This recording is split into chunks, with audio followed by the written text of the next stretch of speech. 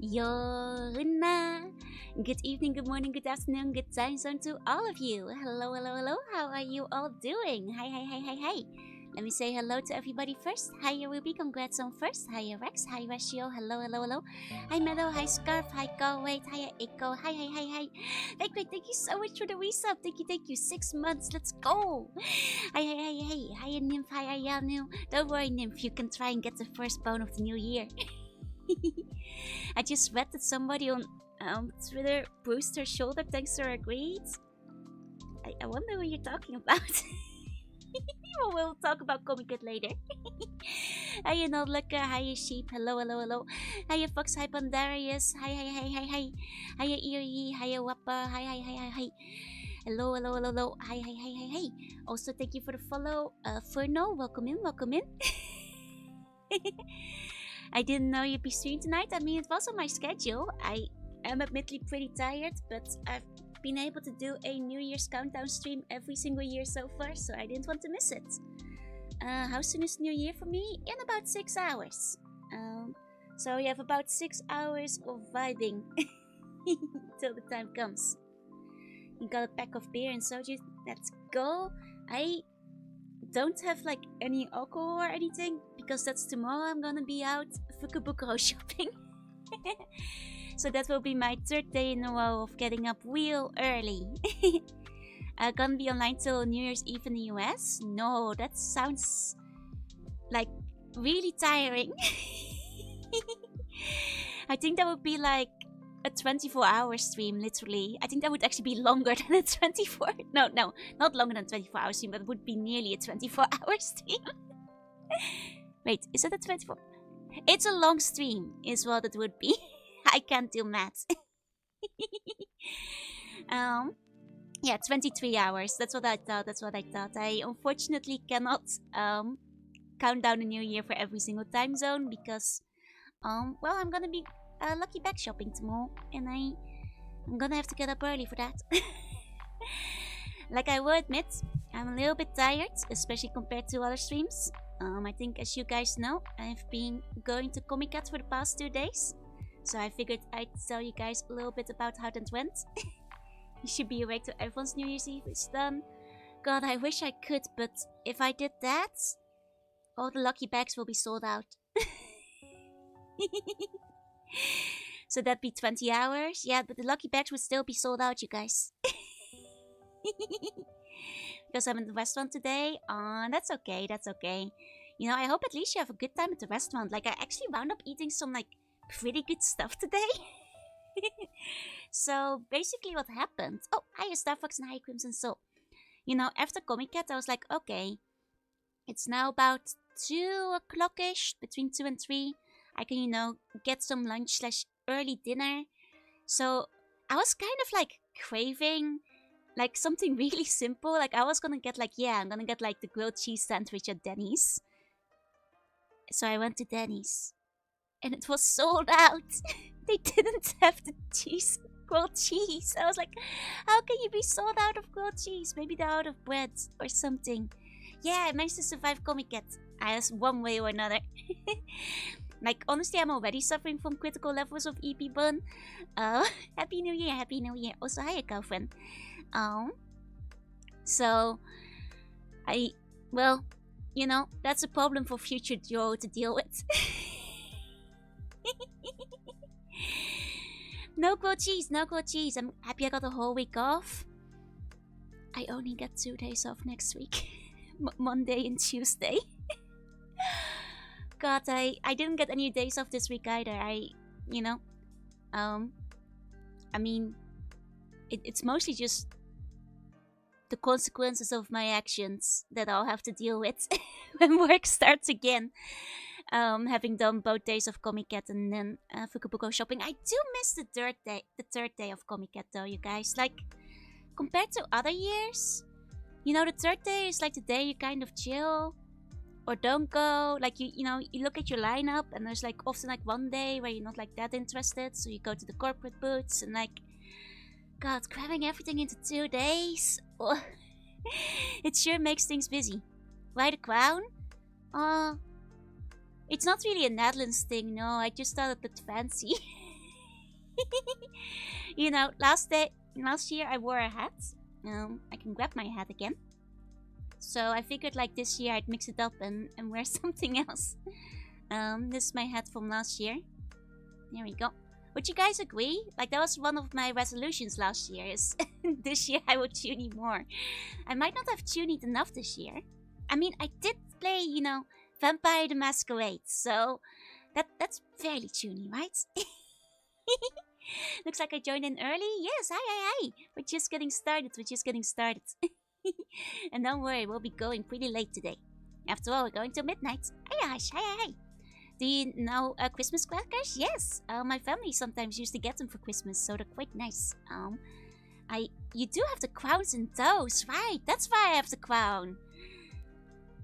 Well, that's for Christmas, not for New Year's, though. It's all coming together. We must tune you even more. We must tune you even harder this year.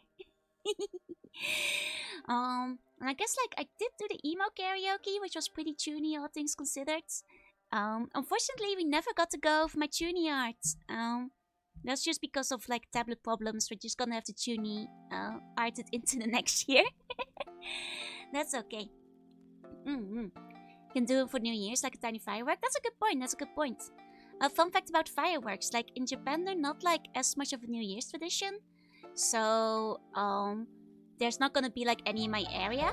Oh, Happy New Year! Thank you, Lee. Thank you. And also, hiya, Fork. Hi. Thank you for the resub, by the way. And also, hiya, Local Mirror. Looking extra jiggly. Yeah. Happy New Year, Godzilla. Also, hiya, Bacon Pancake. A quick karaoke bit. I mean, so as much as I would love to sing karaoke tonight, I think I might be too tired, guys. I've been like at Comic Cat 2 days in a row, like. You know, it's not like I was talking a lot, but my voice is dead because I've been like out in the cold all day. And then in like, you know, really crowded spaces. Yeah. Fireworks are like festivals, but it's more of a summer thing. So if you come to Japan around July, you'll be able to find like a bunch of fireworks in like the various shops and all that. How's it going? It's been going okay.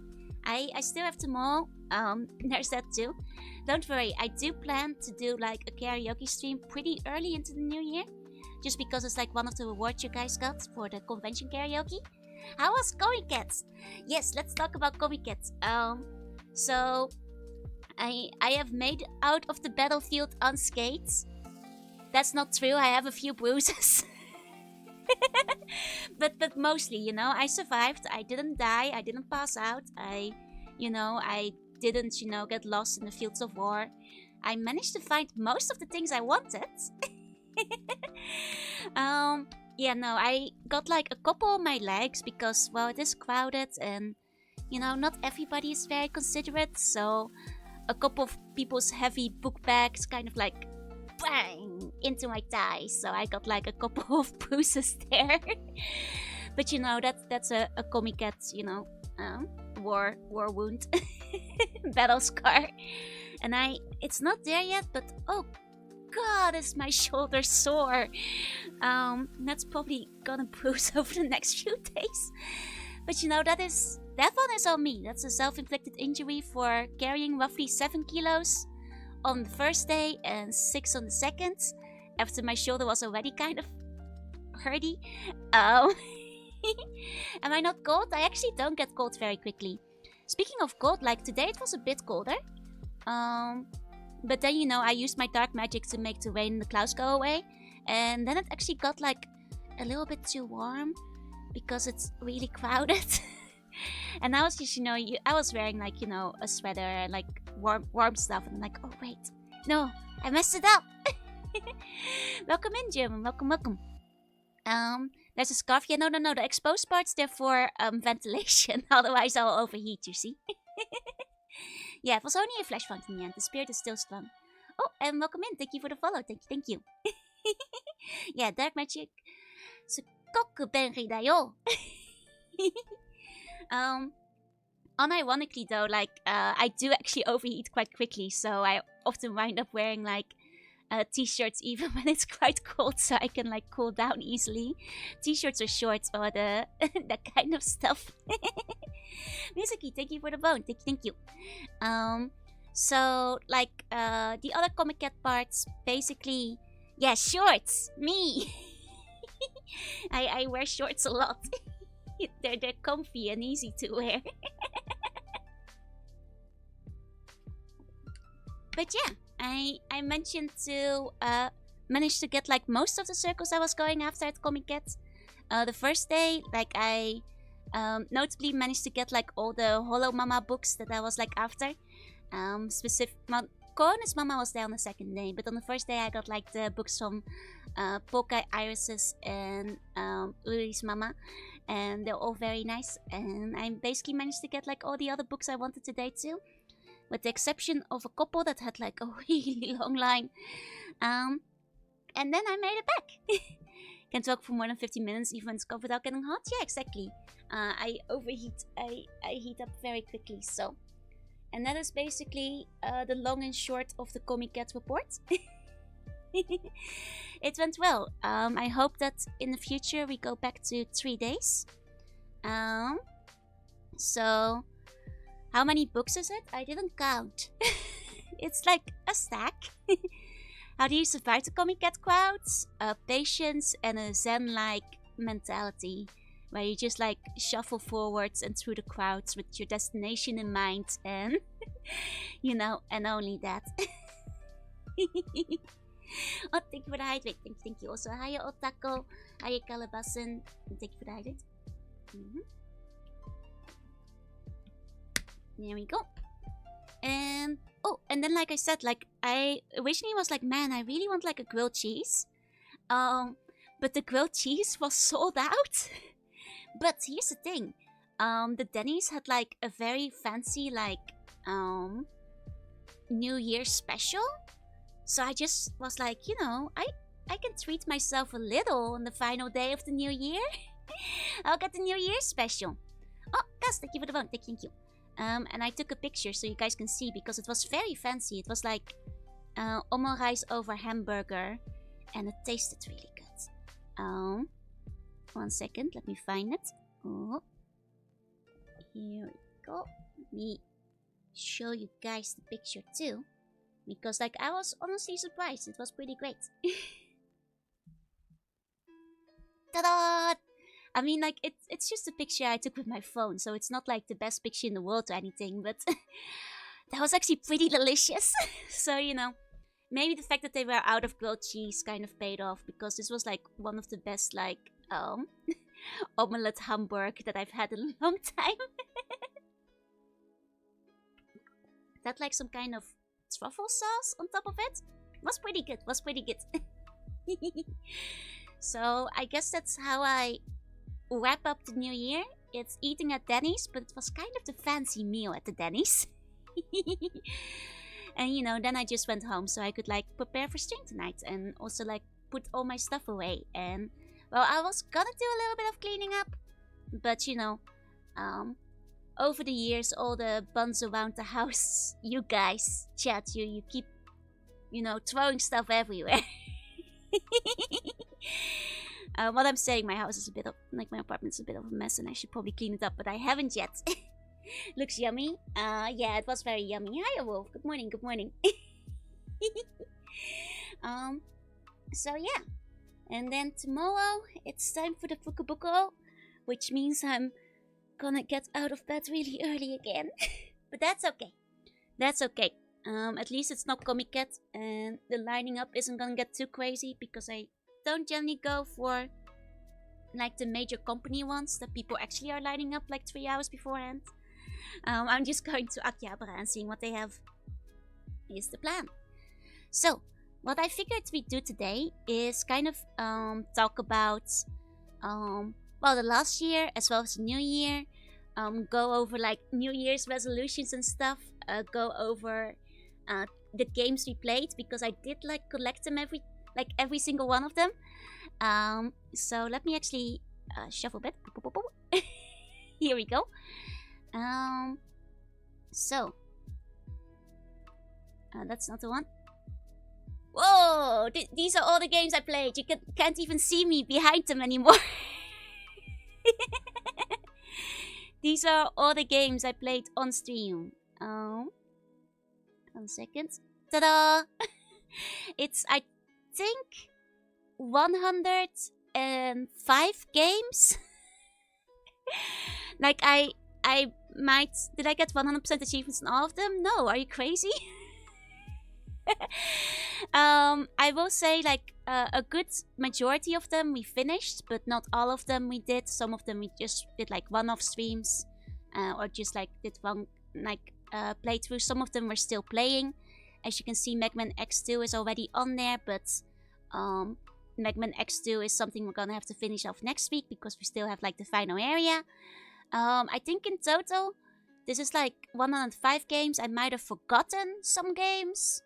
I might have put some of them in there twice. I tried to catch myself if I did that, but you know, I am just a slug. Looks like there's 125. It's not 125. Wait, is it 125?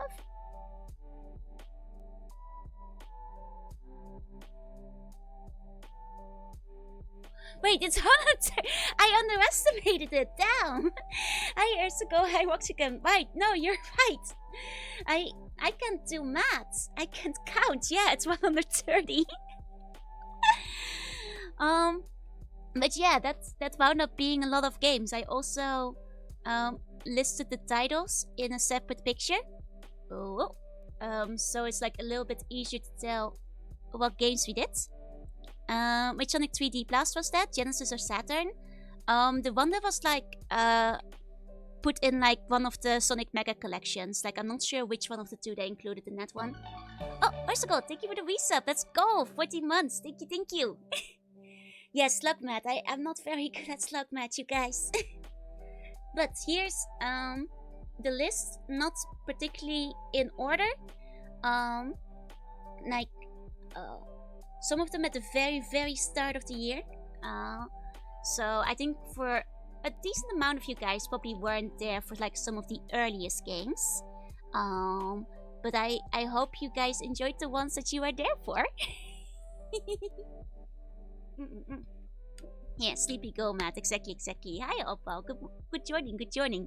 Yeah, Clock Tower and Clock Towers. That one is on purpose. That one isn't double. That's because it's the Japanese versus the English one.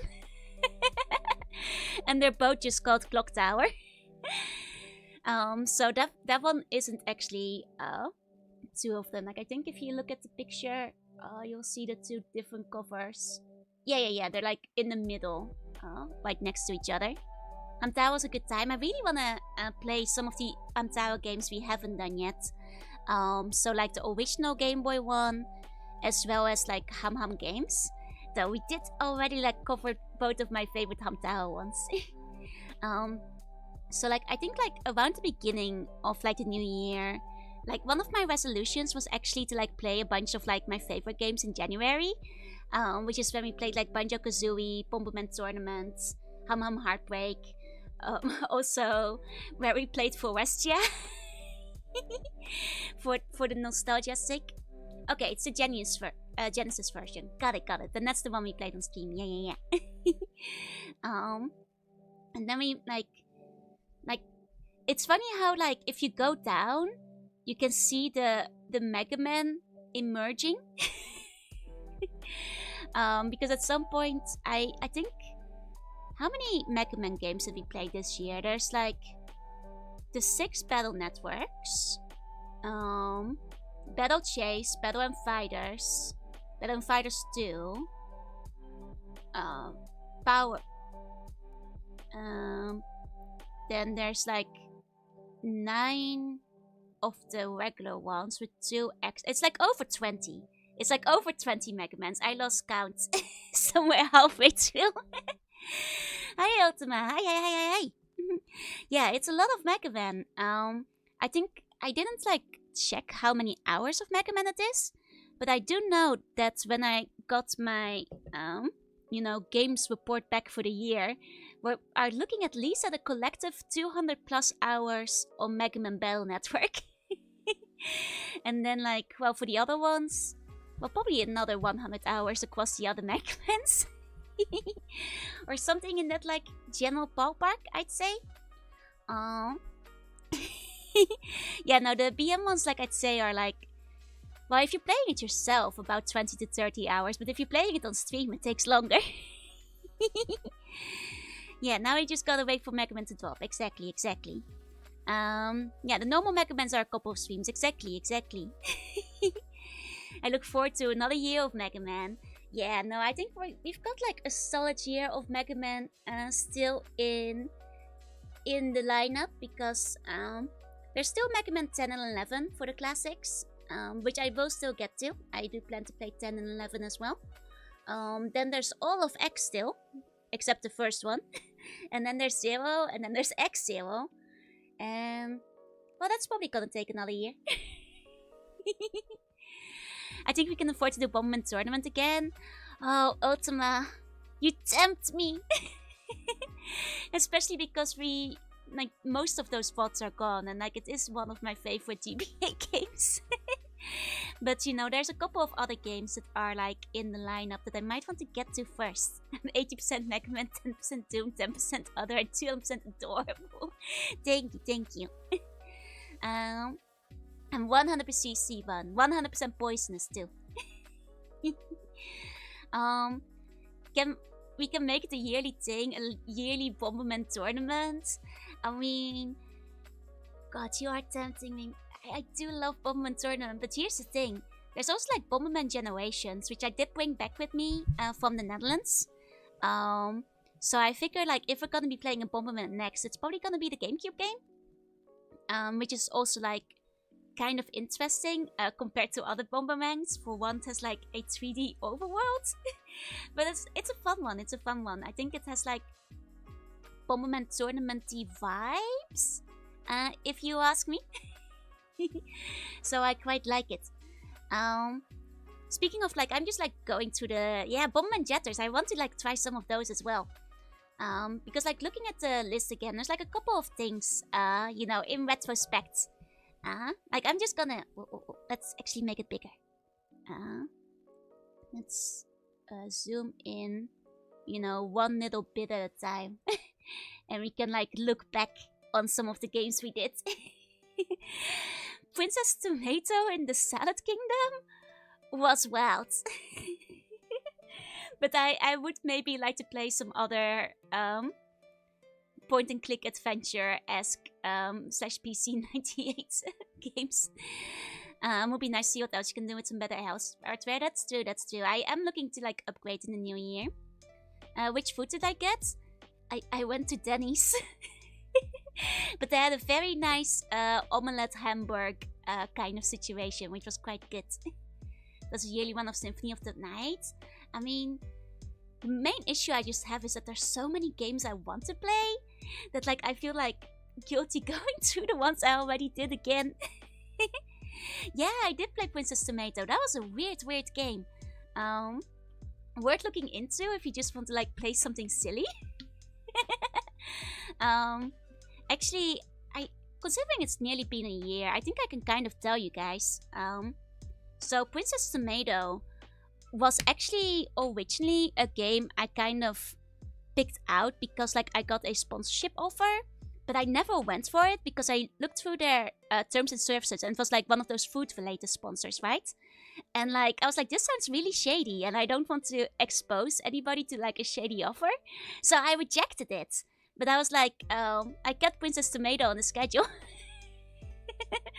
Because it still looked like a really fun game. So, you know, it doesn't matter if there's like no food involved. But that was like one of the initial impulses for picking it at the time. In English, the T is silent. I don't know what you mean because it isn't. You say the T all the time. Banjo-Kazooie, go! Speaking of Banjo-Kazooie, I really want to play Banjo-Tooie at some point this year.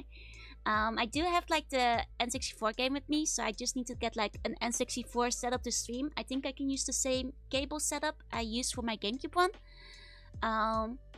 So I want to get to that at some point. Like I really hope that like we can play some Banjo-Tooie this year. Like I think I mentioned before, but Banjo-Kazooie and Banjo-Tooie is like basically my pair of favorite games on a Nintendo 64. So I, much like Banjo-Kazooie, like a little trip down memory lane on Banjo-Tooie would sound like a lot of fun for next year. Oh, Shinx, thank you for the resub. 12 months. Go. Welcome, welcome. Thank you. And then Forestia. Speaking of Forestia, I do want to play more cursed or semi-cursed educational childhood games again. This was the year I finally got to go over like some random like early Windows and MS-DOS games with you guys. I definitely want go through some of those again because Daddy Oak is a Murderer was a good time. And I already talked about Hamtaro, like Hamam Heartbreak. If you never seen it, I really recommend it. It's one of my favorite Game Boy Color games, unironically, for a game based on like a little hamster license show. I think it's a wonderful game. Is Forestia French? Yeah, it is actually. I played the Dutch version, obviously, when I was a kid. But I believe originally, well, it's gonna be French or Belgian or Canadian, right? Like wherever the production company is like located. Hello, Akeome. Akeome to you. Nearly. In like 5.5 hours. Hiya, Pikayu. And then we also played the Pokemon trading card game, and wow, I think I put it somewhere else in the list. Also, speaking of like bad PC games, finally got Pokemon Player to work, which was great. Dutch is way better. I mean, it's not a Dutch company though. I think the original is still French. On stream I played it in English though. There's an English translation too. And also, and then next up, Nobunaga's Ambition. So next year, one of my goals is actually going through like several of the other Nobunaga's Ambitions, because I had fun with them this year. Like, not sure like if it's like like I probably should have like written these names down in like a more logical order, but we did play like the newer one as well, which was really fun. But I also want to like play some of the other ones in between. Oh, and Ucha Kova, thank you for the follow. Welcome in. You started playing the first Hamtaro game end of last year? Yeah! Like, I think that was like more or less like January, December-ish. So I know about Nobunaga that he was ambitious. He was indeed ambitious. Yeah, I played Yoshi's Cookie. That's then one of the games that we didn't dedicate like an entire stream to. We just did like a little bit of chatting over it. There's a Gundam version of the Ambition series. I actually would like to look into that. Wait, is it like a Gundam of like Nobunaga's Ambition or like a Gundam Musou? Because both series are made by Koei Tecmo. And I could see the Musou working a lot better, but... How many Nobunaga's Ambitions games are there anyway? Oh, like 20, 30? A lot of them. It's the Gear and Screed series. Okay, so it is based on Nobunaga's Ambition. Huh. I should look into that one. Is there like a fan translation or something that like is out as well? Because I can play it in Japanese, but Gundam uses a lot of like technical language, which would be a little bit of a pain. It's a lot of ambition. I mean, I think I mentioned it, but like Nobunaga's Ambition is one of those rare games that you see on sale still. Like if you go to like a random hardware software store, like Big Camera and so on, like if you go to like the software section, they're not really selling any PC games, but they are selling all the Nobunaga Ambitions and related. And I love seeing the old ones because you can tell they've been selling them for a while, because like a lot of the covers will be like yellowed out from the sun and age. A Gundam Armored Core collab would be so good. Yeah, Pokemon Conquest. Pokemon Conquest is definitely on the list for next year because I really want to play it. Don't think any of them have a full one. That's fair. Like, if they like put in a bunch of events, like the way the Ambition games often have, like I can imagine that would be like a bit of a pain in the ass to fan translate. Not all the dialogues, you know. That's really understandable, honestly. Oh, thank you for the hydrate. 1 second. Oh.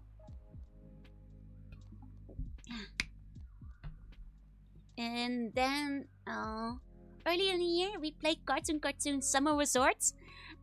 Also, some of my that's for people who don't know. That was like a series of Cartoon Network games where what's the Mario game next to Animal Crossing? Oh, I have to figure out where Animal Crossing is first. Wait, where are we looking here? Oh, Mario's Game Gallery. Found it. Mario's Game Gallery. Super long day at work. Time to wind down. Let's get comfy. Let's wind down. Yeah, that's some nostalgia, right? Like Cartoon Summer Resort was like definitely like one of the games I played the most back in the day. You know, back when like websites like Cartoon Network and like Fox Kids had like just a list of mini games. Well, the Summer Resort series were like the best ones because it was basically like a mini RPG fetch quest situation. But they were fun, you know? You got to talk to all the characters and that kind of stuff. Looks like a horror game with it being so small. Oh, no. It's an official game. It's, like, I don't think the first, but the first time, like, Chaos Matinee was, like, properly introduced in the game. So, like, it's kind of funny. It's very early. You used to watch Cartoon Network Sailor Moon. You guys had those on Fox Kids? Those were like on a different network. They were like on Yorin. Like, you're kidding? Well, Fox Kids had like all the like Pokemon, Digimon, Yu-Gi-Oh, Beyblades. Not Sailor Moon and Card Captor though. Love those two as well though. And then of course we played Kuririn and Kuririn Squash. Which were both really fun. Like, I don't think there's much else in that series. Though I should double check because like they are really fun games to play too. Cluckuland is a NES game that we did on one of the NES days. Yoshi's Story, right? Yoshi's Story was a funny one because like as a kid I struggled so much with it. I thought it was gonna take me multiple streams to finish. And then I think in one stream we finished the entire story like 3 times.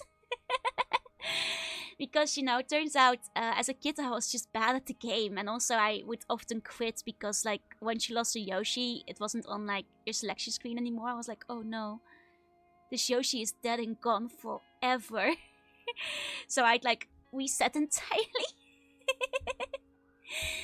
Fox Kids had Digimon too, Beyblade was a Cartoon Network. I see. Then on the same one as the US. That's interesting. I should check out a game called Roundabout. I think I heard of that one. Wing, huh? yeah, Yoshi. It's funny, Yoshi are a hive mind. No, I feel so bad. Especially, you know, like after you get one of the secret eggs, and it's like, you finally unlocked the secret egg, and now you kill them. You know? Oh yeah, and then we did like some of the WarioWares. Like, the new one was like pretty fun, though I think that like it was like a little bit limited in like the gimmick it was going for. But you know, WarioWares, they usually try like different gimmicks. I haven't played the new one that has come out yet, but I'd like to play like some of the other older ones at some point. Like we already played like the original one on the GBA, so like the GameCube one wouldn't be all that different, but it's still a funny one for like the multiplayer one. Yeah, as an adult, it's like so weird to realize how much easier games are. Like the fact that you just... I'm still not over the fact that I finished Yoshi's Story in one stream. Like I spent weeks, months playing that game. I don't think I ever finished it as a kid. I think I usually just got stuck on like page 5 or 6. We had the local channel that had Dragon Ball, Sailor Moon, Ranma 2nd, and Saint Seiya and some more. It was called Magic Kids. That sounds like an awesome channel. We didn't have like Saint Seiya or like Ranma 2nd, like half. Like, if I'm thinking of it right now, like I didn't know. Well, unless it was like on something that was like locked behind like paid services, but at least not on public TV. In 2024 will be the year of Legacy of Gokyo on the GBA and scary games. No. Scary games are for Halloween only. Faces of Escaflowne, and that is actually pretty obscure. Like the Netherlands actually wound up with like some anime that I didn't think was obscure, but turned out to be like at least uncommon in other countries. such as like Super Pig, like Mushwambo, and like a couple of others that I like later found out were like not actually broadcast that much in other countries. And of course, like the Netherlands had a bunch of like Japan slash like was it TV Tokyo, Toho, like collaboration things going on, which meant that they were mostly just broadcast in the Netherlands and Japan specifically, like Alfred Jodokus Kwak. So yeah, I think other than that we mostly got like the common ones. Yeah, the Shinchan, like the translation, exactly. I found out that the translation in the Netherlands was a lot more faithful to the one and the Japanese one than the one America got, which was apparently like basically off the rails. Yeah, was not them worthy to tell them. Yeah, exactly. That's kind of a shame. Like I think in the Netherlands it kind of shocked me like how many anime we got as a kid. Just because like dubbing as a whole isn't as popular in the Netherlands, but for anime they made an exception.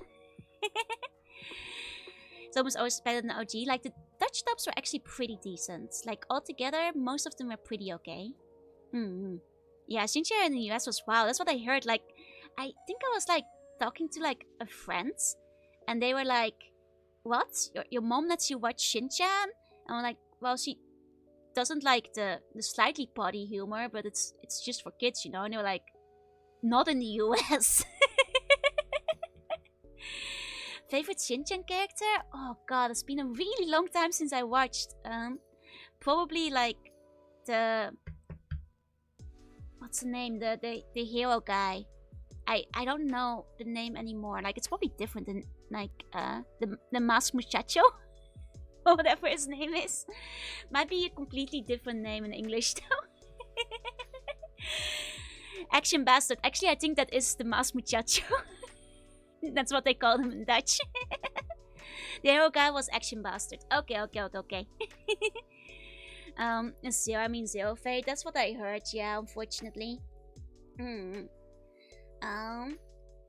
Like speaking of like old stuff, like this is also the year we got to do a couple of like MS-DOS like nostalgia streams, including like Jazz Jack Rabbit, Charlie the Duck, and Jill of the Jungle.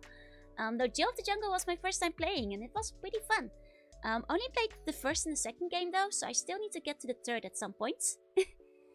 No. Niet gemaskerde muchacho. Masked muchacho. It was masked. I think. I can't remember now. Now I'm starting to doubt myself. Like I said, it's been a really long time since I watched it. I'm doing Coffee. Welcome back. I kind of would like to play Doshin the Giant again at some point. The thing with Doshin is that like to finish the game you actually have to play for a very long time, so it was just like a one-off stream at the time. Because endgame is like getting every single monument, and that does take a while. Of the Battle Netflix right after Yoshi's Cookie, yup. Go on anime age with Animax, they did a lot of stuff, but they own us for like 8 years. I mean, honestly, 8 years is pretty long. Like, if you see like how quickly like stuff in like the anime and manga industry went under over the years, that is pretty long. Sogi, hi, thank you for the bone. And yeah, Library of Ruina, it's very good. Like because I played what's the first game? I forgot the name.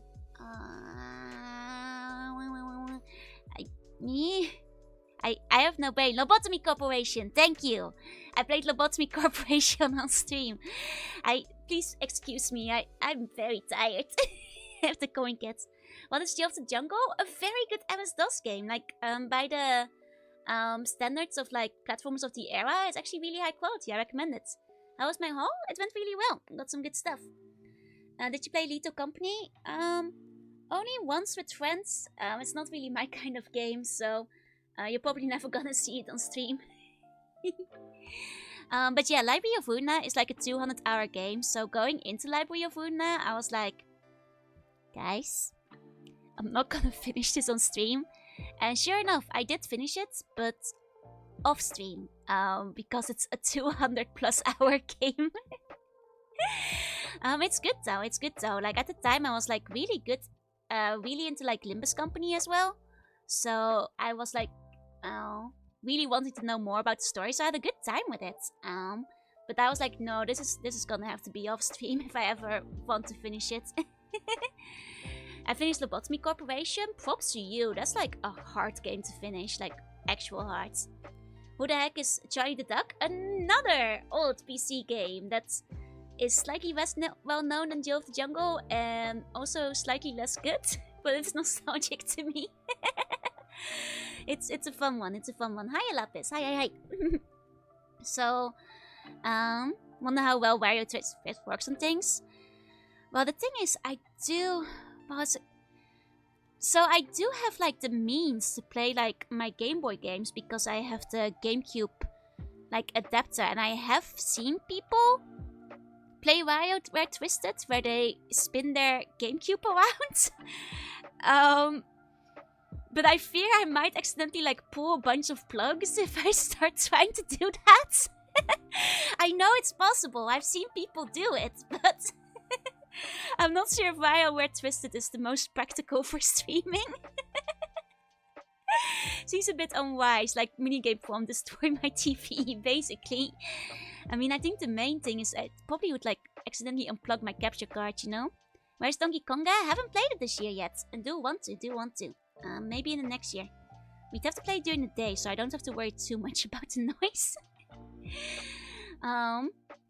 And then, yes, Paranormal Side. Paranormal Side was a good game, by the way. If any of you are in the market for a fun visual novel, it was only like 2,000 yen or something. It was really cheap. For some reason, Square Enix didn't market it, but it was fun and it was a good time, so I'll recommend it. And also, I guess disclaimer, Metal Gear Solid here specifically is the GB one. This, I would have listed it as Metal Gear Ghost Babel, but the site that I made this on doesn't let you do that, so I just give you this disclaimer manually. I think I saw it on one a few days ago. Oh, very likely. I think it's been going on sale for like Halloween, for winter. Wouldn't be surprised if it's still on sale right now. Like, is the winter sale over yet? Probably not, right? So yeah, if you guys want to see like a fun mystery, then yeah, about the sawmill. Oh yes. For Westia, we talked about it a little earlier. I do want to play some more old janky PC adventure games. So going down further, we've got, you know, Billy Hatcher and the Giant Egg, and then we hit the Scunnies. I still haven't played every single Scunny. But we did play 3 of them this year. Happy Land Adventures also being one of the MS-DOS games we played during MS-DOSapalooza platformer. There's more? Oh yeah, no, we haven't finished with Scunny yet. So, and that's the worst route feel? Oh yeah, it really does. They Copysoft knew. Like, do you think they knew? They probably just thought it was like, I don't know what they were thinking, honestly. Scunny Heartnap, my hero. It was Mosca the Muchacho. Damn. But that checks out. It sounds pretty bad, yep.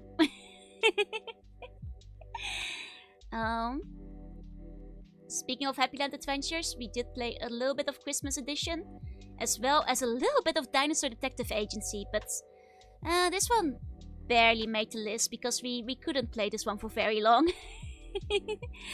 There were some issues with the game itself, but we still played like a decent amount of it, so it's in there. Didn't add Earthworm Jim because like Earthworm Jim didn't work at all when we tried playing it. And yeah, here we start Mega Man. So we see the Mega Man Battle Network, Mega Man Battle and Chase, Mega Man Battle and Fighters, Mega Man Battle Network 2, Mega Man Battle Network 3, Mega Man Battle Network 4, Mega Man 5, Battle Network 6. And then you get Mega Man, the Power Battle, Walkman Battle and Fighters, Wily and Ride No Walkboard, that's Paradise, and also then Shadow the Hedgehog. I don't know why it says Flash. We played the actual Shadow the Hedgehog game. It's probably because the website was being weird. Like I said, this like adds the titles automatically. We played all of Shadow the Hedgehog. True ends. It took like, what was it? 30 hours? Still wish you played Team Colonel in hindsight, but yeah. Monopoly game, I played a bit of that, seemed fun. It's a okay game. Like there's better like words for your money when it comes to Monopoly. Yeah, it's a mega party. Yeah, the majority of Mega Man, and Shadow. You know, speaking of Shadow the Hedgehog, next year for sure we're gonna be playing some more Sonic than before. I did bring like, you know, my Sonic games with me to Japan. So that includes the Sonic Adventure Battle games. So 1 and 2. They are pretty high on the list of, you know, games to play next once we have some space in the schedule. So whenever the time comes, it will be there. Yeah, big ups for Team Protoman. Oh no. Team Protoman and Team Colonel clashing. Oh yeah, and we did play Yuppie Cycle.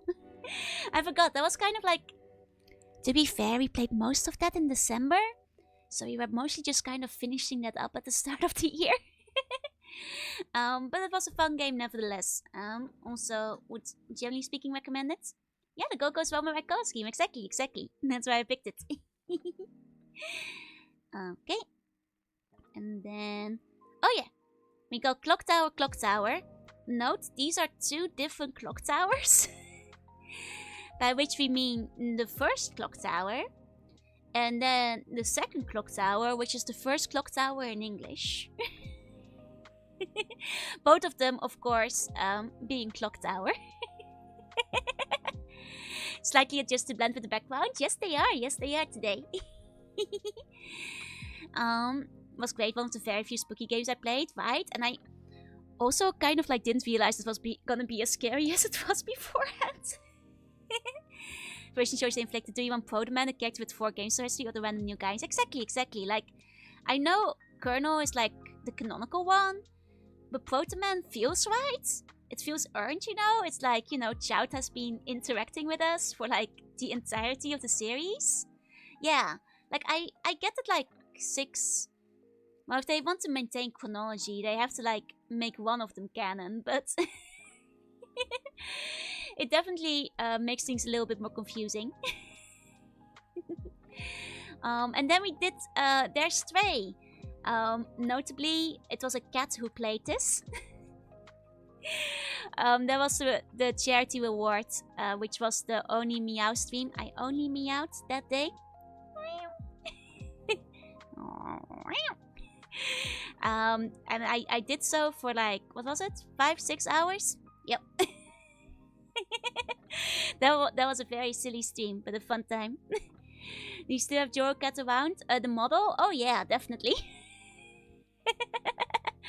Like I can take out Joro Cat real quick if you give me a second. There we go. It's still there. It's still there. It's still there. What a perfect stream it was. Oh, thank you for the hydrate. The eyes are the wrong color though. I seem to have messed up the settings with it. But yeah, no. Joro Cat is still around. Let's go back to normal though. One moment. Oh. There we go. Wait for it. Oh, you. Hey, I've returned. Pimi, thank you for the bone. Hi. And then we did some Kirby. Yes. We finished. That's, you know, speaking of like games that are so much easier now you're an adult. I finished Kirby 64. I think in a grand total of 2 streams. I thought this might take weeks. You guys love the horse more. Do I still have the shortcuts for horse? Hold on. I think I might not have the horse shortcut anymore. No, I don't. I'm sorry, you guys. I missed yours. You're just gonna have to deal with lack of yours. That final boss sure was something. Yep. Any of the Metal Gear Solids with eye patch Snake, you can make a custom slug eye patch. Yes, I plan to. I definitely want to play in this year through the other Metal Gears. Not just the solids, but also the original ones. I've been wanting to since Ghost Babel. It's just a matter of putting it in somewhere. And then we played Kirby's Dream Course. That was a surprisingly fun game. Kind of golf kind of stuff. But yeah, no. Much like Yoshi's Story, as a kid, I never finished Crystal Shards. I finished the encyclopedia, but I never finished the story mode. So beating it in 2 streams really, puts in perspective just how much I suck as a kid. No, I think you got Mandela affected. I haven't, at least not on stream. I did play Metal Gear Solid 1 and 2 when I was a kid in my own free time, but never on stream. No. So maybe that's where you're getting confused. Oh, I didn't mean to walk so close to you guys all of a sudden. So let's go over here. There we go. Actually, let's go all the way back up first. 1 second.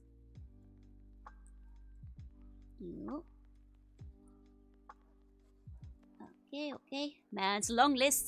It really is 130 games we finished this year. Right. And this is where we a little bit mixed up between it, but we started doing the AC week, which was, to celebrate the launch of AC, by which we mean Animal Crossing, Alice in Cyberland, Atomic Chronicles, Armored Core, Ace Combat, and arcade games. Happy 2024! Happy 2024! We still have a few hours though. It's still a few hours before we get there. Yeah, I've done Ghost Babel on stream. Exactly. Yeah, arcade classics. That's the one. Thank you. So, the Animal Crossing one, that was just more of a murder mystery, if anything. I just realized, just on the edge. What do you guys think I played a lot of this year? The Mega. What does Junie mean? It's short for Junibyo. It's a long explanation. Yes, the start of the Cube Trauma, and also Mario's Game Gallery. Someone asked what the thumbnail was before. It's the one over there. It's Mario Go Fish. Oh. Do you have any of them little toadies? It's a game. It's a game. And then we've got a couple in the mix here about arcade classics that we played, as well as some more MS-DOS games in the mix too. Yeah. Here, fishy. Here, fishy. Yeah, you were going through the arcade games. We did a bit of a shmup stream at some point, where we went through a bunch of those. We got Ace Combat. Where's Ace? Air Combat. I forgot to include Air Combat. I might have. Are you okay? No, I'm dying. I've been outside all day. My voice isn't the strongest. Let me take another sip.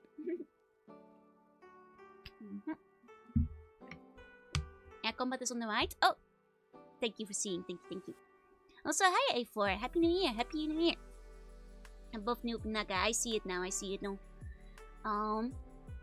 But yeah, Cyberbots was actually a fun one. When we were playing a bunch of different fighting games, and Cyberbots it surprised me pleasantly. It was a really good time. And of course we played Cubivore to take revenge on the cubes. And then some cookies and cream. Oh, Thank you for the extra hydrate. 1 second. And the push here. And the stretch. And this is where we hit, I think, Halloween. Or at least these are some of the Halloween games. Like Luigi's Mansion, Typing of the Dead, Gregory Horror Show, Scratches with... Oh my god! I can't believe we finally got Scratches to work. I had to borrow somebody else's laptop for it. But we sure finally managed to play Scratches on stream. Well, not GameCube of Warriors, the whole game's like a big fever dream, right? Scratches is an old like horror PC game that was like originally for like, I think XP or something. And whatever I did, like my laptop refused to play it. Like it just did not want to.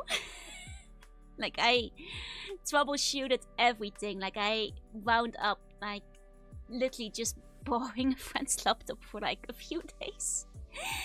I've never played Spore. No. I had the demo back in the day. I never played it on stream. I only had like the demo disc that like lets you build like your funny little creatures. But I never had the game proper. So no. I do want to like, speaking of Spore related, I want to play Black and White on stream at some point. Which I really want to. You're my second favorite Dutch streamer. Thank you. I appreciate it. Oh, 2024 Sporeheads, let's go! I mean, there's definitely a bunch of like PC games that I want to add to the 2024 list. So, you know, maybe we'll put Spore in there. It could be fun to like make some monstrosities. Like a white piece of shut in our door. Exactly. If it wasn't for the fact that I was at Comic Cat all weekend, I might have like set up like Cats and Dogs to stream tonight. Like just going through like the entirety of the Cats and Dogs series. Which are, you know, well, you can't... It would have made for fun background noise. But if that was the case, I'd have to, you know, prep my virtual machine and all that kind of stuff. And I would have liked like a little bit more time for that. I didn't have a PC that could run it at the time. Yeah, Spore was pretty heavy for the time it came out, if I remember vaguely. Yeah, they're fun janky games, exactly. But I unfortunately haven't had the experience with Spore myself. But I don't think it will pass the test of time. I mean, only so many games do, you know. Creatures. Well, we're gonna play more Creatures next year. Because technically we only ever played like Creatures Village / Adventures. But we haven't played like proper Creatures yet, and I still want to play those too. And then we'll comment on how it has passed the test of time, because I sure played a lot of Creatures back in the day, but playing it on stream I did realize you run out of stuff to do very quickly. Oh god, not Creatures, how dare you! I love my Creatures. Have I played Half-Life before? I haven't. Like a lot of like early PC shooters kind of slipped me by. Just because we didn't, like I never had like a laptop that could run them. So like for a long time I was like purely like console and handheld gaming when I was younger. Like if we're not counting in like the floppy disk era and like early 95, 98 games, like basically games that came out after that. We tended to not have like any hardware that could run it. So I would like to play Half-Life. I know that like obviously they have a reputation for being amazing, and like I feel a bit guilty because like I know the memes, but I haven't played the game itself. You know, back in the day I read Half-Life Full Life Consequences, so I think maybe it's time I actually play the game. They were playing If You Want to Be Sad About the Series dying. That's the thing though, like Half-Life 3 is never coming out, is it? Like I know it's the Valve joke of like Valve will never like release a third game, but that's fair. Just can't count past 2, I still believe. I mean, we can close our hands in prayer and hope it comes back, but Alex was surprisingly decent. I heard that was like not all that bad, all things considered, but I don't have VR, so like it would be out of the question for me. Just like Mega Man Legends. I'm gonna be sad about that because we are gonna play Mega Man Legends at some point. And I'm gonna be sad about that one dying. Hi Alec, hi. So, yeah. 3's never coming out, not after one of the main writers left. I mean, there's the thing though. if like the team has fallen apart and the main writer is gone, sometimes it's better for a sequel to just not come out, is my opinion on occasion. As somebody who liked Beyond Good and Evil on the PlayStation, every time I see trailers for the sequel, I am hit with acute depression. So, you know, sometimes it's just better if there's no sequel. TYG, thank you for the bone. Thank you. You know, like sometimes if too much time passes, you know, like it's just, it becomes hard for like a game to like actually still live up to it, you know. By the same extension, I don't think we're ever gonna get Banjo 3. Like after Yooka-Laylee, I'm like, there's no chance. That was the one released alongside the SNES. The first one, a little bit later, but yeah, it's truly dead forever. We can just grieve. Exactly. Like at this point, I don't want Beyond Good and Evil to come out ever. Like, I'm glad it's never coming out because I think it would just make me sad. So I don't think Portal 3 is happening either. Like, I think, you know, when too much time passes, they're never gonna get the crew back together. They're not gonna make the magic happen again the way it did. Like, Yooka-Laylee just makes me sad, man. just makes me sad. PlayStation was released almost 30 years ago.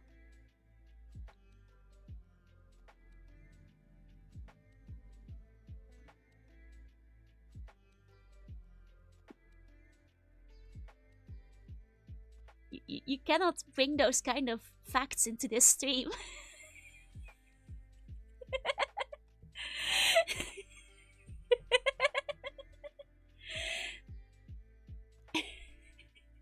Banjo-Kazooie Nuts and Bolts is the real sequel, and I will never accept it because it pisses me off. Yeah, it's a different IP wearing its skin. We are old. It's okay. Like, sometimes, once in a while, you just have to be reminded that things are old. Just like you. Sometimes we're just Joe Boomer, basically. Yeah. Doom is 30 now. Well, that I knew. We did, well, not properly celebrate the anniversary, but we did talk about it. But yeah, like, I think, even if they, like, were to, you know, promise a new Banjo 3 at this point, like, since, like, collectathon platformers have had, like, a little bit of a revival, I wouldn't trust it, just because they screwed up Yooka-Laylee so badly. So I'm just like, you know, sometimes it's better if it's gone. Halo is retro now.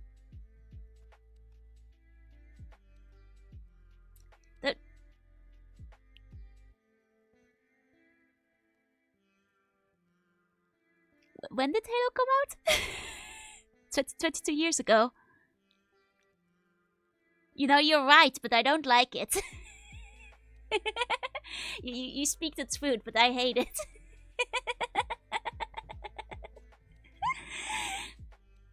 Yeah, Modernware doesn't have anybody who still knows how to make 3D platformers. Exactly.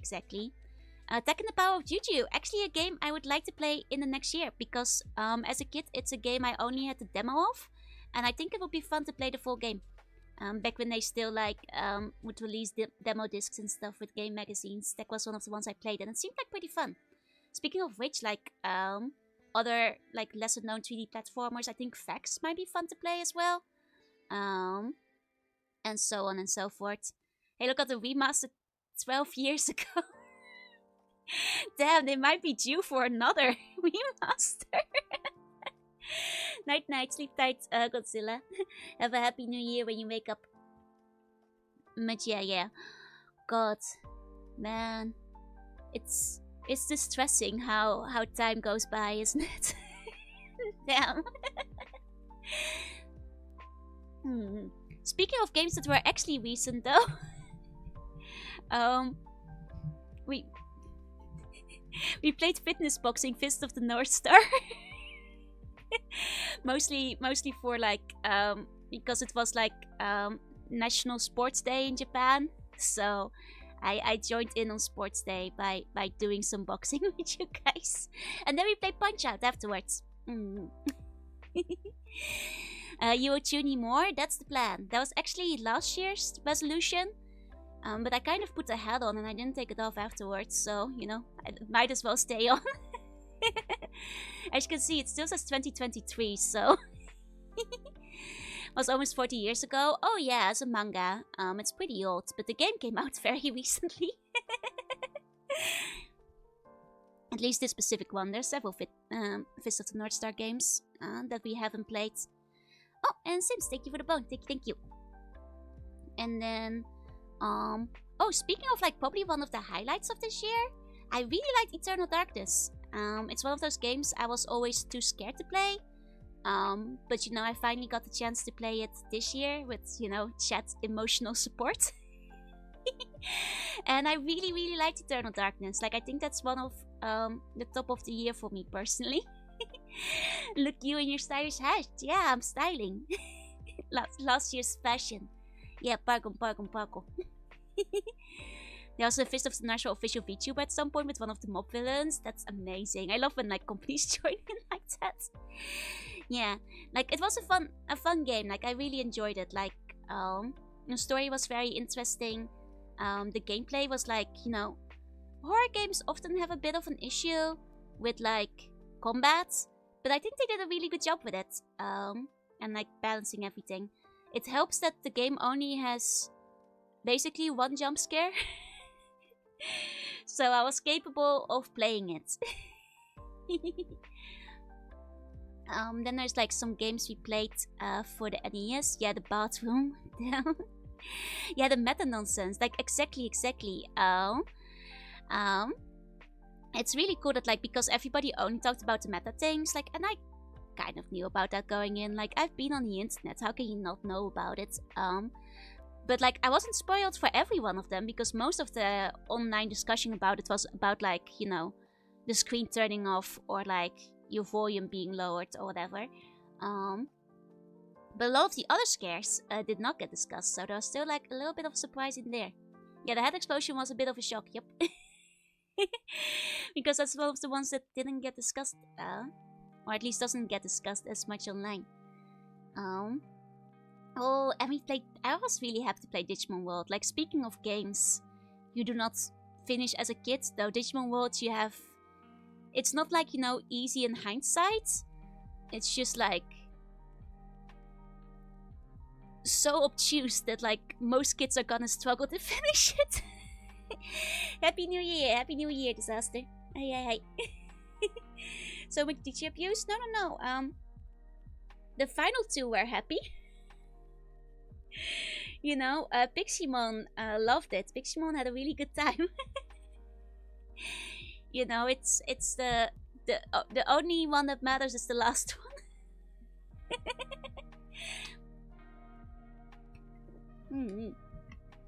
Speaking of a great time, I really liked Vampire the Masquerade. That was really fun. Well, it is really fun. We haven't finished it yet.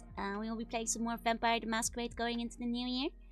I think we're probably heading into the end. I think the way the plot is wrapping up, at least it doesn't seem like there's any more major areas to unlock, so probably the final half of the game is what I figured.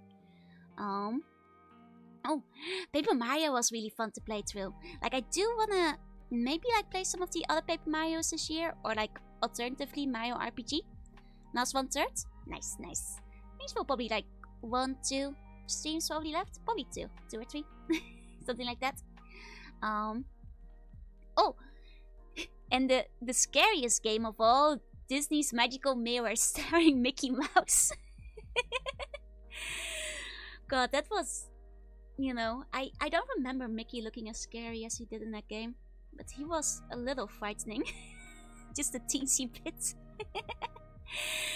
You saw some of the old Digimon episodes, you saw Tsukumon, yep, he will. Scary for the wrong reasons, yep.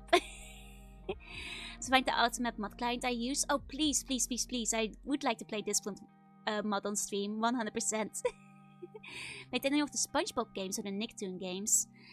I never played any of the SpongeBob or Nicktoon games, unfortunately. By the time they started releasing SpongeBob games, I was a little bit discerning about the games I bought.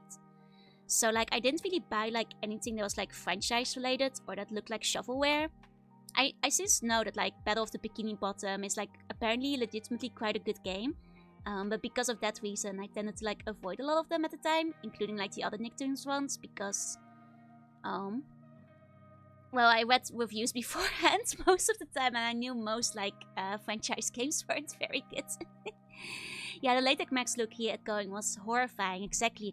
Also, hi, Blue Tiger. Hi. But yeah, now speaking of mock games, there's definitely like more MS DOS again next year. There's like a couple of like point and click adventure games I want to go to, as well as like some Sierra games. There's been like in the past year, like PC98 games and like 88 games have been getting translated like a lot, which is something I might want to like look into at some point. So yeah, some more of that. The more I think about it, I'm like, oh yeah, no, the Disney game was weird. It's fun though, I really liked it as a kid. Then we started some Pokemon Snap and some Pokemon Colosseum. We're still playing Pokemon Colosseum. I think we're actually, I don't know how far in we are, like halfway-ish. We'll probably finish that up in January. Speaking of Mario Party, we might do some Mario Party tonight. So, you know, if we want like to party down, you know, to fill some time in, we'll do that. The mouse is going public to play tomorrow. Wait, really? On the 1st of January? I'm excited to see what the new year brings. Yeah, Mario Party AI Gamba might be on the schedule for tonight. I phone called the original Steamwood Willy, that is. Huh, is that like, did that actually release on the 1st of January? Or is that like, Steamwood Willy Watch Party? Oh, I guess we'd be allowed to, right? Because it's public domain? Oh my god, huh?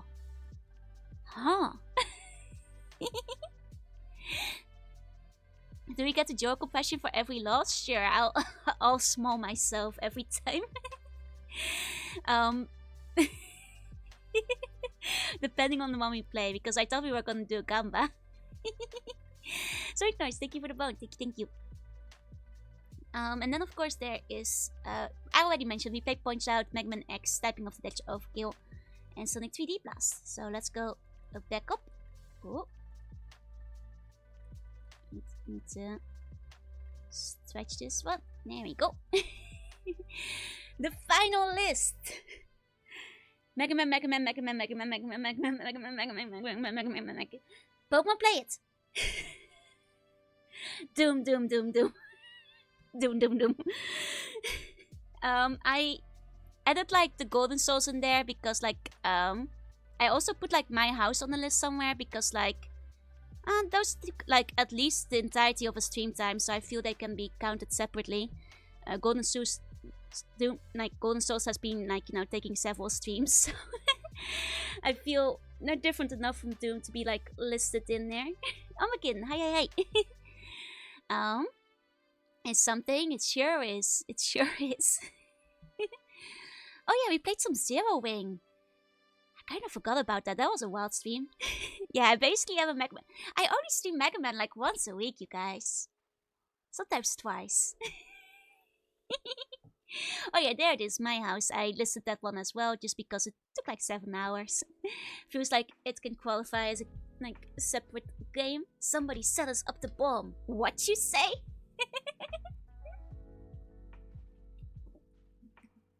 Oh, and speaking of Pikmin, I want to play Pikmin 2 in the next year. It was one I was planning to do at the time, but you know, stuff came up. I think it was like too close to Halloween, so I kind of put like Pikmin on hold. But Pikmin 2 is coming at some point. Why not Pikmin 1? Because Pikmin. You know? Oh, and Mega Man Soccer. Mega Man Soccer was like a weirdly good game that I was really bad at. But like, you know, strangely detailed with like a lot of custom like movesets and everything, which surprised me. Yeah, I will lead you to a glorious death in Pikmin. Dine in the halls of Bunhala. Exactly, exactly.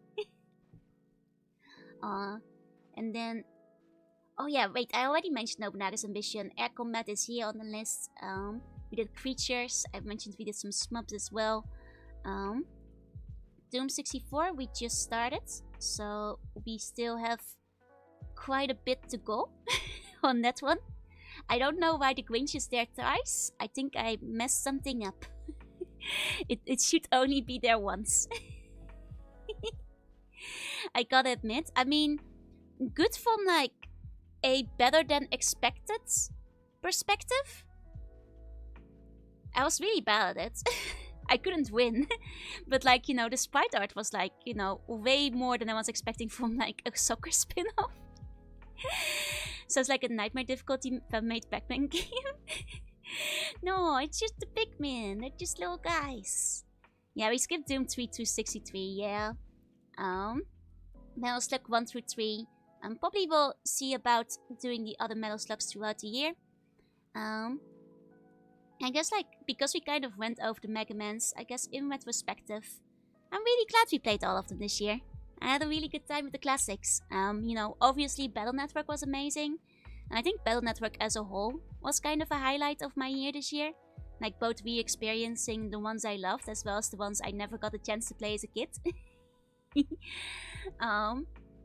Seeing the series evolve and then briefly devolve over time. And then like become better again was great. I didn't play the critically acclaimed Grinch PSX. No. We only played the Game Boy Color one. And you know, I think in hindsight, I think 2 and 5 were my favorites out of all the ones I played. Like of the classic Mega Mans, it's a bit too early to give my judgment over, like, you know, Mega Man X because we haven't even finished the second one yet. For Battle Network, I think 2 remains my favorite overall, like between 2 and 3, but I really liked 6 as well. From like a story perspective, I think it was pretty strong. And Doom 63, 36 was a weird one. The World Entertainment Zone was late, as is well known. Yep. 7 is obviously the best one. Isn't that the one that everybody hates?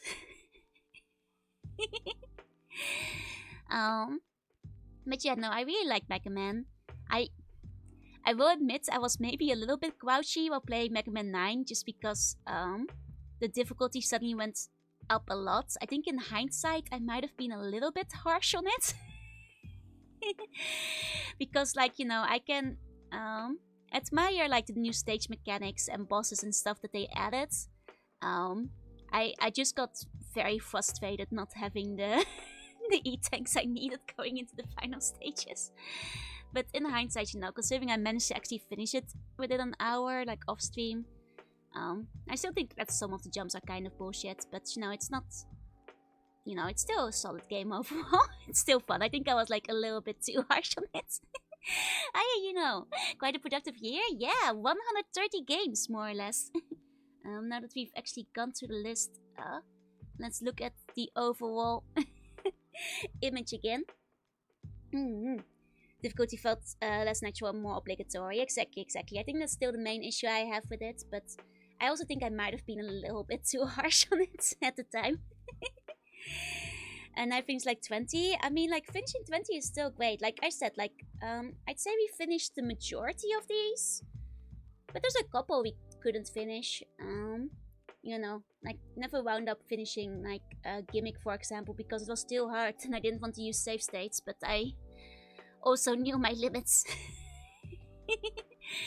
But yeah, I'm pretty proud. I forget how many games we wound up playing last year.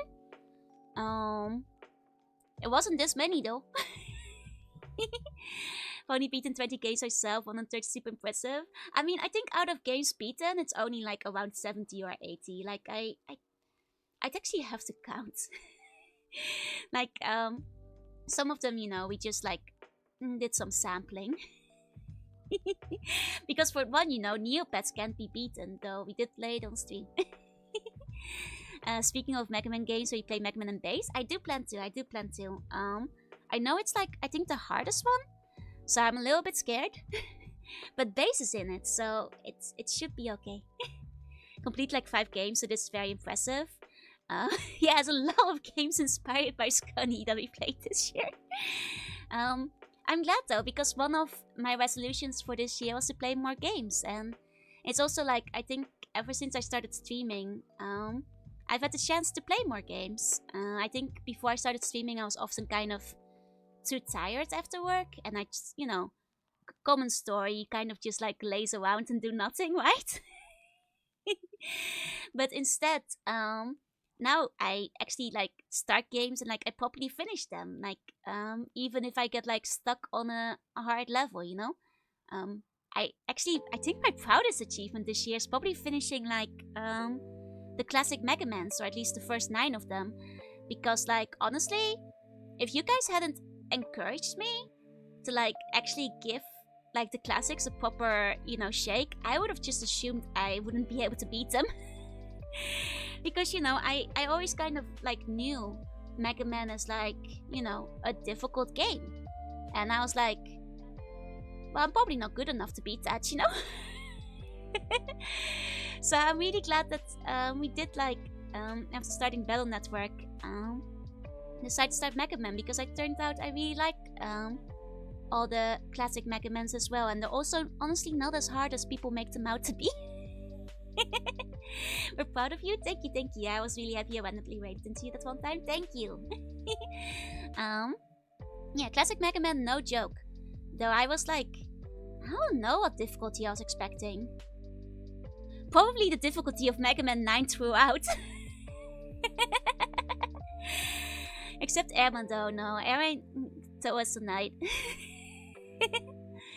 Yeah, the Mega Man X series, so far like the first one was a lot easier compared to the classic Mega Mans. But yeah, they're surprisingly reasonable. Exactly. Like I think like, I guess like I was like expecting it to be more along the line of like, games like Gimmick and so on. Like other like, or like Ghosts and Goblins, like tough as nails kind of situations. Yeah, I guess they remember the Yellow Demon fight, which is fair. Like, that's also the thing. Like, as a kid, you are often bad at games, which we discussed extensively. Because, playing specifically this year, I'd say Yoshi's Story, Kirby 64, and Pokemon Snap again, and finishing them all in more or less one stream, really makes you realize, like, how bad you are at games when you are a kid. And I thought I was pretty good back then. You really overestimate your abilities. Let me take a sip of my drink. Airman kicked my ass because I was an impatient idiot. No, you do have to be patient. You do have to be patient with Airman. I mean, honestly, Airman was like surprisingly kind of easy, if I recall. I remember his stage being the bigger problem. Like, dying in the stage more often than I, like, struggled with Airman himself. Like, if anything, I thought, like, Woodman was, like, more annoying. You can beat all the beasts in, like, 20 minutes if you don't get killed. But not getting killed is the first step. That's the thing, though, isn't it? Not getting killed. That's the problem. That's the problem there. Can't believe I beat the first Teenage Mutant Ninja Turtles. That's actually quite impressive. As a kid, I did not beat many games. I played many games. You just like, as a kid, you just kind of like, well, guess that's it. And then you try again and get a little bit further next time, playing like the original Super Mario's and Super Mario World and like all that. Like, you just get a few stages in further than last time. And then you play, Donkey Kong Country and you get stuck on the stupid wasp level and you're like, yep, that's how it is. That's how it is. And then you switch over to an RPG because like even if you're not very smart, like RPGs can, you can get through them through sheer grind sometimes. And also I just kind of preferred RPGs when I was a kid anyway. Like RPGs and adventure games. I played a lot of both of them. Like also I played a good amount of platformers. It's just that I didn't finish them. Like all the way to the end. Well, with a couple of exceptions, you know. I finished Banjo-Tooie, Banjo-Kazooie. Like, or at least, no, not, I didn't defeat Quan Chi in Banjo-Kazooie. Like, finished, like, well, the platformers, like, they were hard. Like, I played a lot of platformers as a kid, like, between, like, the 2D Marios and Rayman and stuff, but Rayman is brutal. Like, especially the early ones. Like, the 3D platformers I was a little bit better at. Like, most of them I managed to make it to the end game. You beat, like, all the Aladdin and Lion King. That's actually a really good achievement, because, like, I played, well, not Aladdin, but I played Lion King and, like, Hercules. I think Hercules, I usually got stuck in the Hydra fights. Like, I specifically remember struggling with the Hydra, like, a lot. Because I was busy. You were very good at games as a kid. Like, I can't, you know, I specifically remember, you know, the thrill of, like, seeing, like, the, you know, well, the game over screen, but, like, the game over screen you get after watching the credits, you know, and actually completing the game and being like, I actually did it. I beat the game. You know, I was like, wow, I made it to the end. Because it was, well, I didn't get there very often. Speaking of which, like, I specifically recall Paper Mario, like, on Nintendo 64 being one of the first ones. I managed to, like, finish all the way to the end. Like, you know, before that, you know, I played, like, Pokemon and stuff, like, defeat the Elite Four, but, like, Pokemon never feels like you properly beat the game, you know, even after the Elite Four, just because there's, like, you know, the catching and trading mechanic. Like, playing Paper Mario and actually, like, beating it and seeing the game over on screen made me go, like, I actually made it, you know? Yeah, it's one of the most rewarding feelings, exactly. And to be fair, there were also, like, a lot of games back then that didn't really feel like they had an end state, or I didn't know they had an end state, you know? Including, like, a lot of random PC games, or, like, even Digimon World at the time, which I didn't know you could finish. I thought at some point it was just, like, you know, Digimon Tamagotchi Simulator. I didn't even know that, like, you could, like, actually complete the game, like, story mode and everything. But for totally different reasons. Or were you, like, scared of the Metroids or something? Because to be fair, I completely avoided the Castlevania series when I was a kid. Because I read there were, like, gremlins in them.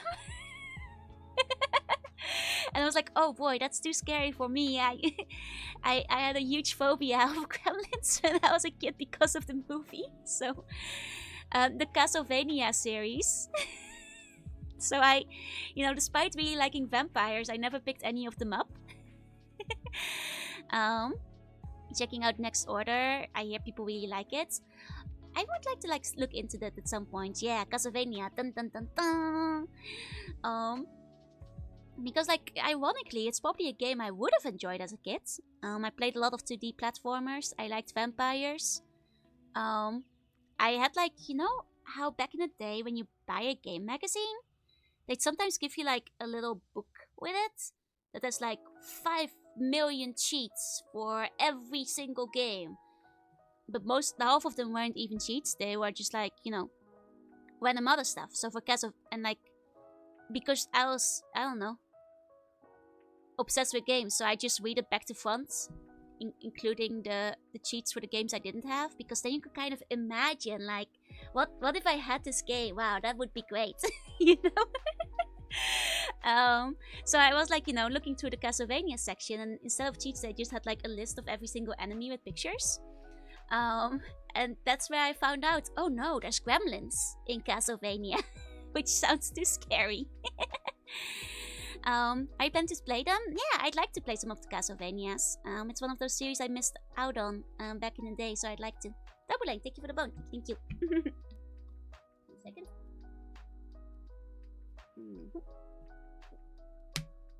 Remember doing that for games I didn't have with the Game Genie cookbook? Exactly. Like, I don't know.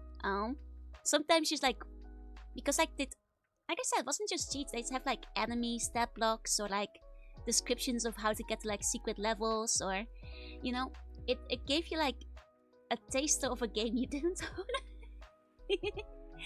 Happy New Year! Happy New Year! Ay. Aw. So yeah, like I think there's. I lost the train of my thoughts. But I was actually gonna. Oh, I liked reading cheap books for stuff I didn't have. Right. I think we've kind of lost that with like magazines these days because like I think it's just because people aren't really buying magazines anymore, so there's less magazines to begin with. But like last I checked, they don't even like give you fun little goodies with them anymore. Where's my 5,000-page cheat book? I think that's it's partly because developers aren't putting cheats in their games anymore. A lot of it just winds up being locked behind like DLC instead. It's print media is dead, cheats are dead, and they're not even putting out demo discs, which makes sense because you can just download the demo online from like the e-store. But man, it is a bit of a shame now, isn't it? Yeah, no more funny big head mode in games. Exactly. Like, why have cheat codes when you have to pay for them? Like, a lot of cheats back in the day, the funny big head modes, like unlockable costumes and stuff. That's just DLC now. So I understand that there's no point in writing the books anymore. That or cheats being used for debugging or like for like level codes and passcodes and stuff, which are not really a thing much anymore for obvious reasons. You mean a beginner's pack for $15? Yeah, exactly. Miss Nintendo Power so much, right? Like it was just fun to like buy the magazines. Like the Netherlands didn't have that many, and there were a couple, and they weren't like super great. But like I remember getting like the Megamans from the UK, from like bookstores that like would sell like international magazines, and they were the ones that had like all the good stuff with it. I mean, yeah, physical books are still out there. It's just magazines are kind of, well, they're hanging in there, but I have a feeling they're not doing as well as they used to. Self Majora's Mask guidebook, yeah. Like I still love the game guide. Like also kind of an industry that's, well, it's still around, but it's a bit on the way out now, isn't it? Just because people are just looking up the walkthroughs online, which is a shame because like I quite like guidebooks for the exact same reason you mentioned. It's because they often have like concept art and 3D renders and that kind of stuff inside of it. So I kind of miss not having it anymore. Yeah, printing media just isn't viable anymore. That's the other thing. Like, that's a good point actually, because in Japan, like, I think print media does a little bit better in Japan compared to like other countries, and it does mean that like when new games come out, like there will be new guides. But if it's for like a new game like Splatoon or like Smash or whatever, your guide's gonna be outdated for the next DLC pack. Which also makes the guides like a little bit more challenging, doesn't it? Like that's actually a good point. That's a good point. Once in a while I do see them like update the guides and like release new ones, and like especially for games with like a big children audience, I think they're still doing pretty well. Like I always see like guides for like Minecraft and like I said Splatoon and whatever in the store, so I think those still sell. They also upload those very frequently. Physical games, big book games, right? Like I mean I still like, even though physical games are nearly dead, as much as possible I still buy physical copies whenever I can. Which sometimes people will like be like, that's silly stuff, but I'll be the one laughing when the digital storefront is down. I mean, like I just like being able to have a copy that I own myself, having a copy that like nothing can take away from me. Though like the ones that like require you to be like online is basically as bad as like not saying a physical copy at all. But at least most of them will let you like play offline. Yeah, there's a lot of Minecraft guys being painted. Exactly. I'm trying to think if I've seen like stuff for like Roblox or Fortnite. Like Roblox is not really a thing in Japan. I think I might have seen stuff for Fortnite. Potentially. Yeah, we'd love to get them. They're super overpriced. Yeah. Like Oh, Punisher. Hi. How are you doing? So archive all my stuff from GOG. Yeah, exactly. Like it's good to have them backed up. I'm glad that like GOG generally makes things like DRM free, which means that you can make your own backups and stuff. Thank God. You know, unlike a certain other digital game store, which, you know, if they take the game offline, it's just gone for everyone. You know, it's good to have backups. Hi, Oshoi. Konbanwa. Yeah, thank GOG. Yeah, thank GOG. Exactly. Like, no DRM policy is cause a lifesaver, especially on older games. It also means that like, the scratches stuff is like a little bit easier. Yoi Toshio. I hope you have a happy new year too. Isn't really a thing. Yeah, no. I at least not that I've heard the kids talk about or seen in the shops, as far as I know. Yeah, the refund policy is very generous too. Like you know, if I have a choice, I prefer to buy my games on GOG. You know, when it comes to like older PC games, they generally have a better collection anyway. Steam does what Steam does, you know, like it's there and it's, you know, easy, and you know, it does have a well, much better launcher. Like GOG recently updated theirs and I cannot find anything anymore. Like, come on GOG, I wanna, you know, vouch for you, but like please make your launcher easier to navigate again. Like I don't like this new update. But yeah, GOG is way more, exactly. Yeah, Steam was not built for it. And, you know, GOG is also like shockingly affordable. All together, you know, nobody trying to sculpt like old games. Yeah, they changed it for no reason and everything got worse. Exactly. Unfortunately. Is there Linux support? That's a good point. It's something I don't really think about myself because I don't run on Linux. But that's nice that they actually do that because, like, you know, I do know that, like, as a Linux user, you don't get a lot of support most of the time.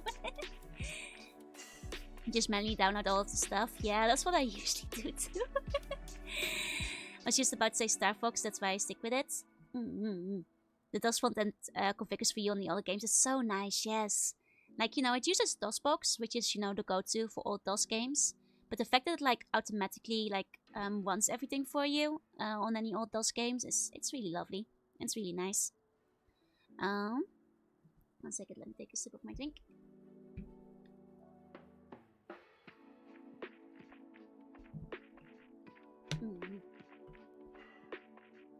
The Steam Deck led to a quantum leap in Linux compatibility? Wait, really? Wait, the Steam Deck runs Linux? Oh, I didn't know that, like, it's one on Linux. That's really cool. Like, I know, like, there's technically, like, a lot of, like, Linux, what you call it, like, advantages, but I never, you know, looked into it. 1 second, let me take another sip of my drink.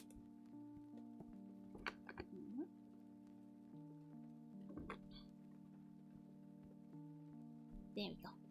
Sorry, I'm still a little bit thirsty. I think it's just from the going out and about at Comic Cat for the last 2 days. Probably because if it used Windows, there'd be licensing fees. That's fair. Actually, that's a really good point. Yeah, no, if they had, like, I hadn't thought of that, but yeah, that makes sense. Also, handhelds using Windows. You know what? That's very true. Wasn't there like a handheld that they tried to launch at some point that ran Windows and it like ran like shit? It's been a while, so I certainly don't remember the name, but that's a good point. That's a really good point. It's a custom Linux OS made by Valve. Ah. Okay, so does that mean like basically all Steam games run through Linux now, or just the ones that are like compatible with like Steam Deck? Either way, pretty cool. You can run from your machine without actually installing it. Ah, I see. Basically, yeah, like 90%. That's actually way better than I was expecting. I was just thinking like, oh, probably just like the storefront that like runs on it. But that's actually really sweet. Ah, I see.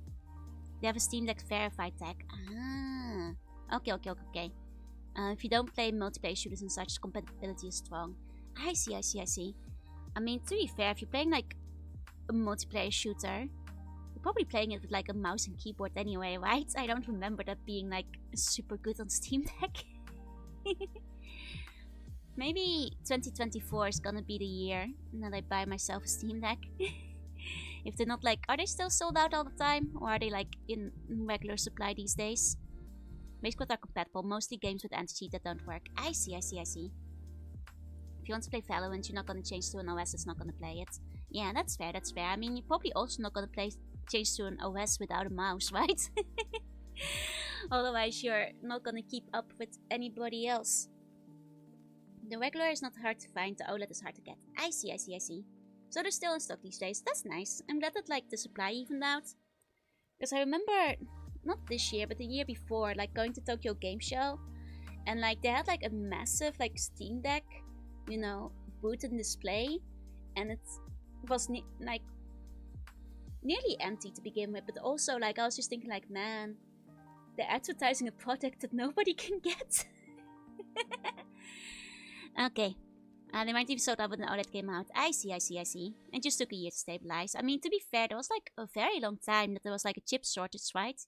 I'm not sure if the chip shortage has like evened out these days. I assume it's better now, like nowadays than it used to be. But it's nice that like at least the supply is back. It was a 2017 Switch situation. That's fair. Like, I still feel like kind of lucky that like in 2017 I managed to get my Switch pretty early on. Because yeah, that thing was hard to find for a long time. I remember that. Should see if you can stack one of the larger storage LCD models, because OLED is out now. You can get the 500GB one for the price of what they're selling the 64GB one at launch. Oh. Okay. What's the price difference anyway between the OLED and the LCD? Is like the LCD like significantly like cheaper, or is it like roughly the same? I admit the Switch in help mode is more comfortable to use. That's fair. Like I actually quite like the Switch for what it is. You know, I do have a feeling that Nintendo's probably gonna start announcing their new stuff soon. But OLED starts at 400. Okay. So a little bit on the higher side, but I'll have to think about it. I'm looking to sell off all the LCD models because of the OLED. Oh, they're completely like phasing them out? I see. Big hands on the Switch is not fun. I'm afraid I have the small hands. So that is good for me. The Switch works out on my end. Quackbox, thank you for the phone. Thank you. And Raimo, thank you for the follow. Welcome in. Like I remember like getting the Xbox when it first released, so I had like, you know, the massive controller, like the original Xbox controller, and like I was one of the people who like struggled with it slightly back in the day. So once they like, you know, started selling the smaller controllers, I was very happy. But the problem with the smaller controller is I got like one of the wireless ones, and it always like cut out all the time. So like it didn't work, and then I'd have to use the like shitty big controller again. But oh well, I guess that's life. Happy New Year! And there are marginal improvements. I see. In that case, like if they're like better battery life and stuff, can be pretty major. I might see if I can snag an OLED instead. Also if it has like a better CPU, GPU. But then again, I'm not like in a super rush, so like, you know, worst case scenario, I wait another year before I pick one up. Might want to pace them up because the OLED Switch doesn't only have a better screen, but it's also more optimized. Ah, makes sense, especially because like, you know, it's good for the like advertising as a whole if the games run on it properly. You know? Grew up with the Dreamcast, which had the big controllers to start with, and the third-party one was even bigger. Oh no! I don't remember like really struggling with the Dreamcast one. I definitely struggled with the original Xbox One. Though I was in love with the Dreamcast controller because of like the little screen in the middle. God, like that was my favorite part. And the way like games use them. Like, I think we need to bring back like a funny little, like little, LED screen in the middle of a controller, and then we just put the Tamagotchi inside of it while you're playing the game. Big innovation, and then they just forgot about it ever since. Speaking of which, I think I want to like see about playing some more Dreamcast games this year. Like, I actually thought of pulling up my to-do list for the next year, or rather just the general games list, which I admittedly haven't updated in a while, so it's like missing some stuff. But I thought that we can go over some of them. So I found out why companies don't like adding screens to controllers is because they break, or because they like act up more. I guess like if you're like throwing a controller, it would be quite easy to break one, right? How about the Sonic Adventure games? Very high on the list. In fact, I was planning to play them this year, but when you want to play a lot of games, some games just kind of get lost in the huddle. You can get on Steam Deck is so nice. Oh, sweet. And come here, streams. Thank you for the boat. Thank you. So I found out it because of Sony. Oh, did Sony have like the copyright for it? That kind of sucks if that's what happens. Sonic Advance was pretty fun. Yeah, like the Sonic Advance games were actually, like on the Game Boy Advance, were actually legitimately good Sonic games. Like I'd even say that like some of the Sonic games on DS were pretty like solid as well. Might be fun to go through some of those as well. There was also like the Sonic Battle game, which could be fun to play. I bought like the Dreamcast controller just to play. I'm really sorry. I'm so bad with abbreviations, so unless you type it out, I'm not gonna know what that means. Like I made a guess, but oh, the Capcom JoJo fighting game. Okay. Thank you. Yeah, the Sonic Rush games were like peak handheld Sonic. Agreed. I bet you could finish them in like 1 or 2 streams. Well, here's the thing. It might, fall into the category of, games I was bad at as a kid and now I'm good at it. Or I'm just gonna embarrass myself on stream. Because, like, I don't remember actually finishing Advance 2, like 1 and 2 as a kid. I remember getting quite stuck. I do want to play Psychonauts again. Like, I actually never played the sequel. So actually that's like pretty high on the list as well, because it's been a while since I played Psychonauts, and Psychonauts is one of my favorite PlayStation 2 games, so I want to get back around to it. It's a structure stuff. Controllers bend a lot and can detach screen. Okay, so it's too easy to break. That makes a lot of sense. I mean, I guess they don't really need to anymore. That's a bit of a shame though. It's still pretty hard, almost unreasonable if you're trying to get the emeralds. Yeah, like mostly I just remember not being able to finish them back in the day. So I'll have to see how far I can get into them. Would be fun. Like I said, I want to play some more Sonic this year. Starting with Adventure 1 and 2, because I did bring them along with me. And then, well, we'll see where we go from there. I like Sonic Battle. That's not weird. That's not weird at all. I love Sonic Battle in the GBA. That's actually the one I mentioned earlier when I was saying like there was like a Sonic fighting game as well. I actually wound up playing it a bunch when I was a kid. Like I actually really enjoyed it. Almost as much as like the Digimon one that was like Battle one that was also on the GBA. Wasn't as much an issue with the controls since they were chunky boys. That's fair. If they're like trying to slim them down, things get more fragile. Never saw the second level for Big the Cat. I think it's like the universal experience, right? Where you go into the Big the Cat stage and you don't understand how the controls work. And then you just like never finish the Big the Cat stage. Luckily, I had a game guide that like explained the Big the Cat controls like a little bit more clearly.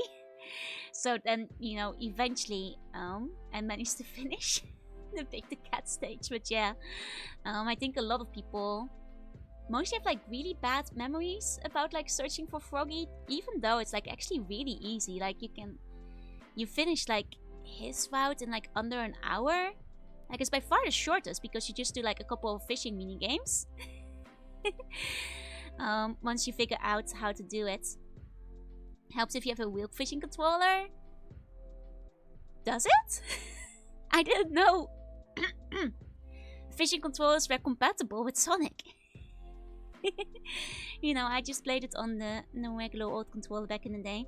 Yeah, in hindsight, it's not that hard. The main issue is that the game, to what I remember, doesn't explain very clearly the way you're supposed to do it. They didn't need to put an advertisement for Sega base fishing in the Sonic game. But I think most games can be improved by a fishing minigame, so you know, it sounds fishing to me. You know, like in hindsight, I actually quite like the Big the Cat levels because Froggy. And also like it's cool because you see Froggy go through like the stages of like mutation, which you like kind of miss out on in the main story mode if you like don't play the Big the Cat levels. Like I remember like, you know, for my piecing together the story perspective, the big story was actually really fun. Fishing minigames are the worst? You take that back, but ban yourself.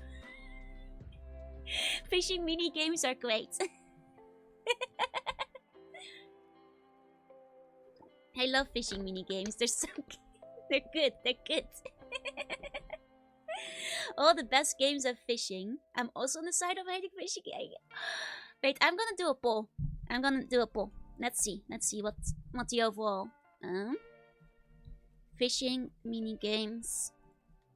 Yay or 1 second. Accidentally activated Japanese. There we go. Yay or nay? Click in the poll. Put your vote in. What is your stance on the fishing minigame? Fishing minigame in Sonic Frontiers is really good. Yeah, no, there's like a lot of good fishing minigames. Oh, so much love for fishing minigames. I say we ban anyone who votes nay. It's okay. People don't have to like them. It's fine. Man, I love fishing. The original Nier also had a fishing minigame that filled with a lot of people. You know, they just gotta get better at fishing. That's all. That's all. Stardew Valley has a fishing minigame that people really dislike. Really? I played Stardew Valley like a long time ago, like in 2015 or so. Like whenever it was like released first. I thought it was pretty easy. It's not like a hard one. That's a skill issue. Like the fishing or swim without fishes. Yeah, exactly. I mean, to be fair, it is often the same thing over again, and I also understand it can be repetitive, but I can't spend too much time. Okay. That's actually a very good reason. Because in Ocarina of Time it can take you a very long time to get the golden skill. But you know, even Ocarina's fishing minigame, I quite liked it just for being relaxing back in the day. You know, I just take Link over and be like, yeah, just gonna sit here and fish.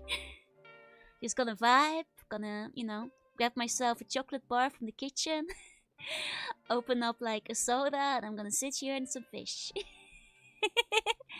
I think that's the thing. If you want to speed through the game, the fishing might get in the way of the game. But you know, if you just like, man, I wanna just do some vibing right now. Let me, you know, fish for 5 hours. Maybe I'm just the target audience for like Sega base fishing and stuff.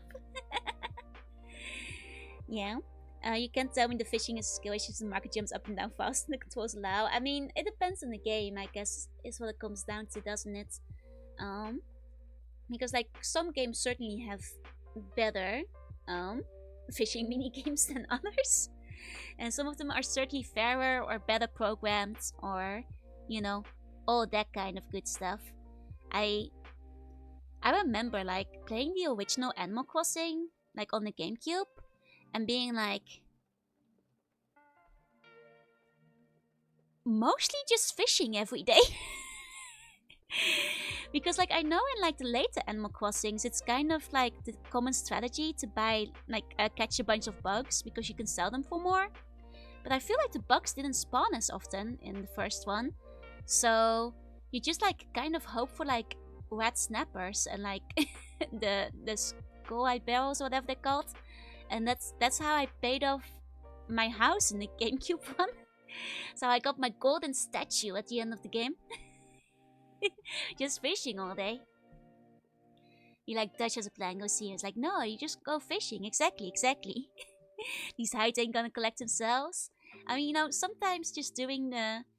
Maybe it's like the hunter-gatherer instinct in all of us, right? Like, just collecting the natural resources from the wild feels good. You know? Hi, hello. Incorporated the fishing minigame this year. Some people are definitely unhappy. Is it like compulsory? Did I have to? Is to help my mom catch beetles. That's probably why I didn't get many beetles. I wasn't up at 3 a.m. Though I did like for the original Animal Crossing, during the summer, they would have like the morning gymnastics that they do in like Japan as well, like the Radio Taiso. And I would actually, because I was up very early for school anyway, because like I'd be because I was like alone with my mom, and like my mom like had work, so I'd actually get up at like 5 to go over for the babysitter who would like bring me to school. Basically is how it would go. So I was up early anyway, so I just like my basically my schedule was 5 a.m. wake up, do my Animal Crossing Radio Taiso along with the characters on screen. Like I was doing the exercises in real life.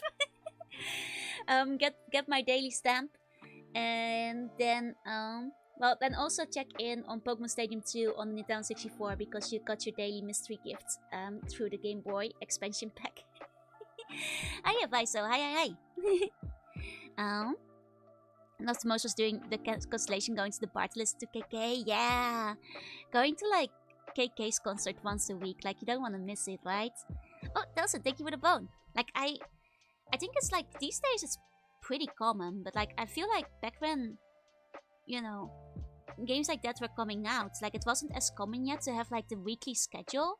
Like I remember Pokemon Gold and Silver and being mind blown that it knew the day of the week, and like that was like the most exciting thing to me as a kid. And I was joining in on the bug catching like contest every single every single time they had it. And I think the bug catching one, that was like, was it twice a week? It felt so alive. Exactly. And then when you find out that like there's a Lapras in the cave, like but only 1 day a week, and like you had different things throughout the weeks. You had like the lottery, you had like so many things that were like day based as well. Of course, the day and night cycle, which was like crazy at the time too. Yeah. The Pokemon are swarming into WoW. Like it was so exciting. Like honestly, people these days kind of meme the phone calls in like Pokemon Gold and Silver. And like say that it's like annoying to get called by the random trainers. But like as a kid, I loved them. Like I never felt annoyed. I was like, oh, who's calling me? I was like, it felt like you were actually making friends along your journey. And like I would definitely like every time they called me, I go like, go back and like rebel them, because that was also so cool. Because like you couldn't re-battle people before like that. It was so exactly. That was weird that Gen 3 had a clock in the time cycle with no... Yeah, that was strange. Like... yeah, no, the J9 sizes in Gold, Silver, Crystal was like amazing. I mean, I was like a little bit anxious in real life, but in games I certainly wasn't antisocial. I wanted those characters to call me. My Rattata is in top percentage of all Rattata, did you know? From what I heard, and like... I'm not sure if this is like probably verified or if it's just a rumor, but from what I heard, somebody actually hacked into the game and checked like the IVs and stats on like Joey's Rattata, and it's actually apparently like all 30-31, so the Rattata is actually in the top percentage of all Rattata. Like apparently he has like a really high IV Rattata, which I think is wonderful. Like I I don't know if this is true. I read it somewhere, but I want to believe it, you know? Oh, the NPCs all have high AVs? Ruined. Ruined. But I guess outside of the battle facilities, they don't have EVs. That's fair. But you know, he was still right. He was still right. His Rattata is in the top percentage of Rattata. And I love that. Like, you know, I know that like to a degree, it's probably like a hint of nostalgia goggles. But I don't think anything will ever like top Gen 2 for me. Because like, so many things were just so cool. Like, honestly, the day-night and like the week cycle just blew my mind. Like, the phone and the radio, and that you could change the radio station. And then like when Team Rocket takes over, that they hijack the radio, which like changes the overworld music. It's so cool, you know? It's so cool. Gen 3, I loved the unique berry plants. I agree. Gen 3 also kind of blew my mind, but mostly in terms of like graphics, because I remember like where Gen 3 like kind of like hit me was like when I was reading like the previews in the magazine, because you know that was in a day when games came out like months before in like Japan. So I had the screenshots and they were like, you can see your own reflection in like this puddle of water, and I was like, oh, you can see your own reflection in this puddle of water. That is crazy. And then, you know, I was playing Gen 3 and it's like, you leave footsteps on the beach. Oh my god, this is the best graphics have ever been. You know, it blew my mind back then. Gen 2 is peak, and the fact that you can still explore Kanto, right? Like, completing Gen 2 and realizing there's a ferry in the train, like, that was so cool. Like, it was amazing. Yeah, Gen 3 definitely has a scary legendary plot. It's like also one of the first time that like they actually become like intricately involved in the plot. So like them actually taking over the map, like when like, you know, Kyoko and Groudon show up, is absolutely cool. Rise to Gen 6 being my first, but before the game area, I liked Crystal the most. Crystal's so good. Like, you know, Gold I'm always gonna be biased towards because that was my first one for Gen 2, but like Crystal is probably my favorite Pokemon game overall, because it was also extra special to me because it was the first time you could play as like a girl character, and that made me so happy because Crystal was a really cool design as well, and I was like, damn, she's amazing. And there's a Suicune on the cover. Suicune is my favorite dog. You know? Like it made me so happy. Yeah, going from Johto to Kanto blew your mind. Like when you get on the train and you go back to Kanto, but like it's all just like a little bit shinier because like it made a transition from like original Game Boy to Game Boy Color. It was like, yeah, the color design in Gen 2 was next level. So seeing like Kanto like reworked like that was so cool. Diamond was the first one you were invested in. Diamond does have comfy vibes, I agree. Also, hiya Autoplex, hi. I don't know why Crystal's design wasn't used. Like, honestly, Vieric, it makes me sad every time. Because, like, Chris is still my favorite Pokemon girl. Because, like, you know, I guess I just have a very strong fondness for her for being the first one. And I really like her design. And I think she looks cooler with, like, the blue hair and the bike shorts. You know, Lyra is fine, but it meant that like after they made the remakes, they forgot about Crystal in like most stuff, but luckily she came back in Pokemon Masters. But there was like just a really long stretch of time whenever there was like, you know, all main character merch or like all main character fan arts, that they would like replace Crystal with Lyra, and I'm like, no. You're forgetting my goal. You know. It's like, how dare you put her back, she's my favorite. Really started to understand the game RC, but heart belongs to Johto. Yeah, like I think nothing really beats Johto in terms of vibes. Like it's just, there's something about it that's so comfy, you know. Like I think it's just between the pixel art and the aesthetic of it and like the journey you go on. Like every single town has so much charm, like from, you know, going through like, you know, like the first time, like it's such a small silly moment, but you know when you have to like chase the Farfetch for like HM cuts, I was like, this is so cool. you know, you're chasing a Farfetch through the forest, and it felt kind of magical. Like it's yeah, it's definitely the coziest. Exactly, exactly. Hiya, pasta. Hello, hello. I was just like, oh shit, but I realized I could go to the whole other area. Exactly, exactly. Like, because one dev says she wants to make his own female character. That makes me so annoyed. That makes me so annoyed. They should have just put Quiz back in. And that makes me go, grrr. You know, like nothing against Lyra as a design. She's very cute, but my girl just got neglected for a decade or more after that. Most mind of Azalea Town, yeah. Like I think another like place that really stands out for like magical vibes is like, you know, when you go see the like kimono girls dancing. Like they will all have like an Eevee, and like they're all like color coded, and it's like it's so cool, you know. Now that they fall for full 3D, I was filled with most love charm.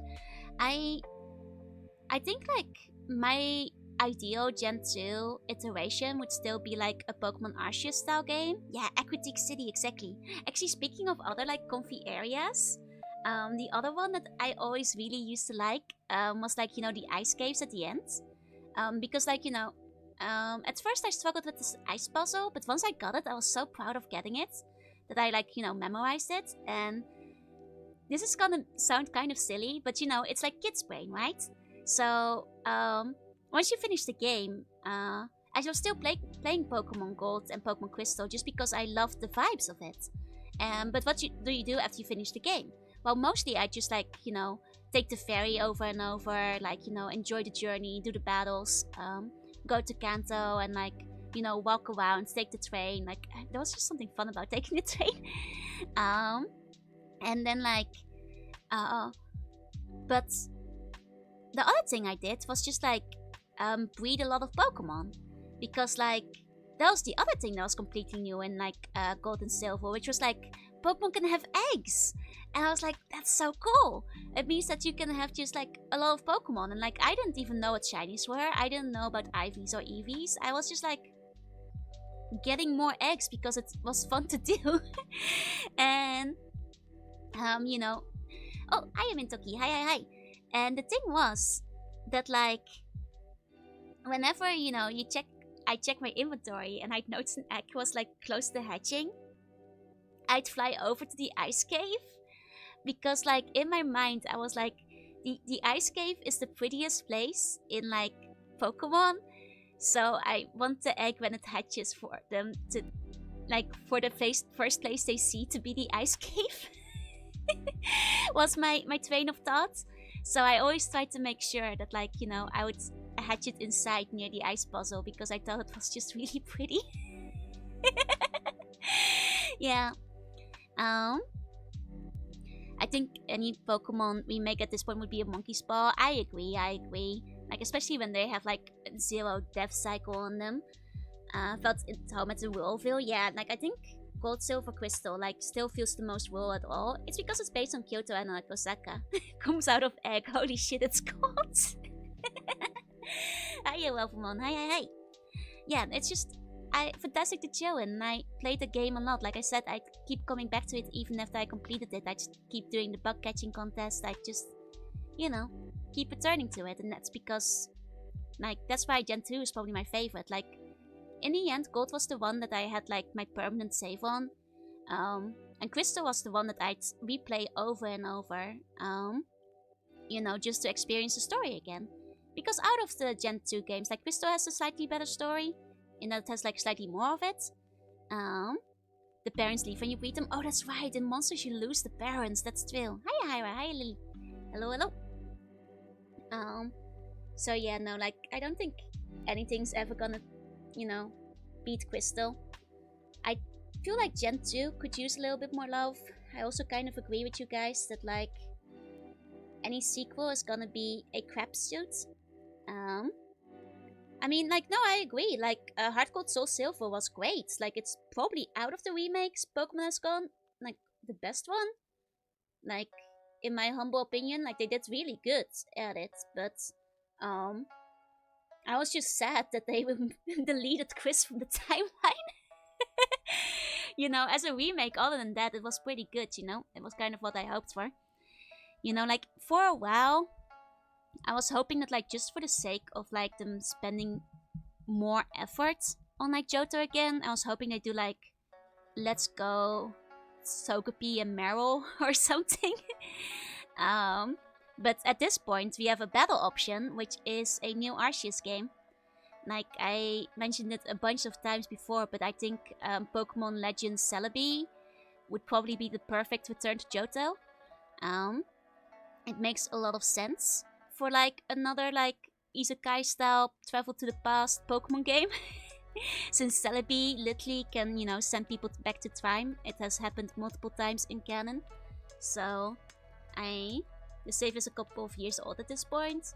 I mean, yeah, you should go, like, back through it. Maybe, like, get some new friends on the team. Yeah, Legends was great. Like, I really want that to be another one. And since Pokemon so strangely insists that it's a mainline game, they better make another one. Otherwise, I'm gonna be, like, even more side-eyeing their decision to, like, say it's, like, part of the main series instead of a spin-off. So they better make more of them. Make the Pokemon Athlon. Yeah, like, I kind of miss the... Like, I know that, like, often, like, these kind of side things, they only put it in once and then never again. I kind of miss the original contest, like they were in, like, Gen 3. Because there was, like, a lot of strategy towards, like, making your Pokemon both battle and contest ready. And it would be nice if they brought it back. And, like, for a while, it seemed like contests were gonna continue to be included, but basically dropped entirely these days. Yeah, Legends was such a nice trade-up. Exactly.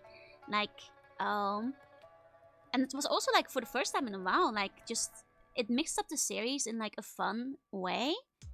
And, like, it actually had, like, a little bit of challenge here and there. It actually felt like, you know, you were in danger once in a while. So, I don't know. Like, I think that, like, for sure, like, Johto would be the best place to set another one in. And, like, I know I'm just repeating myself, so you guys have heard it many times, but, like, going to, like, you know, the tower before it burns down, perhaps even being involved in burning it down, like, being there when, like, Ho-Oh sets the thing on fire, would be so cool, you know? Would be so cool. Yeah. The reason is mainly is because Game Freak is clear that to Game Freak, Legends was more important than the modern return to Sinnoh. I mean, yeah, but, like, I just think it's weird to have it in the mainline game setup. But, like, that's not, like, me ragging on the game, because it's, like, my favorite Pokemon game in recent years. Are pretty close to History and Sinnoh. Yeah, that's true. They're still, like, in the same, you know, deck of land, basically. So it would be really nice if that series got such a mix-up since Pokemon Colosseum, right? Like, I really hope we get to see Johto. Like, seeing Johto in the style of, like, Legends would be great. Just, like, all the, like, old... Well, like, you know, Johto is old. But, like, seeing it back when it's alive, you know? Yeah, turns out it wasn't Ho-Oh burning the tower. It was you with the flamethrower.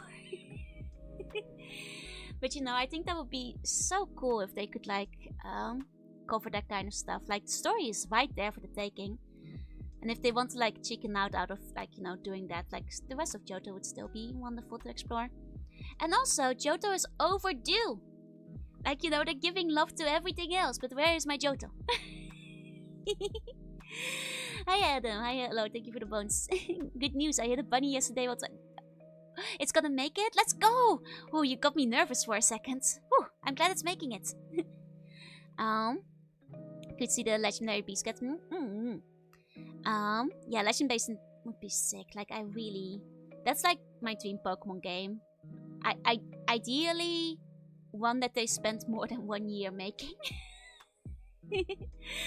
Hi, Ultima. Thank you for the bone. Thank you. And that's basically where I stand. We're made from the ones we haven't seen yet.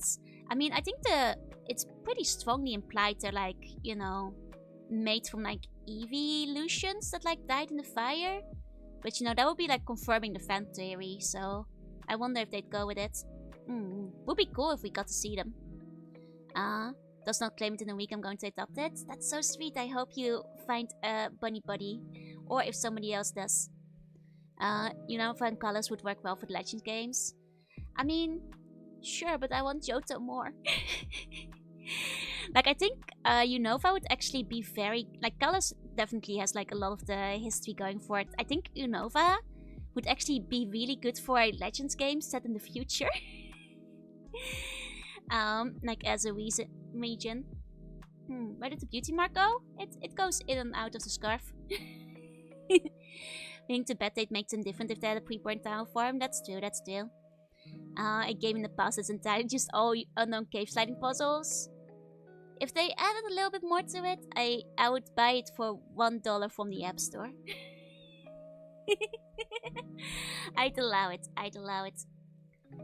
Oh, you mean after Johto? I mean, like, I unironically do think that, like, if they wanna, like, make more Legends games, setting one in the future would be quite fun.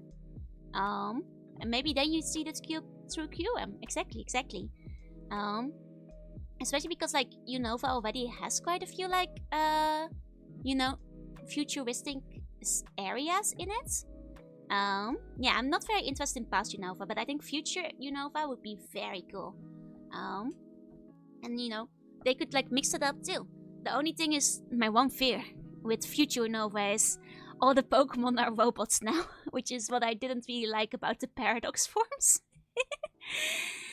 Jewel Unova. Yeah, exactly. Yeah, it's a very big detriment. Like, you really see the game quality went down quite a bit. Since they had to start putting them out yearly. Yeah, why are they all robots? That's like my one, fear of a future game for Pokemon. Like, see the story of the two brothers. That would be good, yeah. Past Unova could be interesting. We could see the original dragon. Fair. Which bone is the best bone to eat? The left femur. That's the tastiest one. I mean, hopefully we wouldn't go that far into the future. I mean, here's the thing. If you only go, like, 100 years into the future, like, you're gonna get that really soon. And you're gonna be like, man, nothing changed. We don't have flying cars. You're gonna get into, like, that whole thing. Is there names? I just say Future Dolphin. I mean, same. Like, I'm not memorizing any of the names. Got a hold of the Pokemon Unova made them into robots. That damn Eggman! Is that where Pokemon lands on the Sonic timeline? A couple 100 years in the past. Are they robots because Pokemon went extinct? The thing is, that's not what it seems to imply.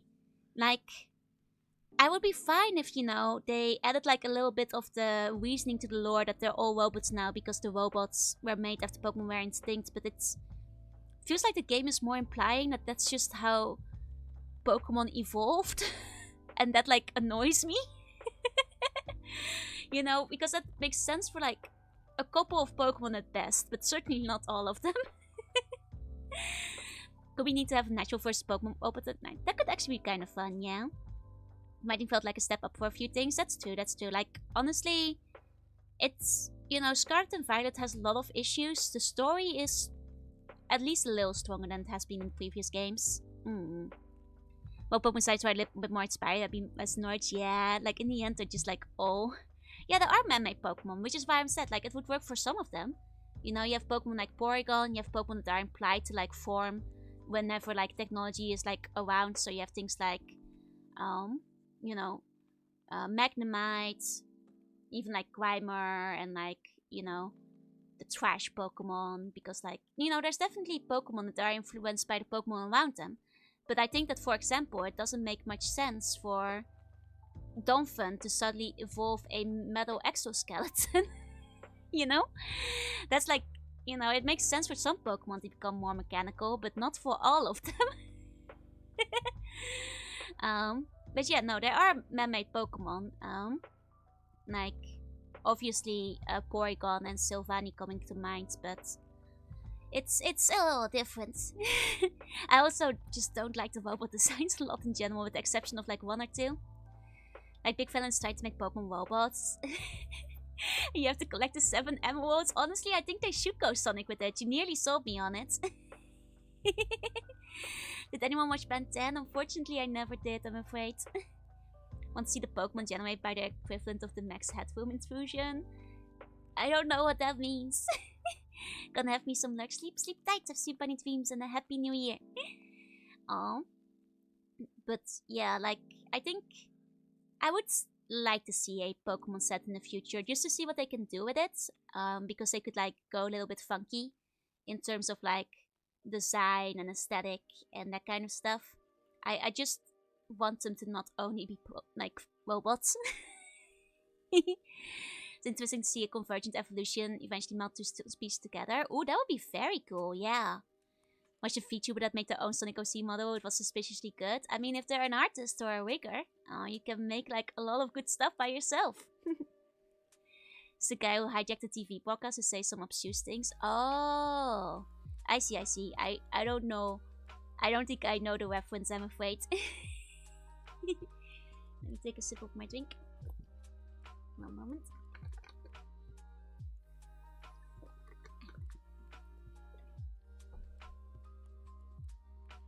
Max Headroom. Wait, that's actually his name. Damn. So there's this thing called Ultra Matrix, which is a Hept Omnitrix that achieves evolved forms of the aliens by having simulation inside of it where the stored aliens do nothing but war for millions of years. Ah.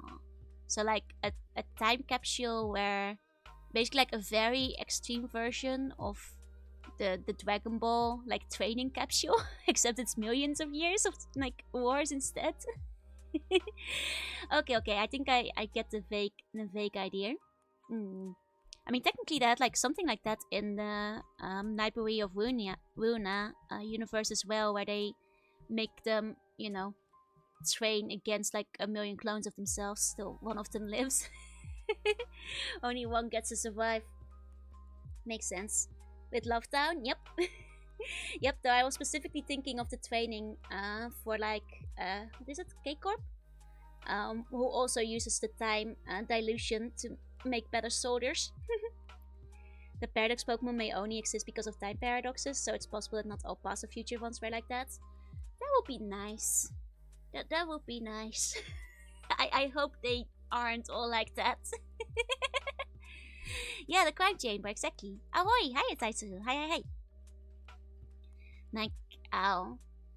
In the end, like, I definitely at least, actually has a good point, because the paradox Pokemon, they're pretty different from, like, the Hisuian, like, past forms.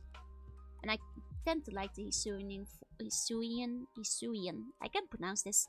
I tend to like the Hisuian ones a little bit more. So, if they're a little bit more along that line, that would be better. So then we just need a time paradox, and I think Celebi can provide. Enjoy the countdown, Clan. You're looking real classy tonight. Thank you, you know. Dressed for the weather. What if all Pokemon were Monster Girls instead? Then you're playing, what is it called? Moemon? They figured that one out 20 years ago. Well, not 20, like 15 years ago. Or, you know, you're just looking at Kijinkas and stuff. You know how Area Zero's Terra Crystals are extremely good for robotics? Well, the Paradoxmon might just be an Area Zero thing. That would make sense. Yeah. They're Paradox versions of the Legendary Pokemon. That's strange it is. That's true. I guess it's... Then again, Legendary Pokemon, like... The thing is, Legendary Pokemon, they used to be just like... This is one Pokemon, but these days it's just like... Actually, there's like 20, like... Moltres that just fly around the world, you know? Everybody and their friend has an Articuno. Like, even in Pokemon canon, where, like, you know, depending on the series you're looking at, like, some of the official, you know, NPCs and trainers will wind up having them. You know, like, they're not even, like, holding up the veil of, like, them being rare anymore. When you can just, like, wind up finding, like, in-game trainers who have some. You know, in-game trainer who has an Entei. Just stop the small image that shows the fusion paradox. Oh, I see. Let me see it. Let me take a look. Oh, that's pretty neat. I could see it. Though once again, I'm not huge on the like robot design. Paradox legendary dogs designs make me cry. I actually think they're kind of funny. They're weird, but I think they're kind of funny. In like a really weird way. Like, I don't necessarily think they're good, but they've grown on me.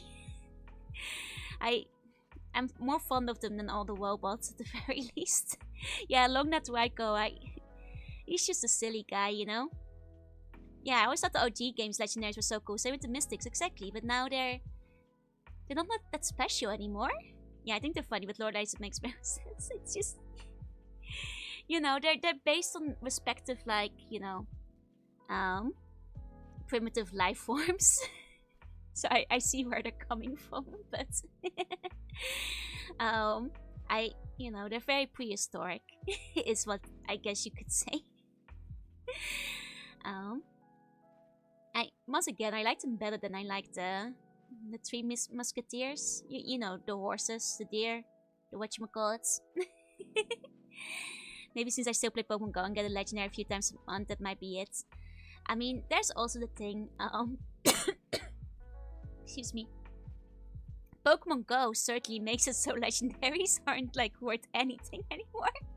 You know, at least they try to keep the mythicals rare, but other than that, you know, you just go to the gym and you grab one, you know?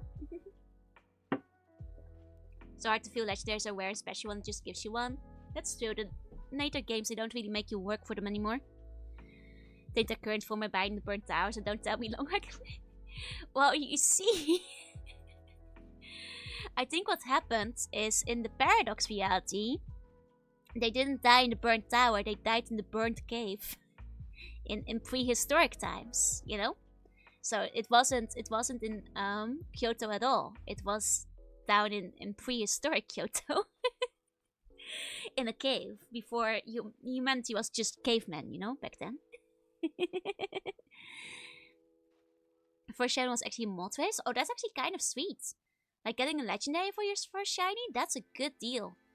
My first shiny that I just encountered naturally, if we're not counting the Venonat, it will probably be Oddish. It will probably be Oddish, yeah. So you know what? I'm just telling you, they died in the burnt cave. Yeah, ask me. She all knows. She was there. She was there in the burnt cave. She's the one who burned it down and created the Paradox legendaries. She was holding the torch. Yeah, exactly.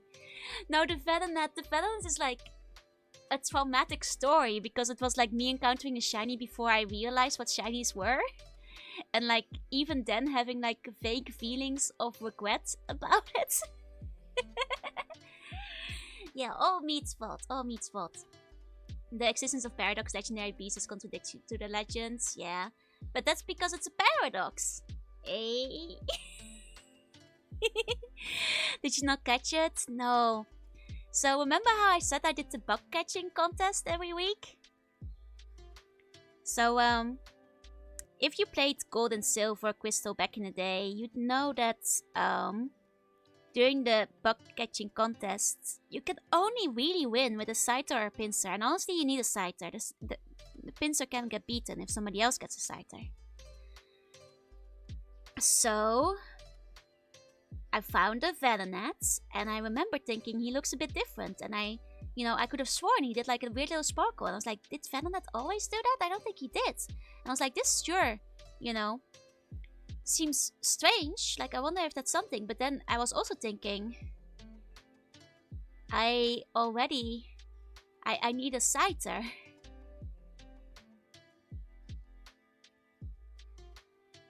So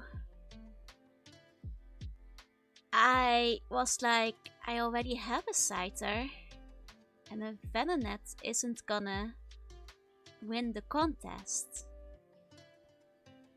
So I ran away.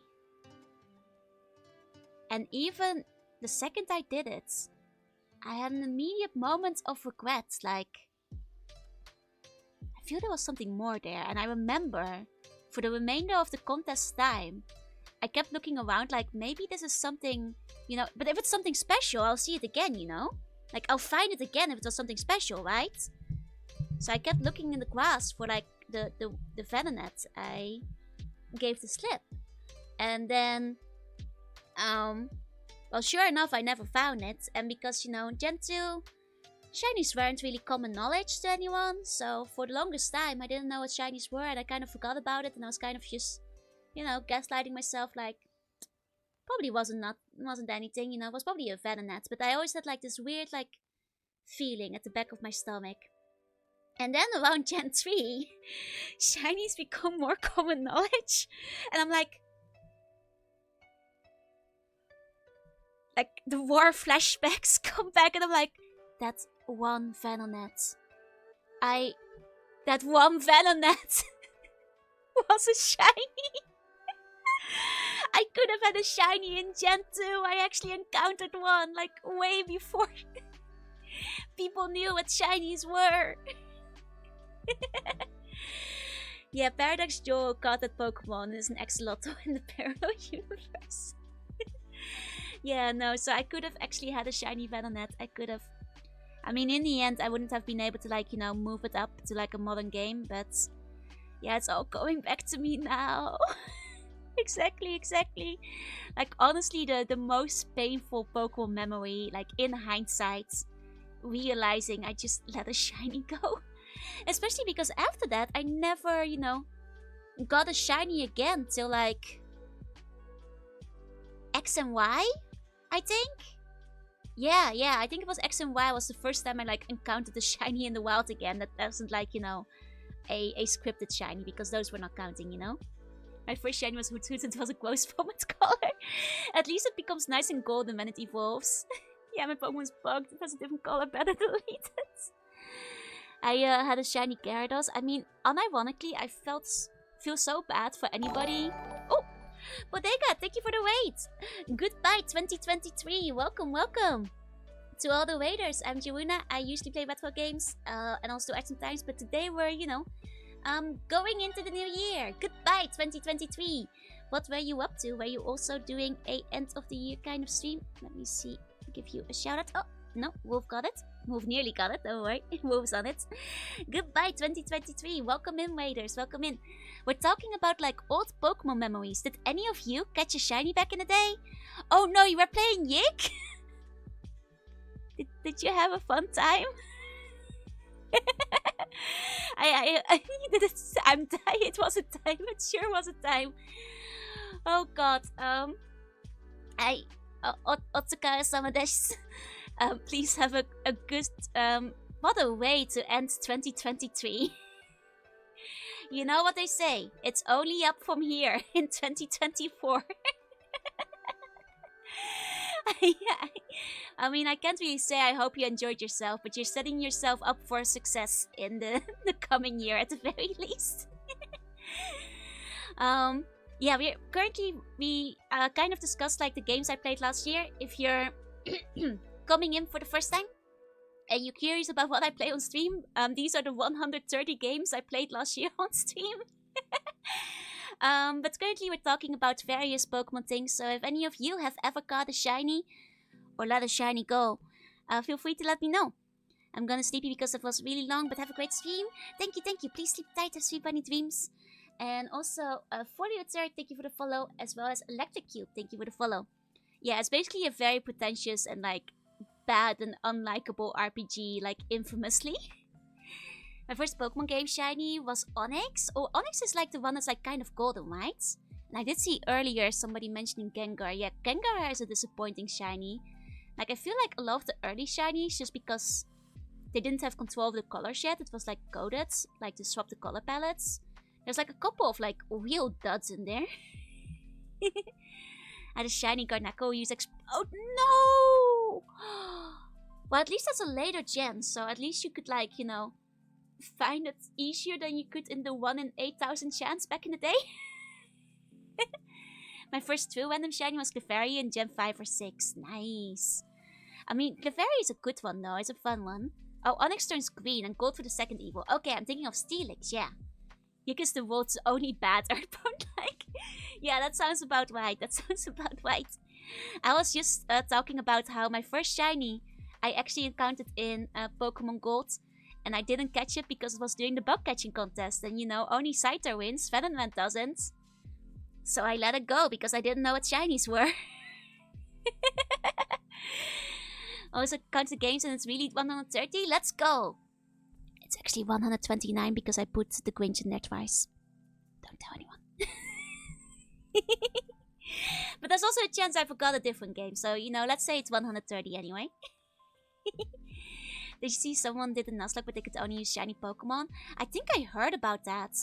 I mean, God, the grind for that. Like, that's almost a little silly. But it's, if you have a year, that might as well be a challenge to complete. I mean, I guess if they're using an emulator, they're probably speeding it up, right? Took them over a year, that's what I figured, yeah. Found a shiny though, was a shiny YOLO, was the first time I ever bred one. Nice! Oh, and hi Autogun, thank you for the bone. Like, I think my first shiny that I had was a Mareep, but I bred for it. So I'm not counting it, because I'm talking about, like, the pure joy of a random encounter, which I had been chasing since Venonat. I didn't get that again till X and Y, when there was an Oddish, when they, like, like, I counted, like, for getting it. It's just that, like, the luck, it's a different kind of luck, is what I mean. So, like, I wound up, like, the Mareep one, I think I took, like, 2 or 3 months to breed for it back in the day. It's a really cute shiny. Yeah, the pink is really cute. I've always wanted the shiny Dragonite. I mean, I feel these days... Oh, hi, Dasbus. Hi, Vladimir. I think these days it's pretty easy to encounter shinies. Loving the hat? Thank you. Like, I feel like, just playing, like, Legends Arceus or, like, Scarlet and Violet or Sword and Shield, I just found shinies on the overworld. I think nowadays the chances are, like, 1 in 2,000 or even lower, depending on if it's, like, a swarm or whatever. Back in the day it was, like, 1 in 8,000, so you just, like, it was a lot harder to find them. Hey, the shinies, you would just KO them whenever you found them? Wait, really? Well, 3 shinies for you. Like, I'd only ever KO the shiny by accident. Pretty sure I've never encountered a few shinies, and I've encountered never noticed. That's true, especially in the later games where they're just, like, vaguely on the overworld. It's really easy to miss them. But I guess depending on the shiny, like, the coloration, if you're, like, not paying attention to the sparkle, like, it's very easy to just not realize, I'm gonna go to bed. It's gonna be a new year by the time I see you next times. Happy New Year! Sleep tight and sleep bunny dreams. Aw. But yeah, no, like, and ever since then, I mean, I feel like in the new games, like, shinies are so common. Like, it's weird to think that we've come to an era where, like, I'll find a shiny in the wild and I'm not, like, immediately like, oh, I need this on my team. Because I got, like, a fancy shiny. I have to add it in, because it's not a rare event anymore. As opposed to when I got, that one Oddish, and I was like, well, guess I'm bringing Blossom to the end game because I'm not putting this Oddish away, I'm never gonna get a shiny again. Definitely got a perfect IV. There was never a shiny one. But the perfect IV one is probably serving you better. Yeah, if the coloration's easy to miss, it's not worth getting shiny. I mean, I guess you can still get it for the bragging rights. The shinies that make them look worse than the original. There are some, like, grimy colors in shiny coloration. Honestly, I think the ones that barely make a difference are the worst, though. Like, the ones that are just, like, one shade off. By far the worst shinies. Yeah, there's some stinky green shinies, but at the same time, I've gotten quite fond of a couple of the green shinies. Like, I used to, like, not really like Espeon's shiny, but these days I'm like, that's a cute little guy. He's radioactive. don't put him near, near kids probably, because of the radioactivity. But he's a good little guy. Shiny Charmander starts out barely different by the time Charizard is worth it. Exactly. Like, Shiny Charmander is just, like, goldenish, right? But, like, Charizard, like, becomes, like, a black Charizard, which makes it objectively cool. Speaking of Pokemon colors, though, like, sometimes I'm reminded how, like, like, Sneasel's original color palettes is, like, way cooler in the original game, but then, like, I actually really like, the one where it's, like, kind of brownish. And then, like, I liked the Sneasel in later games, but I kind of sometimes wish they kept the Gen 2 color palette, but I think it was just, like, limited by, like, the GBA capabilities at the time, and that's why they went for it. I always kind of wondered why they changed it. Like, actually, I'm gonna grab a picture so you guys know what I'm talking about. Hiya, Biddy. Hi. 1 second. Cecil, gentle color. There we go.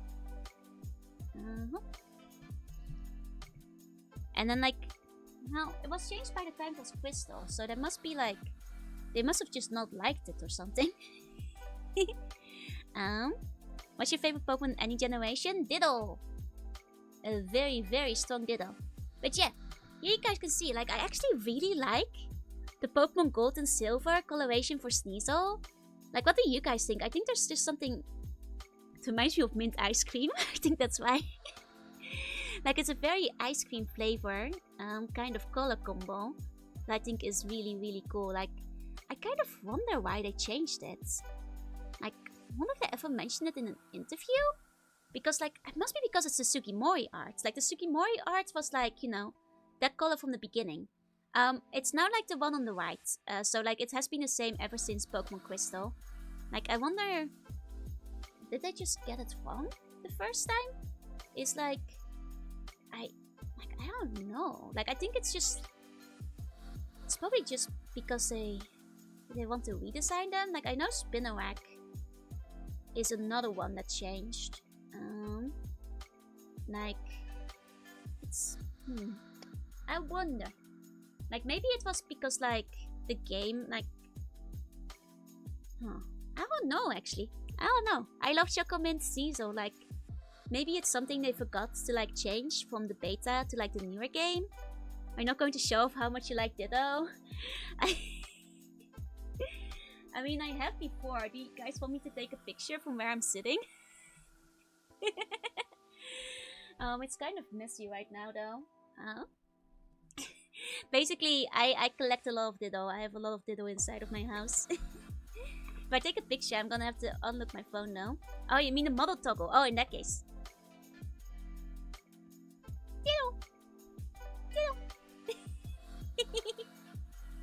Yeah, that's what you mean. I see. Ditto.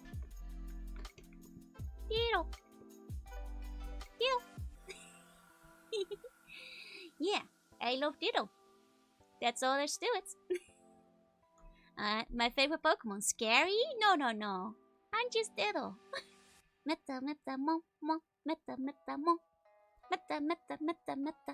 Mon. Damn, Ditto has never looked so sexy. I mean, they made a precedence for it in the Pokemon, the Detective Pikachu movie. In the Game Boy Color games, use palette numbers for sprites, so it's definitely possible they fucked it up by accident. It might be something like that. Where they just messed it up, or like maybe there was like a beta design that they changed in like the official art, and they forgot to change it in game. You know, one way or another, they changed it by Crystal, which means that it was definitely the intended one on the second one around. Instead of actually a slime creature, she just blob shaped.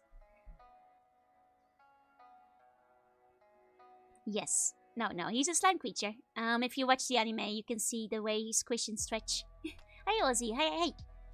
1 second. Let me cough real quick, so I'll mute the mic for a moment.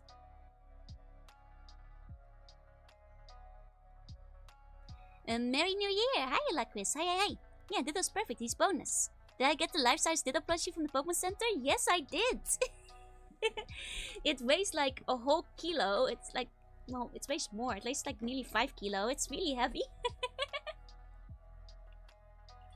Like, it's not actually life-size. It's like way bigger than life-size. It's just like the massive Ditto plushie, basically. Yeah, it's really big. I also have the Ditto chair. Yeah, they did make a Ditto chair as well. Take a lot of room on my bed. No, he's part of the Ditto display. He does have like one of the display shelves entirely to itself. Yeah, the Ditto chair. I'll grab a picture from the internet. On that one. 1 second. Where does my mouse go? There we go. It's like practically a sofa. Let me show you guys the link. Here we go. Ta-da! I don't have the Pokeballs. I only have the chair. I also have like some chair pillows that are not in this picture. Let's go with it. Yeah.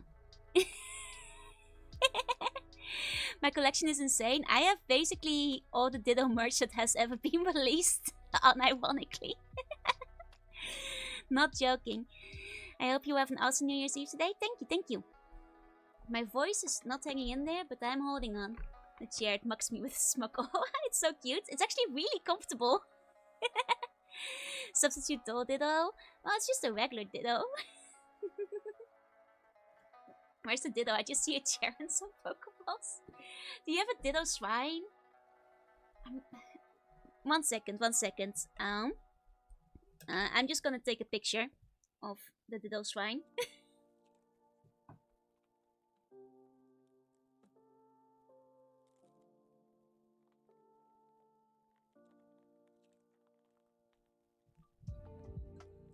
Okay, 1 moment. Just a very scuffed picture I'm just taking from across the room where I'm sitting, but it will give you an idea of the Ditto shrine. You can't see the bottom layer of it though at the moment, at least not from this angle, because like my ironing stuff is in front of it. Any object can become Ditto, exactly. 1 moment, I'll have the picture with you guys soon. Okay. There we go. Okay. Then, here we go. Okay, now let me grab the picture for you guys. Wait, where did I send this picture? Uh-oh. It should be in here. Okay. There we go. Found it. Okay. And are you guys ready? Here's the Ditto shrine. Very scuffedly taken from across the room right now. At the bottom is the life-size Ditto. This actually doesn't include everything. Doesn't include any of the t-shirts, pajamas, outerwear, any of the cutlery, tableware, mugs, cups. I was not kidding when I said I have basically every Ditto merch that was ever made. Like I was very serious about that. It kind of happened by accident. The story behind it is essentially just Ditto actually didn't used to have any merch. Hello, thank you for the resub for the Ditto merch. Thank you. Love the Wobolat video on the second shelf, right? It's really cute. Basically, believe it or not, up to 2015, there was essentially no Ditto merch. There was like 1 bouncing ball, 1 transformed Pikachu plushie that was sold at a American comic convention, and that was like basically being resold for roughly $500 each. Very rare, and basically there was none of it. So then in December of 2015, the Japanese Pokemon Center announces 2 Ditto plush, and I'm like, oh my god, we may never get Ditto plush again. I'll buy 2 of the big one and 1 of the small one.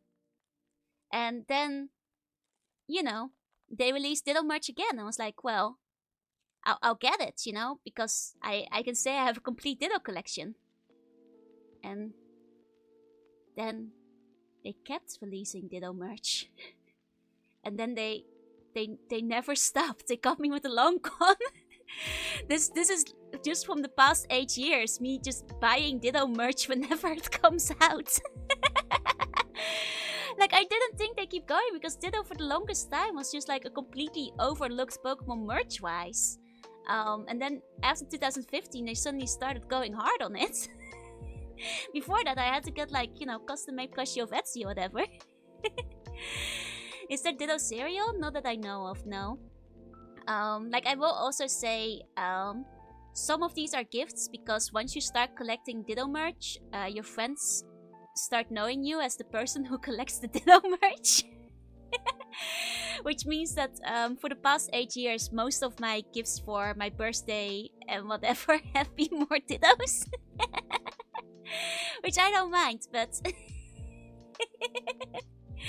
that's basically what it comes down to. That's basically what it comes down to. I will say though, once they started making all the plush lines of like the Dittos transformed into other Pokemon, that's where I stopped, because they were making like 20 different versions of every different Pokemon, and like my wallet can't handle that. You know, like if just, you know, every couple months like 1 or 2 Dittos come out, I'm like, yeah, I can get another Ditto. I can't do that for every single transformed ones. I just got a couple of the ones I thought were cute, but that's it. Ditto Nissan racing package. Yeah, it's spilling out. Unfortunately, I'm running out of space on the Ditto. Like, some of the Ditto stuff has like gone into the chair. Thank you for gifting a sub to Ditto plush. Thank you. Yeah, I'm here for the Blobby Boy, not his cosplay. If anything, you know, as cute as they are, it's kind of inaccurate to Ditto, because it's technically only the one in the anime episode that had the issue with the face. It'll be like a Pharaoh's Tomb, but just filled with Ditto merch. Yup. So, you know, the Ditto collection got a little bit out of control, but I'm not complaining. When I look at it, I feel joy. So it is fine. It just takes up one corner of the room. I think they abandoned the floor. Yeah, they ordered the face, which makes me a bit sad. Like, I think it was like officially abandoned once they hit like Detective Pikachu, where they like make the major movie thing. Technically OP because he can become any Pokemon. The thing is, he maintains his own stats. Like, he doesn't copy IVs, and he only gets 5 PP for every move. So like, you know, in a way, Ditto has a disadvantage because like, for now only a corner, or just because I can't take a picture from where I'm sitting, but you guys aren't seeing the chair or the section of my closet or the section of the cutlery. God, they made a lot of cutlery. A lot of tableware. Copy current stats exactly other than HP, does it? Or was it HP that only doesn't cover? I see. Yeah, the chair. The chair has like pillows and stuff on it. I am actually wearing Ditto pajamas too. But that's the Ditto. He's a silly boy, and I accidentally wound up with too much Ditto because, like I said, it is kind of the go-to gift. Everybody gives to me now. Whenever anything new Ditto gets released. So I might have hit like Ditto max capacity. As you guys can see, it was kind of overflowing. I might not have enough space for more Ditto. But that's fine. He gets his little corner. He deserves it. Yeah, he can perfect IV breed for them. How do you feel, Zoroark moving in on Ditto's gimmick? Exactly. Like, unbelievable. Whoa! Whoa, Phoebe! Thank you for gifting 24 subs! Holy shit! To everybody who got a sub, please enjoy the emotes. Thank you so much. Thank you. A happier, better 2024. Thank you so much. I really appreciate it. You're saying birthday voting a Ditto is a safe bet? Theoretically, yeah, it's true. Once you start getting team gifts, you get them for the rest of your life. And for the rest of my life, I will be the Ditto girl. Thank you so much, Mimi. Thank you. Oh, and hi, you Fluffy. Hi. Welcome in. So yeah, that is the Ditto collection for people who have never seen it before. I will say I haven't been very active with keeping up. Ditto is in a lot of merch these days where it's just like a background character. I don't really buy those anymore. Though I do get gifted those from time to time, so you know I wind up catching up. Do our bones go to Dittos? No, they go to construction projects and little treats. Only a few go to Dittos. Does my new bottle have a Ditto face toggle? What do you think? What do you think? Yeah, it does. Yes, it does. Was Ditto the influence for the bonus society? Not necessarily. The bonus society is because I'm bonus. Sea slugs don't have bones. Looks like my Wooloo collection. Nice. Can mine go to the Ditto Fund? I will let it go to the Ditto Fund. Yes, yes, yes. Gearswas, thank you for the bone. Thank you. Oh, actually, I am a little bit low on like water. I might have to refill that in a second. Whopper, thank you for the resub. Thank you. Please enjoy the emotes. And also, hi Primrose. Hi. I have a small Kirby collection. Nice. Hi, Stoppy. Hi. You're in Italy and you're using roaming. Oof, I hope it gets better soon. Sea slug? Yeah, I'm a sea slug. Exactly. Sea slugs have no bones. Like I actually wound up with a lot of Kirby's, but that's mostly because Kirby's are like one of the go-to, like claw game plushies. And, it's a good shape for a claw game. In my first couple of years in Japan, I did those a lot more often. These days, I don't have space in my house for extra plushies, so I don't really play claw games anymore. But from that era, I still have a good amount of Kirby's. Bestie Bun, thank you for the follow. Welcome in. Yeah, Sea Bunny Slug, exactly. Luck, have a good New Year's. You have a good New Year's too. Have a good luck. Aw. But yeah, so like I actually, because I was running out of space in my house, I just gave away a couple of Kirby's to like friends, and then like in like my neighborhood they did like a charity collection thing for like kids. I just gave a bunch of Kirby's to the charity for kids. I hope they have a good time with the Kirby's. Love the most is Lucario, but I have a pretty good variety of other Pokemon too. Nice. I'll buy a Kirby Gachapon almost every day, but I rarely care. I change. Curse your coinless lifestyle. You gotta get some coins, R2, or it's not gonna work. New Year gifts for you? Thank you so much. Like, I wonder if it's possible to own a Sea Bunny Slug. Tricky. I mean, like, you like, aside from needing, like, a saltwater tanks, they're not really good pets because they're very small. So you won't really see them very much. Like, most pictures you see of sea bunnies are, like, pretty zoomed in. While actual sea bunnies are only, like, the size of your fingertip, more or less. That's the big board in the restaurant. That is basically all the games I played this year. The 130 games we played on stream specifically this year. I played a couple of games off stream. But like these are the ones I played on stream. I've got a shrimp quill tank currently. Nice. Yeah, you need a big saltwater tank for just a tiny slug. Yeah, you've been busy. Like, not to get like a little sappy, but starting to stream is like one of the best decisions I ever made. Like, not just am I a lot happier, but I'm also just like a lot more productive in terms of like actually finishing the games I want to play. Like playing them together with you guys and having the motivation to do so. It's just so wonderful. Like, I'm playing more games than I have in like decades. Well, not decades, but since high school essentially. So it's really cool to actually look back on the year and see like how many I went through. Yeah, there are other sea slugs you can keep in tanks. That's true. You met nearly 100 books. Let's go. I do want to like read a few more books this year. Didn't read that many. I still need to finish House of Leaves. I'm only like 20% in. Yeah, it's a good motivator. Exactly. My internet is struggling, so I must go. Have a happy new year, and I hope that Italy will be a lot of fun. Make yourself sound old. I am old. I'm so thankful you started stream. Oh, thank you. Like, I'm glad, throughout high school, I didn't get the chance to, like, play, like, the last stage of high school, I couldn't play many because, I was busy, and then in university, I was ungodly busy. And then when I started work, it kind of slips by, you just kind of tired, and you wind up, like, not doing much. And now I'm playing so many games. So I think like streaming in so many ways has like really changed my life for the better as well. I'm having so much fun, and I have like something to look forward to basically every day of the week. And like, even if time is bad, I start stream, and then time is good.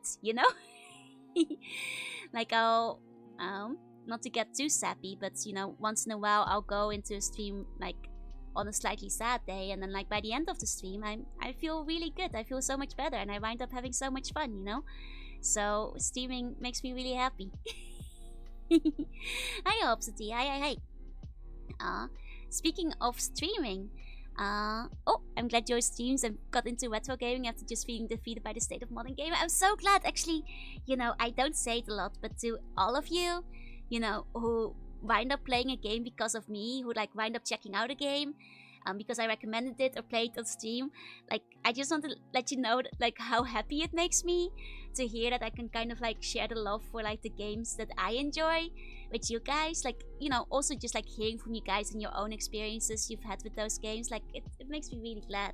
Oh yeah, Iken, hi, Sir Stretch. Thank you for the stretch. 1 second. So, you know, it makes me really happy to hear that. Speaking of games, I actually wanted to talk a little bit about you know, the games we're gonna be playing in next year as well. But we'll do that after I refill my water bottle because it is empty, and I am thirsty because I've been dehydrated after 2 days of Comic Cats. The full version of your profile pic is on the artist's Twitter. Unfortunately, it isn't. I don't believe they ever posted it. If you go digging far enough in my media, you'll see the full version at some point, because I have posted it myself a couple of times, but unfortunately not, I'm afraid. How's it going? Got some good stuff? Yeah. I think the subtotal is 13 kilos. I weighed it for fun, but yeah, I got some good stuff. I got most of the books I was going for, so. Want to show it to my friend that loves Nudie Bunch and Sea Bunnies. Oh, yeah, like I mean, if it helps, I can just like hold it on screen real quick, and then you can take a screenshot. You know, then you don't have to like go searching for it. It won't be like in like maximum fidelity, but I love the art and not like a lot, so I don't mind showing it off for a bit. There we go. One of my favorite arts of all time, which is why it's on basically my profile picture on Twitter and stuff. Sophia isn't posting about what I'm playing.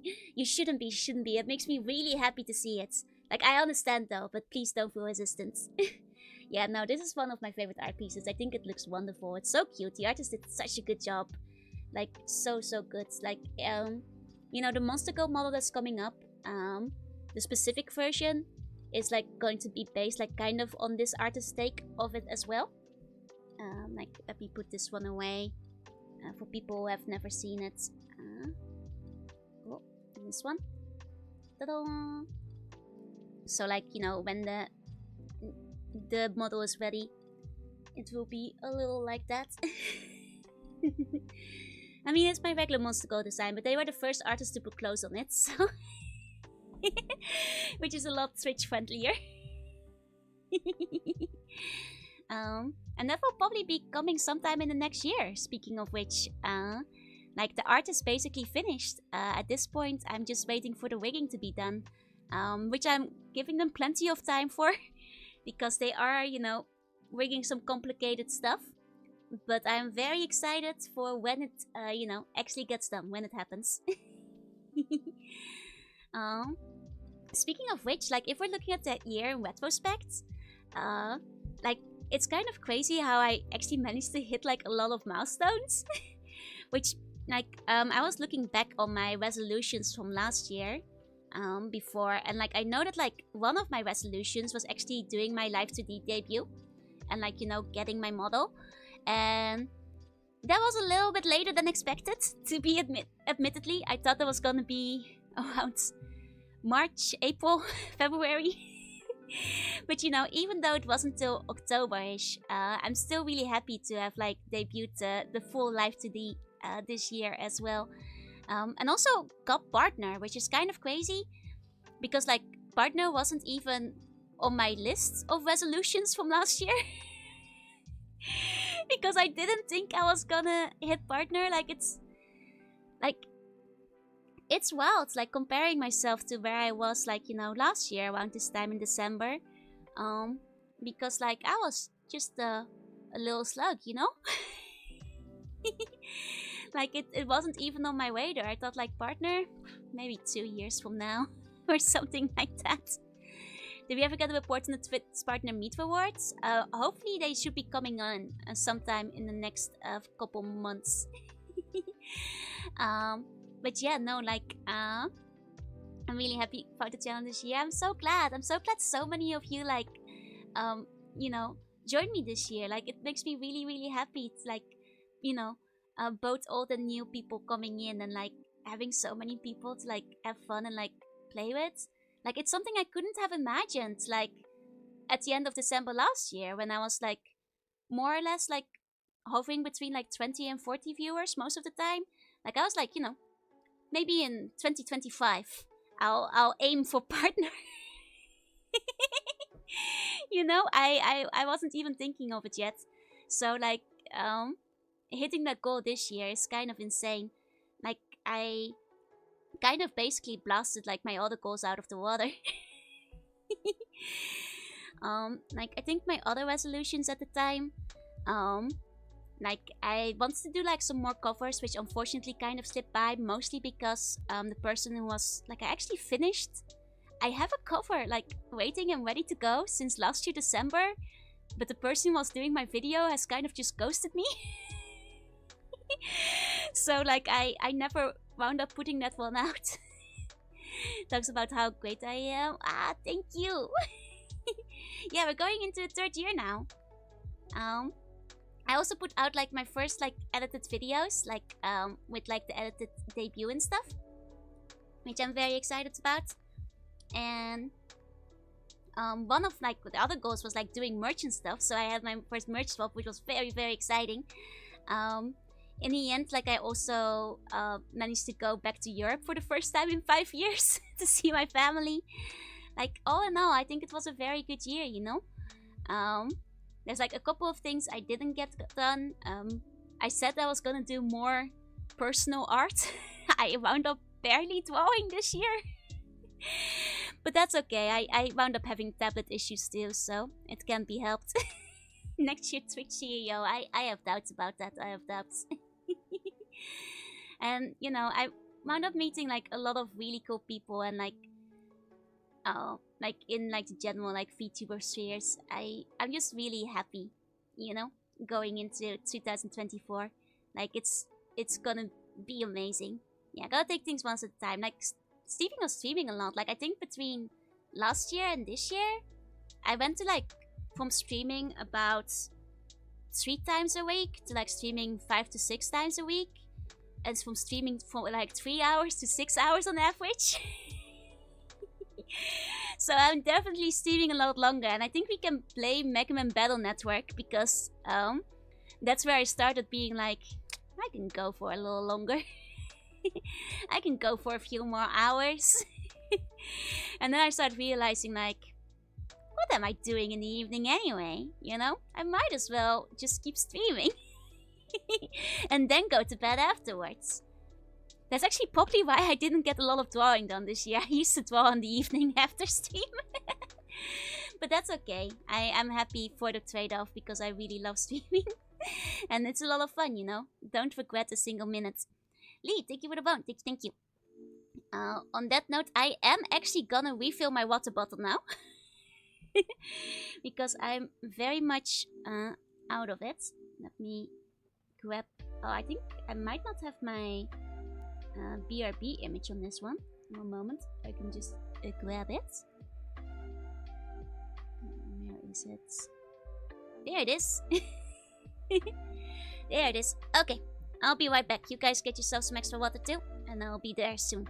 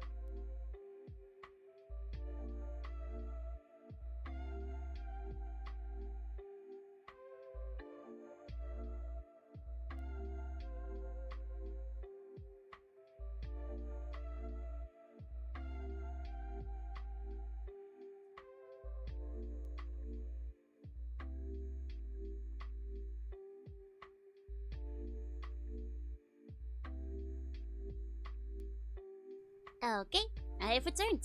Don't slugs have eternal water in them? So do humans. You're like 80% water or whatever. Doesn't mean you don't have to drink it. Oh, and Coleman, thank you for the bone. Thank you. 1 second. There we go. And a sip. Okay. Because like, you know, now we've looked at the games I've played over the past year, I thought it might be fun to also pull out the list. You know, it's been a little while since we've looked at the list. So, I thought that might be cool. 1 moment. Yeah, the list. Oh, it's very...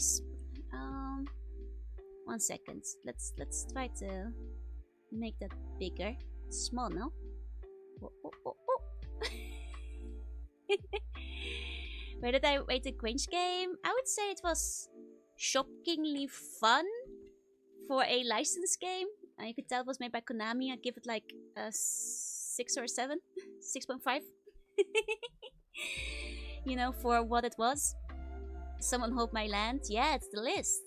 The list that I have not updated in a while. So keep that in mind. There are definitely things missing on here. Both in terms of suggestions as well as crossing things off that I played. I tried to update it a little bit, but I didn't have a lot of time before stream started. Because like, you know, this is also the part where I will happily take some suggestions again from you guys. Like if there's any game you'd really like me to play in the new year, this is like the moment where you tell me, I suppose. Yeah, I miss when licensed games could be good, right? I mean, to be fair, the PlayStation era also had a lot of shit licensed games. But you know, there are some good games in there. Pokemon Mystery Dungeon Sky, Pokemon Mystery... That's not... More Digimon. Okay, I was gonna be like, that's not a game. Spyro was more already on the list. Licensed games have always on regarded Dark Cloud 2. I think I got Dark Cloud listed. Dark Chronicle. Yep, it's there. Scorpius, thank you for the bone. Have you ever played Rayman M? I don't think Rayman M specifically. Because I've played like regular Raymans. I'd like to suggest its thing. What is it for? So I know which category to write it in. Because like I cannot... Monkey Island? Let me see. Monkey Island, shockingly not on the list yet. So let me put that in. There we go. Okay, we have to like make this... We have to figure this out somehow. Hold on. We need this like on the screen. 1 second. I'm just gonna figure this out so it's easier to see for everyone. Then let's see. Okay. There we go. What's the list? This is the list. It's my spreadsheet of games I want to play, as well as games I have played on stream. Like I also, like a lot of these are just like my own personal plans, but some of these are also your suggestions. So I figure, you know, it's the end of the year. I might as well update the list. You know, I guess I might as well also just like send you guys the list real quick, so you guys can browse through it if you want. I put it in the not the Discord, in the chat right now, so you guys can look at it. It's time for Alien Isolation. Alien Isolation is not gonna happen, I'm afraid. A Swordfish story and Little Witch story. You guys are gonna have to tell me what consoles or categories these go in, because I need to know where to put them. Like I need to know where to put them. Wimworld is also really neat. Like I know a bit about Wimworld, but I don't think I'd be good at it. Knowing how bad I did at Dwarf's Fortress. Where's Pepsi Man? Once again, you have to tell me. Like was that a PlayStation game, or was that Dreamcast? Did I just say something in Dutch in place of an English swear word? I don't remember. I might have not. I do that sometimes, but I don't think I did it right now. You might have just misheard. It's also not really a game you can finish. That's fair. alien population. Once again, guys, please tell me like what it is for, like alien population PC, or like put a genre next to it. Like if you're gonna just tell me chicken invaders, I don't know what that means. Thank you for the hydrates. Seven Knights is an action RPG. Little Witch is a JRPG with really cute graphics. I see, I see. Spore for the PC. Okay, I think Spore might already be on there. It's not, surprisingly. I can put that in. There we go. Spore. Legend of Mana for the PlayStation 1. Let me see. Not in there yet, so I'll add it. Could have sworn I had like Legend of Mana in there somewhere. Maybe just not on the PlayStation. And then Death Trap Junction. Okay, okay. There we go. Shadow War was for the PC first-person shooter. Okay, okay, okay. Have you played Ace Combat? I've played the first two, and I do plan to play the other ones. Just haven't gotten around to it yet. Let me add Shadow Warrior. There we go. Legend of Mana is super cute. Like, I mostly remember playing Sword of Mana. That's the one I had on the GBA. I did like it, especially like the split story stuff. Like, Legend of Mana is like, unfortunately, one of the ones I had to miss out for. So I would like to try Legend of Mana at some point. In that case, Project Windman. Okay. And Chicken Invaders is also PC. Okay, okay. Though like space battle game. I see, I see. I guess like if you guys are saying PC, I'm assuming most of these are like old games. But if you're like suggesting like games released within like the past 15 to like recently, like if it's on like I do have a separate Steam category is what I'm saying. I did play the OG Star Ocean. Not yet, not yet. I do want to, but that one definitely is on the list already. Secondly, on Cruelty Squad is from Mission Based FPS. That's a newer one, right? If I recall correctly. Here we go. Cruelty Squad. There we go. Yokai Watch, Little Battlers, Megaton Musashi, and Digimon Story. I think Digimon Story is already in there. Like, I have been meaning to, like, try a Yoko Watch. Did I play Fantasy Star 1 through 4? Not yet, no. 1 second. Metal Arms for the GameCube. Okay, okay.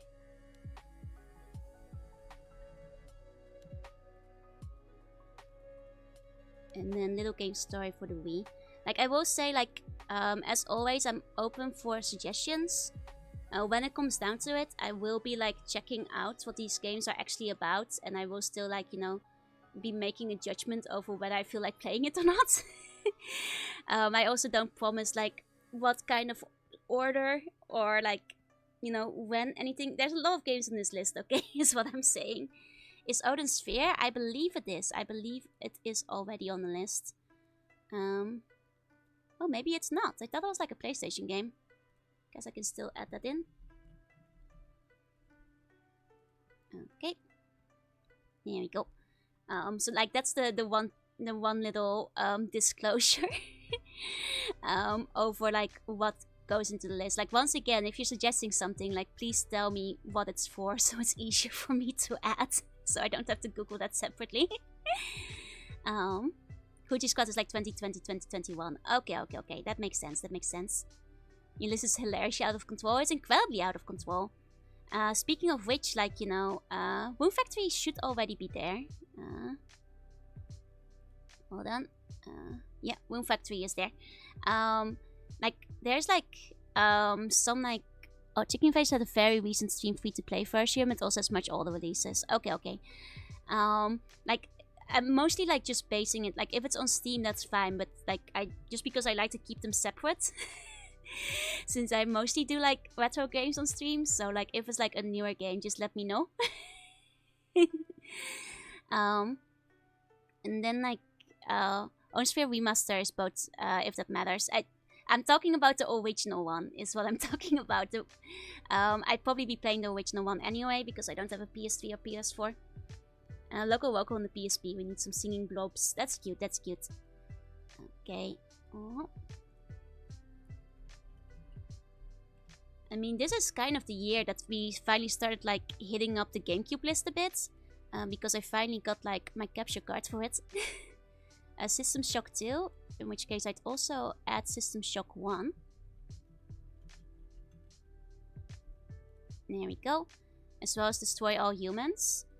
There we go. There are two versions of Shadow Warrior, both for the PC, but the original is funniest. I see, I see. There we go, there we go. All added in. Let me take another sip of my drink. Heretic, Shadow of Serpent Riders. What do you consider retro? I mean, I know it's ultimately objective. Like, my heart kind of aches for anything. Like my personal cutoff feels around 20. But I feel like, you know, all of you have a different cutoff. And like, some of you say it's like 15, some of you say it's 10. I will begrudgingly accept 15. I will not accept 10. And I guess that's where I'm at, basically. Though, for my personal vibe, like, it's more around 20. But like, you know, that's just how it is. Yeah, 18 makes a lot of sense to me myself as well. My cutoff is the SNES, don't at me. Yeah, it's hard because everybody's gonna have their own, you know, subjective opinion of what like is or isn't retro, and like that's a whole discussion where it's like kind of hard to pinpoint. And I know, you know, even though I don't want it to, like, I know that as time goes on, I'm gonna just have to accept that like the DS and like the Wii and so forth are gonna fall under those categories eventually. Because in my mind, the GameCube barely feels like retro, honestly. But you know, that's a whole different matter. Like, that's illegal information. Yep. It's more by console generation for me. Like, I definitely, I know it's a matter of passage of time, but in my mind, it's gonna be hard to ever accept like the Xbox 360 or like the PlayStation 3 as retro. Just because at that point, you know, I think it's because those games don't feel dramatically different from games we have now. A friend called Borderlands 1 retro when I aged a few decades, right? Neighbors from Hell. Let me put down Neighbors from Hell too. There we go. Most people who have played Citizen Shoot didn't play the first one. I mean, shouldn't you though? Like, I usually try to play things in order, but yeah, exactly, Vieric, exactly. Like, you know, I usually do just because it feels like most people do, but in my mind it still feels wrong. Speaking of the DS, it's 20 years old, and that is very illegal information. That like, because in my mind I'm still struggling to accept the Game Boy Advance as retro sometimes. So like the DS being retro soon is, well, it's all subjective is what it comes down to, isn't it? Yeah, put me in the home. I'm old now, exactly. Precisely.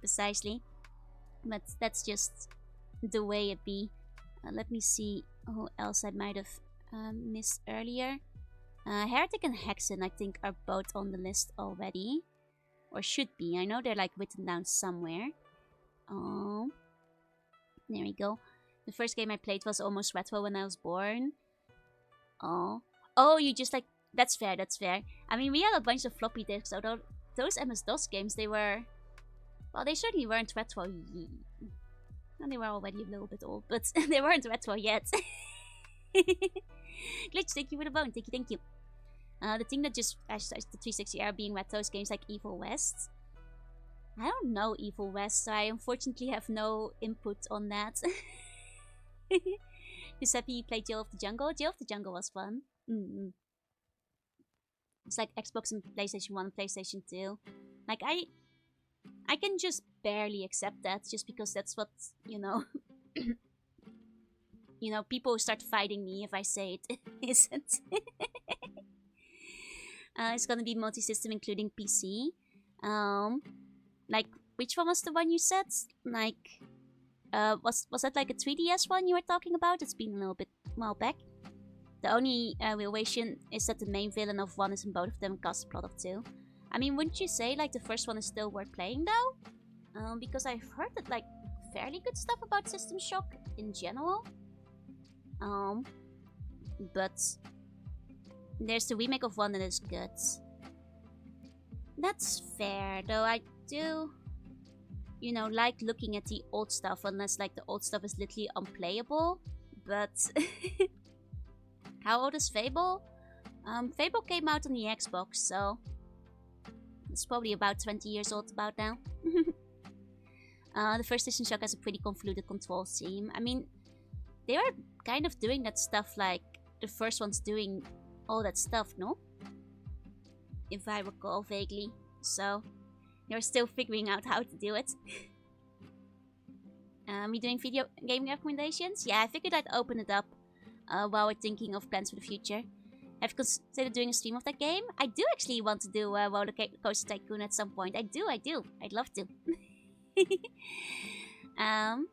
Rage Fable 2 and 3 could be on the PC. They haven't ported that. That kind of surprises me.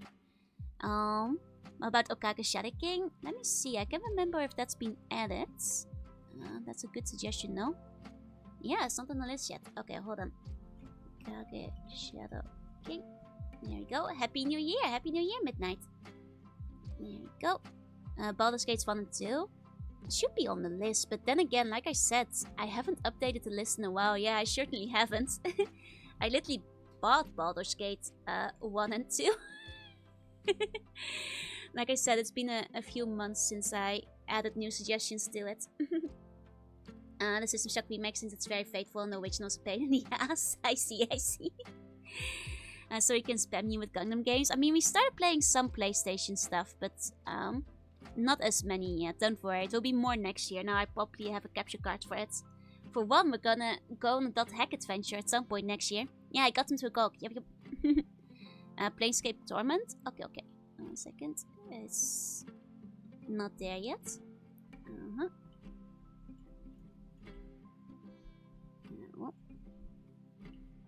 There we go. Okay. If you play it, recommend using OpenRTC, which adds HD support. Oh, that's a good point. Legacy of Kain Soul Weaver. Okay. I don't think that's there yet. 1 second. Kain Soul Weaver. Every Blood will tell. Oh, like I'll look it up. I haven't heard of it before, I'm afraid. Blood will tell. Okay. Legacy of Kain Blood Omen before Soul Weaver. What is that one for? Does it go onto the PlayStation list as well? Wait, Blood will tell needs to be in the PlayStation 2 one. There we go. Okay. What about a horror game? I recommend Dino Crisis. You know I'm not very good with horror games, right? Don't save them for Halloween. There's Fallout 1 and 2. Oh yeah, good point. Did I not add those? Man, I really did forget to like add a lot of games. I have been wanting to play Fallout 1 and 2 at some point. There we go. Overlord is on the list though. I know for sure Overlord is like on the list. Because I've been wanting to play that. Spyro Dawn of the Dragon. I think the Spyro games are in there. Yeah, I wrote down Spyro. Spyro is there. Shikoti, thank you for the bone. Thank you. PlayStation 1 would be easier to get running properly. I see. Blood Omen was also PlayStation 1. Okay. There was Legacy of Kain.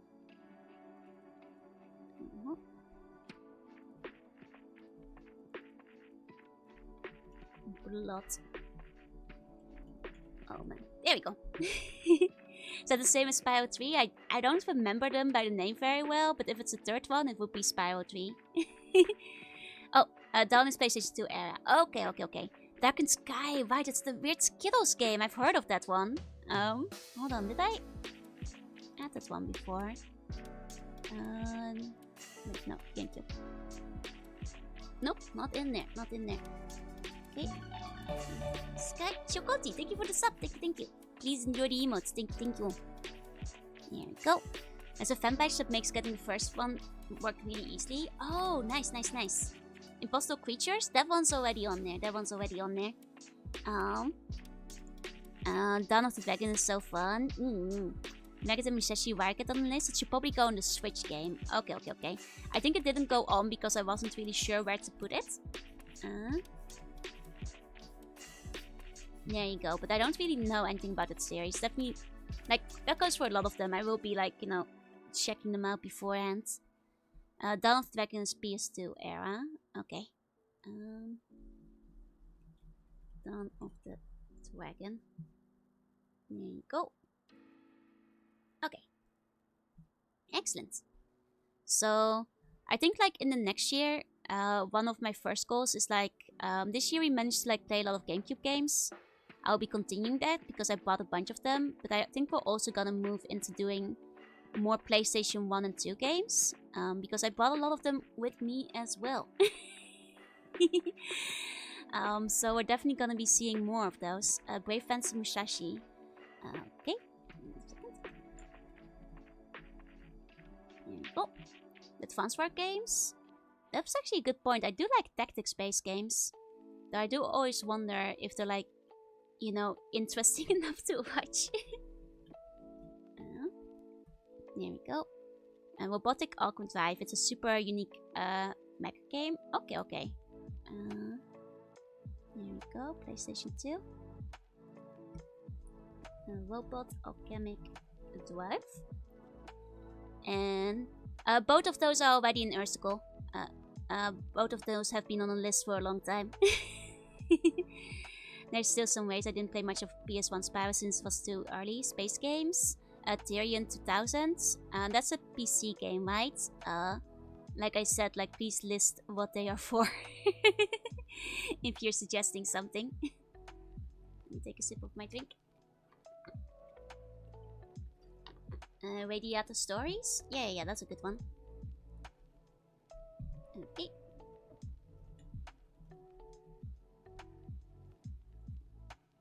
There we go. If it's on multiple things, just tell me which version you consider the best, I suppose. The Totally Not Ghost in the Shell game by Bungie. Nice. Hi, Apexatories. Hi. I mean, speaking of Ghost in the Shell, I do want to play the Ghost in the Shell game at some point. I have it with me. What my favorite games are? Oh, Bestie Bun. You know, I guess we can put this one away for a bit, and then I can show you my debut slide. One moment. Hi, Metal Dad. Hi. Okay. Kingsfield.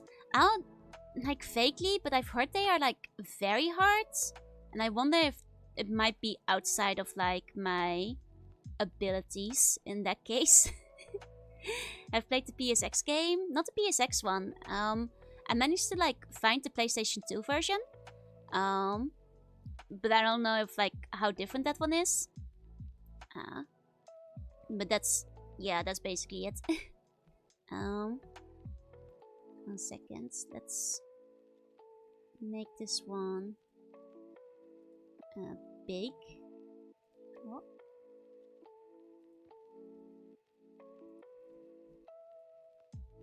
Okay. Because you know somebody asked what my favorite games are. A foolish question. This is the debut slides that I made back in the day. This is just a selection. It's really hard for me to pick like a top 3 or a top 10 or top 5. So these are just listed by category, by various consoles and handhelds. Because I find it very hard to narrow it down otherwise. It is Gunny Back to the Forest. Yes, that's number 1, of course, which is why it's not even on here. It goes without saying. Does the Blue Main ending special? It means that I like them particularly much within that category. Like even within my favorite games, they stand out just a little bit higher. Is basically what it means.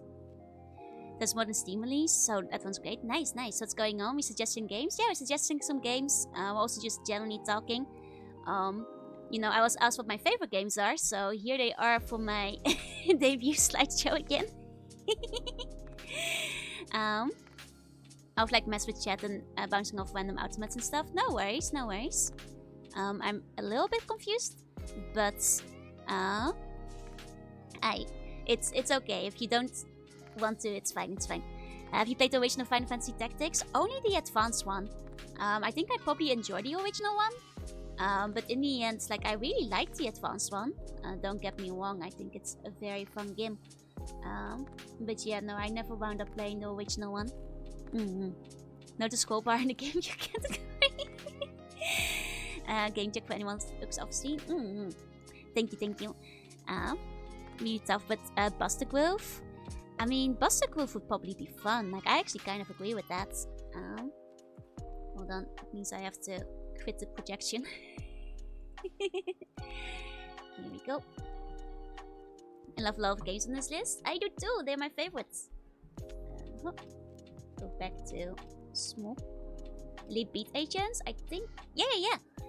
I love Elite Beat Agents. It's one of the best DS games, if you ask me. 1 second. Buster Groove. Like, I'm assuming those are rhythm games, which I do like, but I don't often play them on stream. Just because it's a little bit hard to like read chat while focusing on the rhythm game. You know, I do want to play Elite Beat Agents at some point just because it's silly enough, but might have a weird suggestion. Go on. Oh, tell me all about it. Like, fun fact, I am actually quite good at rhythm games. It's just they're not compatible. There's no being good while reading chat at the same time. Rhythm fighting game, nice. Heart of Darkness. Okay. Let me grab it. Hello, hi Shaman. Hello.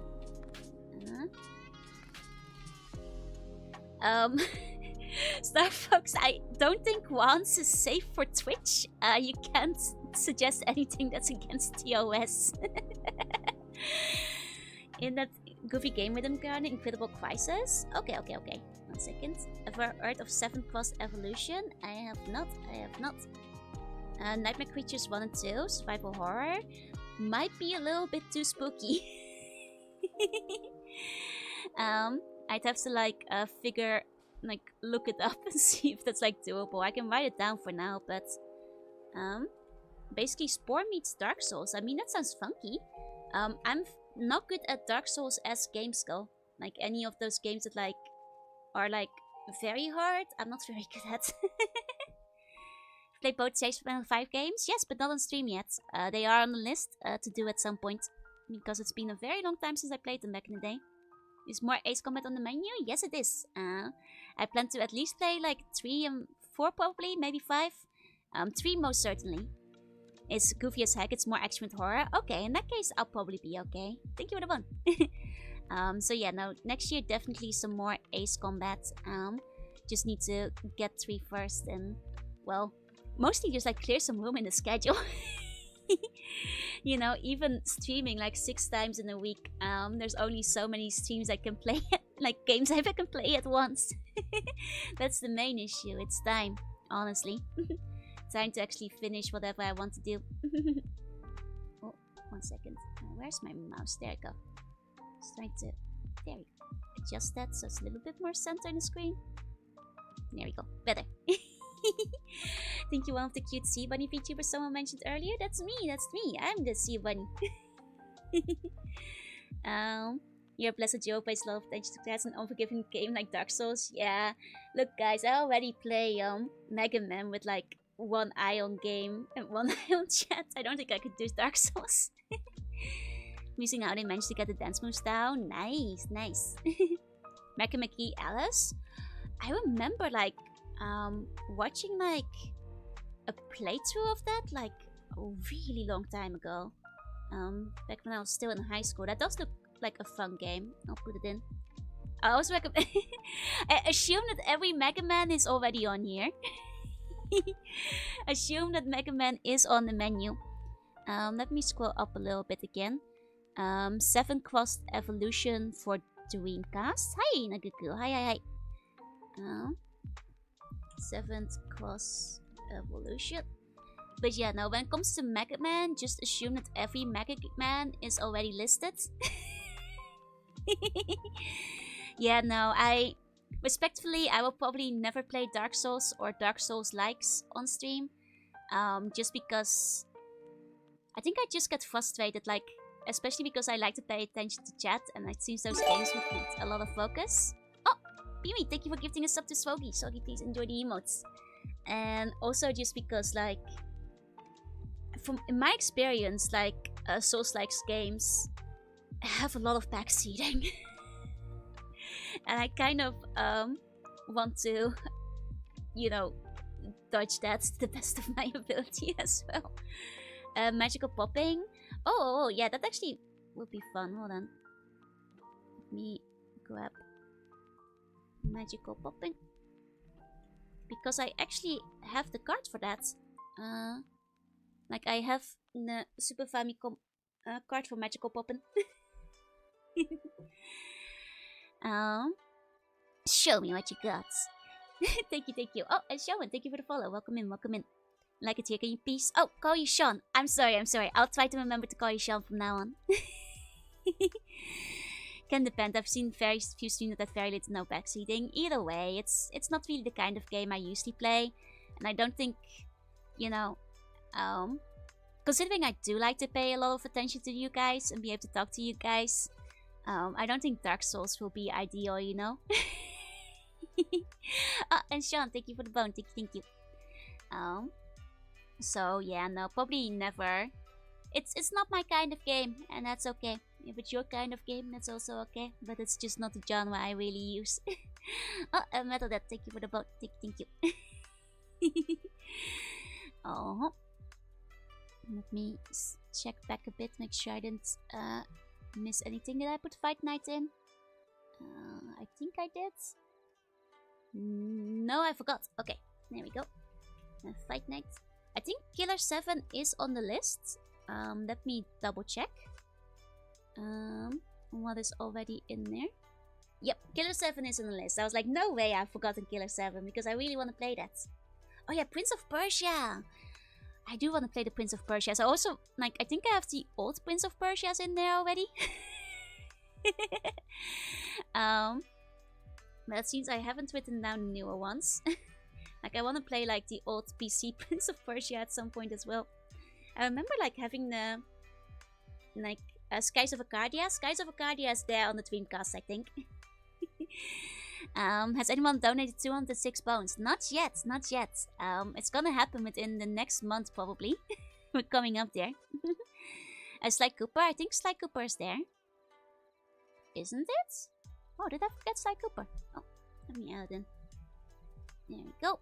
The Longest Journey. Okay, 1 second.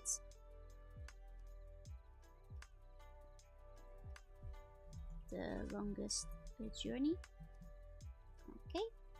There we go. Urban Wayne. I can put Urban Wayne in as well. God.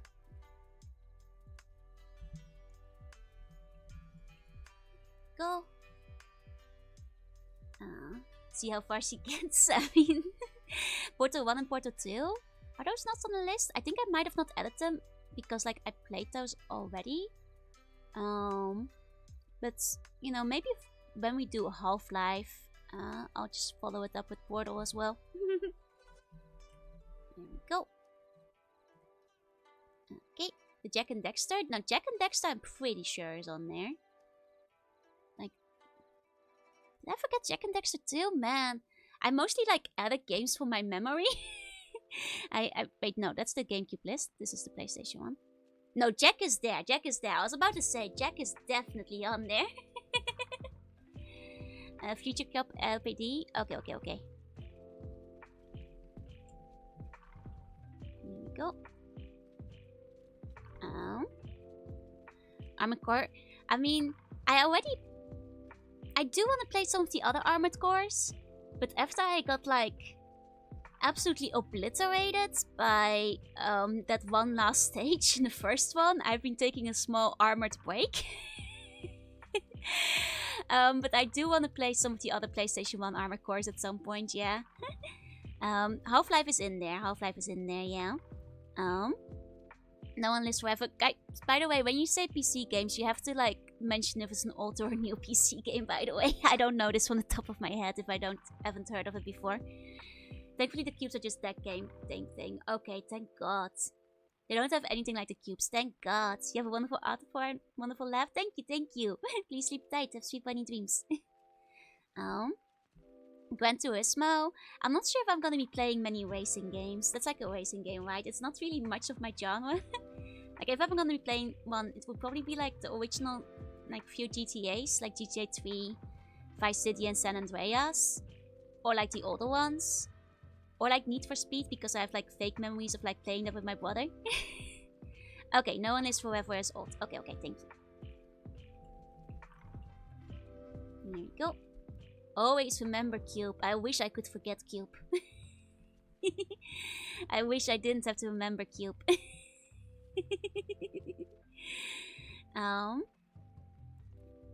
Always remember Cube. No. Let me take a sip of my drink. There we go.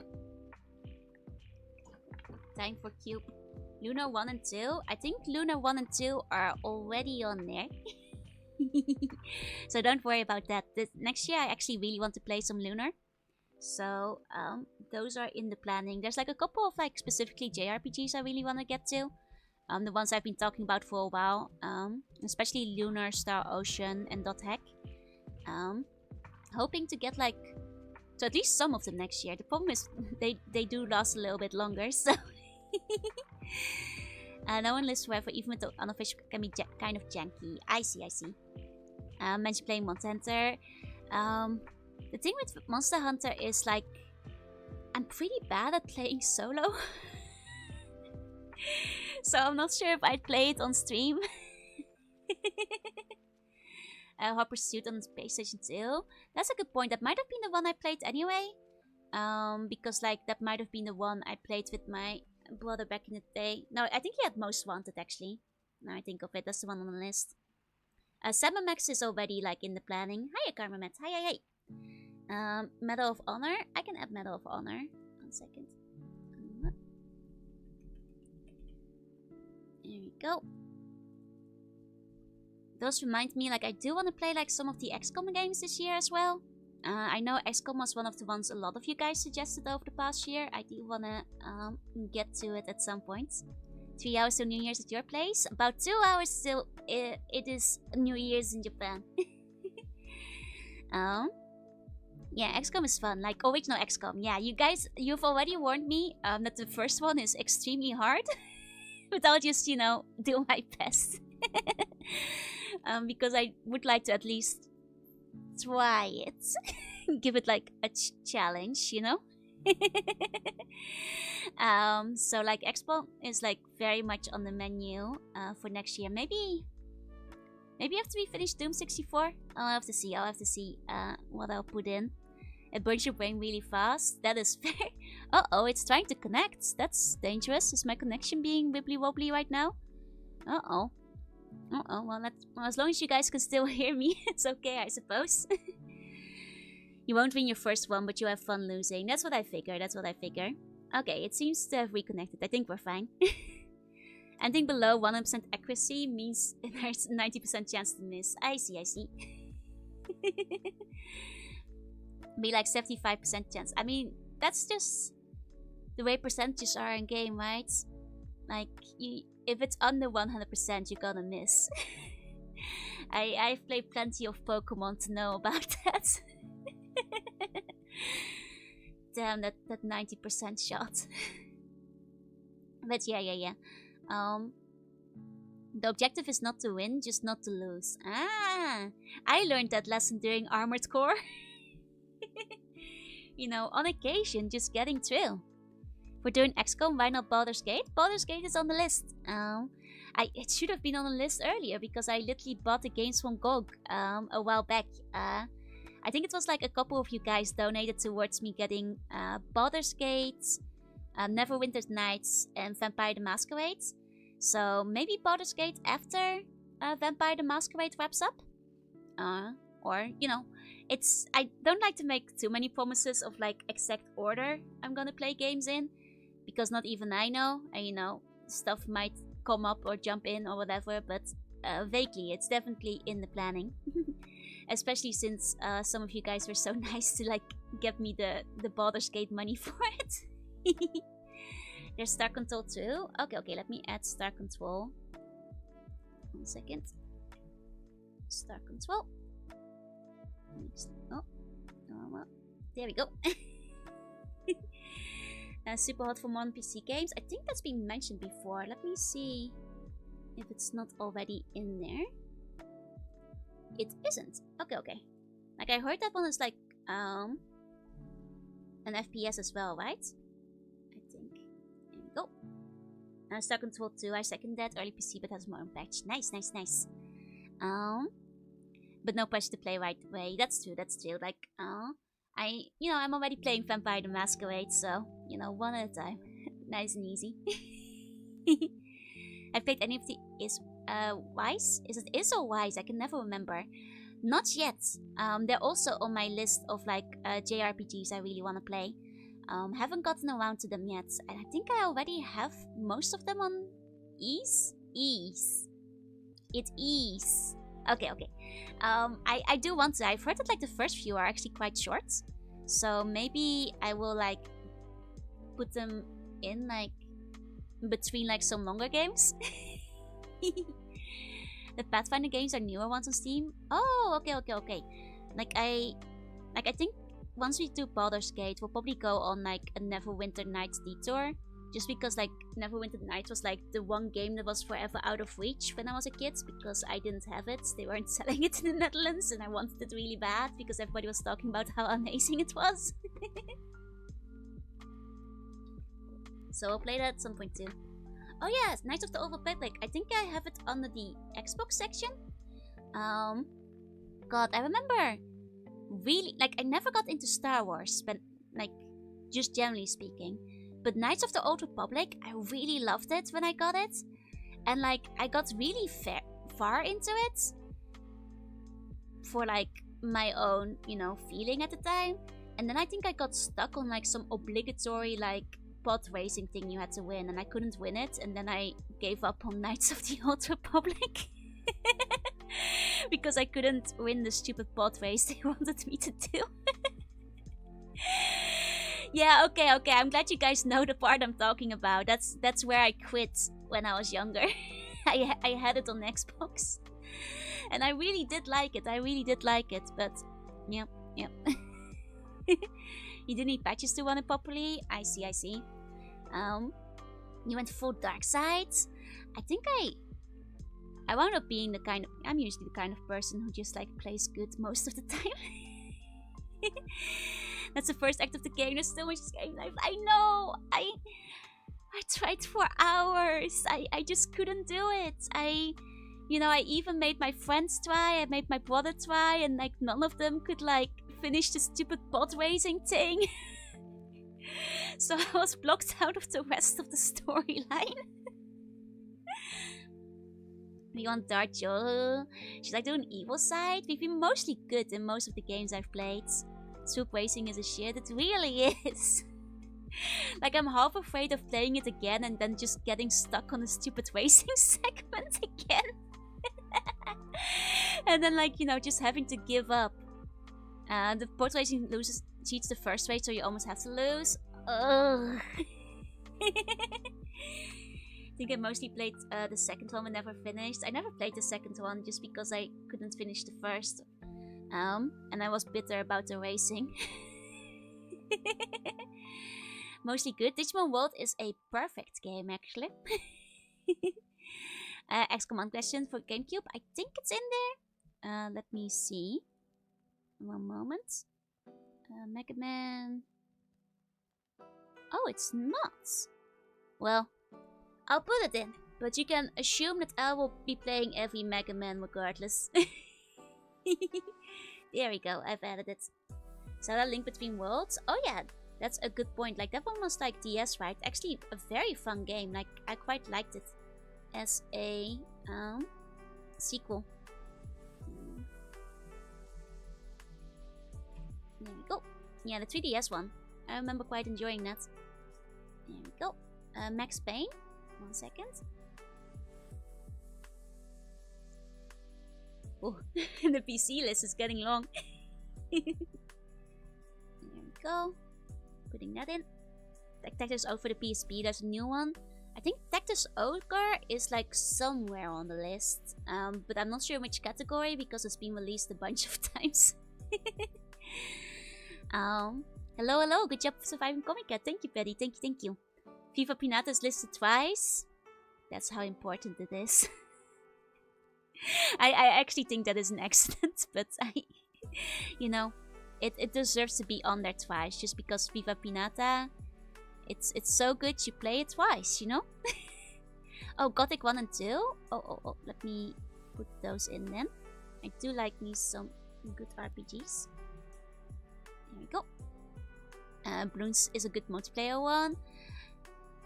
I feel like, you know, I missed out on like the Blooms hype back in the day, which is crazy because I played so many Flash games. But I never played like a lot of Bloons. Kirby Planet Robot Tot. I think that one is in there. Let me see. Or I thought it was in there, man. I really just keep thinking I already have games on the list that aren't there. Here we go. Okay, there we go. Just like when Galaga was PS1 twice, yep. So good, but it's really long. That's okay. .hack is gonna be really long, and I hope you guys are. Actually, do you guys wanna see a little secret? What about the Nox RPG game? What is it for? You have to give me a category that goes into. I'd be happy to try it because I do love RPGs, generally speaking. Thank you for the idea. PC. Okay. I'll put it in. There we go. Okay. And Arcanum. Okay. Oh, Magic World. I do like that. Gonna hop on, have a good time with Bloons. Okay, no. Okay. Strive Veteran Edition. Ooh. Okay. I think I saw that. I meant to add it to the list and then my brain shut off. There we go. I need to like catch up with like some of the suggestions and like add them all in. I've been a bit lazy. Okay, but I was gonna show you guys a little secret. I'm gonna put the list away for a second.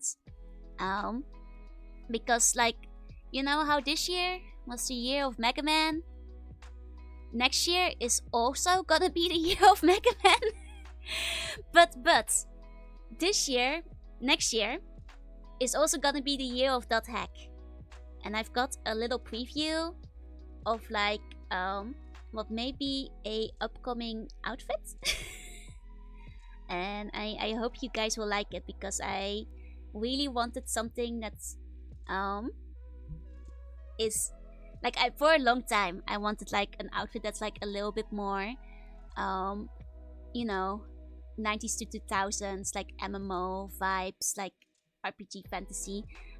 So you guys get to see it here first. I haven't shown anyone yet. Oh, it's really big. 1 second. Ooh. Ta-da! Yeah! Are those all the games I played? This year? Yes, the ones in the background. So I hope you guys will like it. Yes, the D-pad necklace. I wanted something that's yeah, the Slayer shoulders is one of my favorite parts because I really want you know, I really like the old school like designs, the kind of stuff you see in Slayers, the kind of stuff you see in Magic Knight Wayard, the kind of stuff we saw in Alice in Cyberland like a lot of the time, and I kind of have been wanting a design a little bit more like that.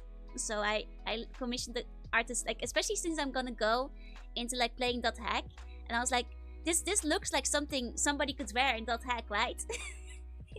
Does this make sense? Yeah, the Deedlit shoulder pads.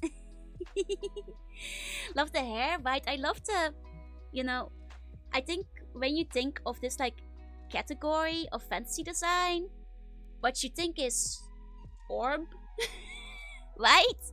Like, you know, the pointless orb in the hair and in the costume, and like, you know, orb in gem. So like the hair is one of my favorite parts as well. And also it has like little bones and stuff, like that are all the, like, both on the back and in the like little bunny ears. The Magic Knight Bayard SNES game. I should. It's my 100% dot hack Amelie's material. My uncle at Nintendo would vouch for it.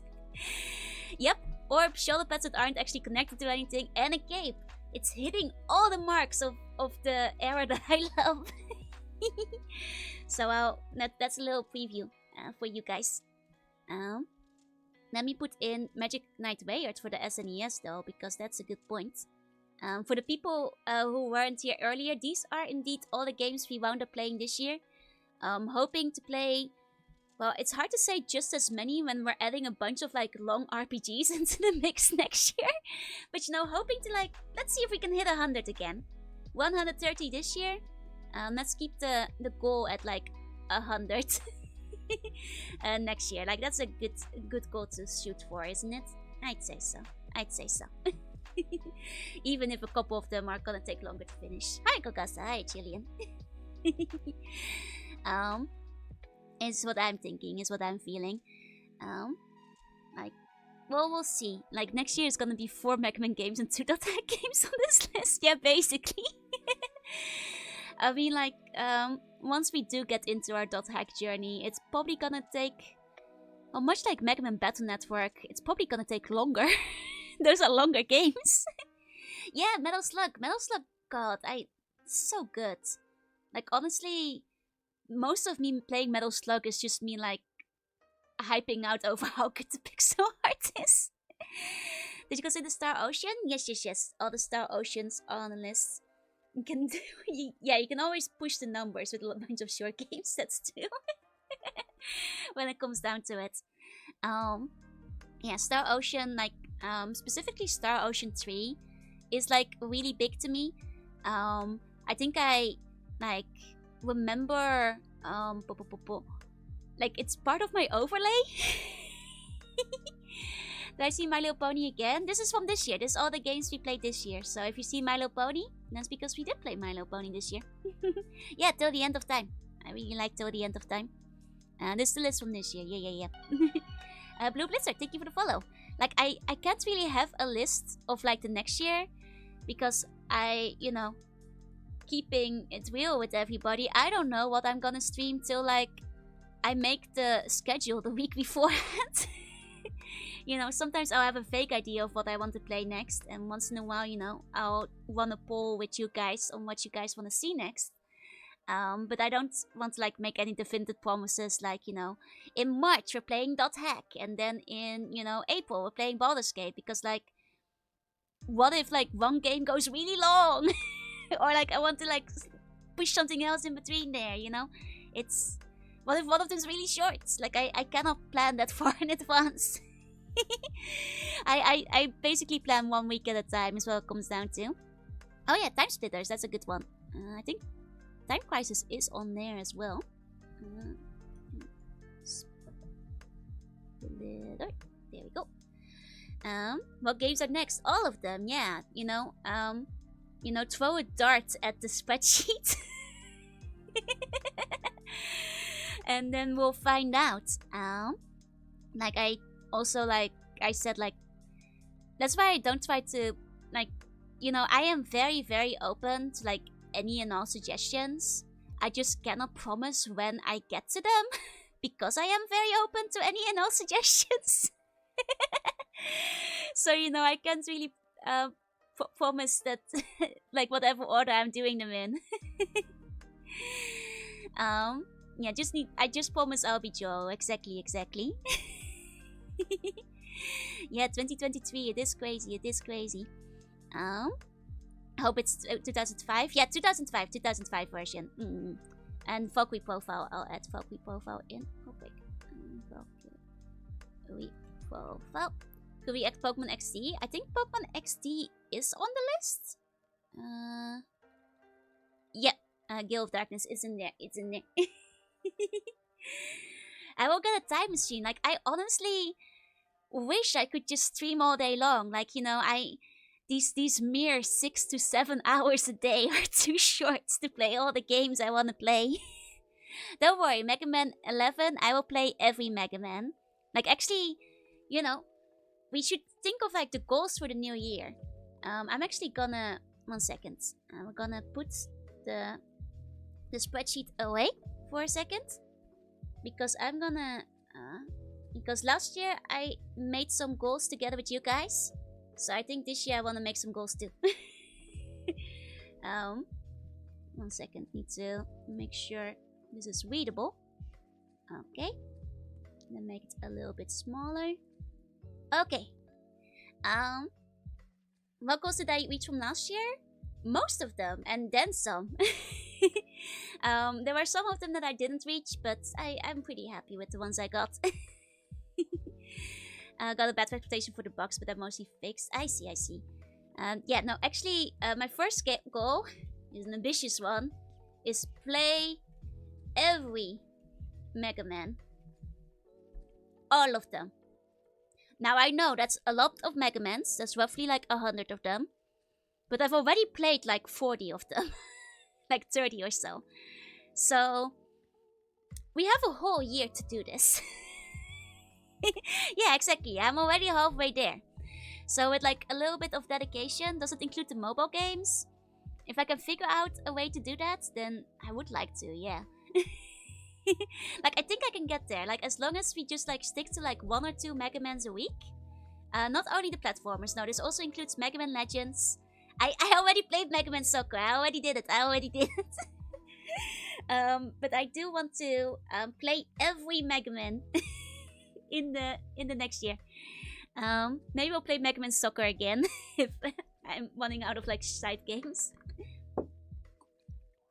Yeah, exactly. Like, just need X, ZX, Z, Legends, Star Force, and then various spin-offs, Mega Man and Base. And then the, like, 2 classic games I haven't played yet. Will turn into Mega Joru. I mean, I did, like, commission the fan art to, like, celebrate my Mega, accomplishments. Yeah, X-Type Offline also exists. Like, I mean, I feel like I'm not... Like, X-Type, like, I'm not very into the gacha thing, but I feel like we should do it at least once, just so it's part of my plan to play every Mega Man. You know? Yeah, I saw that at the Mega Man Soulful games. I actually thought that was what the question was about, because, like, there's the Battle Network games that came out on the cell phone that they, like, managed to get. Tombone games count. Is Mighty Number 9 included? No! not a Mega Man. X-Jo, Zero-Jo. I've got both of them. Actually, I guess there's probably some of you have never seen the art before. So let me grab it. A moment. It should be here, but I am blind. I'm struggling to find it. Or if I can't find it quickly, we might just... Oh. Where did it go? Oh, there it is. There we go. This is the first. This is Joel X. Mega Joel X. There we go. If you need premium fan games, I'm your slug. Let's go. I mean, I'm probably not gonna get into like any of the Mega Man fan game sets because I fear they might be too hard. World Master Reploid fan art would be great. Actually, so badass, right? It's really cool. I love this art. And then for when we get to the like all the Zero games, I also got this one. Yeah. Because I'm very excited to play through like all of like X and Z in the upcoming year. My scarf is cute. Thank you. Yeah, no, even as a robot, I need to wear the glasses. As a normal Mega Man game. Okay, that's good. Yeah, I got it covered. I'm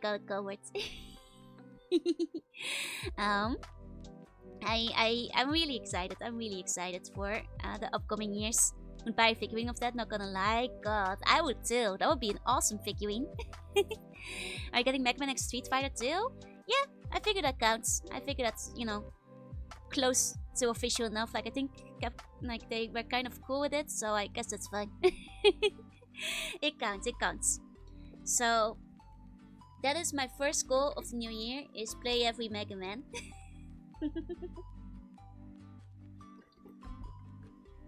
Then for the second goal,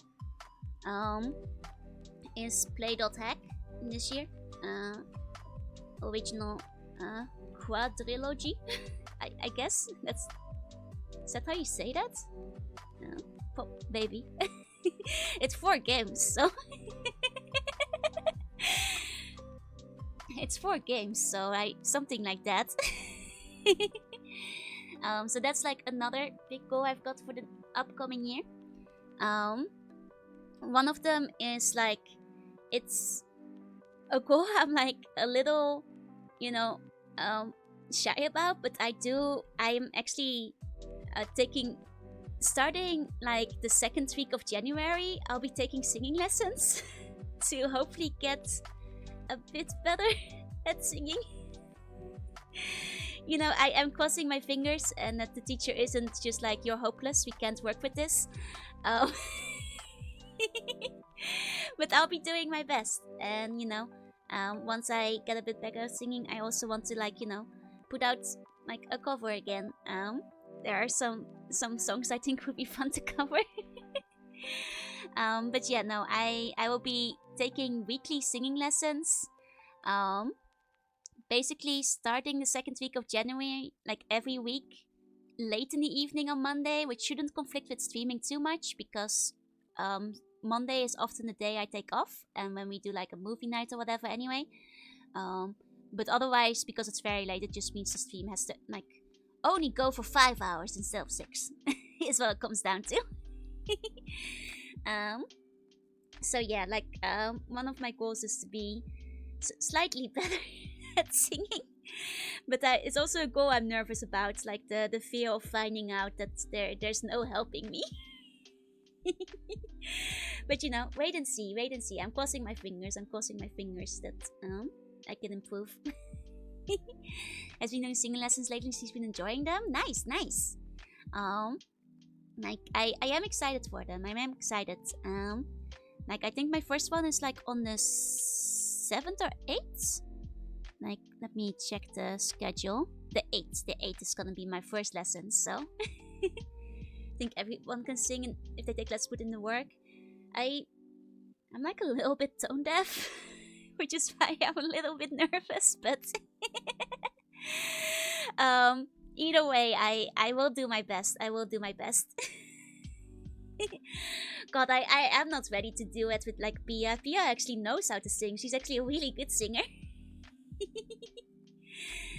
Yeah, now, like, look, worst case, we already have the Utao voice bank for Joru, and if that can also just be a way of releasing covers in the future. You know? But it is one of the resolutions I want to make for myself, like one of my goals. I guess, like, because we already mentioned it, I'll add stream 100 games to the list again. Controlling your breath would already make you a lot better. Oh, that's fair. Like, I don't know what I'm doing. I'm probably not controlling my breath at all, ever. 8 PS2 games. I was saying original quadrilogy. I'm not including any of the GU or any of the games that came after the original 4. I am aware GU exists. I'm not including them in my goals of the year. Maybe some other time, maybe some other day, but I'm not committing to that, basically. Yeah, but 100 games is what I'm going for. Like I would like add more games to this list, but like if I add like too many games to like what I want to play in the next year, that's gonna become a mess, because there's no way I can play every game, you know. How much time is going to be spent on the Quantic Racing Sim? Well, usually I try to do like too much like grindy stuff off stream, but we'll find out. There's one game every 3 days. Yeah, I'm gonna have to put some shorter games in there, I just realized. Is 100 too high? No, I can do this. Put them next to each other? Yeah, sure. 1 second. There we go. Plays every game ever created. I mean, I think at some point it might be fun to do a challenge for like every game released on like the GameCube or whatever. Or like playing every MS-DOS platformer that I can find. But like, God, I wish I could play every game ever created, but I barely have time to play the games as it is. So I really need a Groundhog Day loop to finish them all. I need more time in a day. I only get like 6 or 7 hours for Steam. Damn work, damn it. I complete every game the chat recommends, and if you do, you will be awarded a Ditto IRL. I think between all the recommendations you guys have given me, it might actually be impossible to finish all of them in 1 year. You know, I'll do my best. I will do my sincerest best. Just like this year, I played 130 games. I will try to get through as many as possible next year as well. But there might be a limit to what I actually can do. Yeah, to be fair, when I told you I was going for like 50-ish games in a year, I was only streaming 3 hours. and less days a week. Play every game on PlayStation 3, you need 3 generations. Yup, there's a lot of them. Like GameCube and Nintendo 64 is actually possible. Like MSX, actually possible. PlayStation 2, not possible. Not possible, but it's gonna be tough. Participate in group efforts to beat all the Nintendo 64 games. Nintendo 64 might actually be a good goal. Just because like the library isn't like insane. Yeah, exactly. The list is just a suggestion. After all, exactly. That's also why I say, like, you know, please don't be mad if I play something that isn't on the list. As you guys just found out, I thought a lot of games were already on the list and I forgot to add them. You know, sometimes the mood strikes to play something and it gets added to the list retroactively. Yeah, having fun is the most important thing.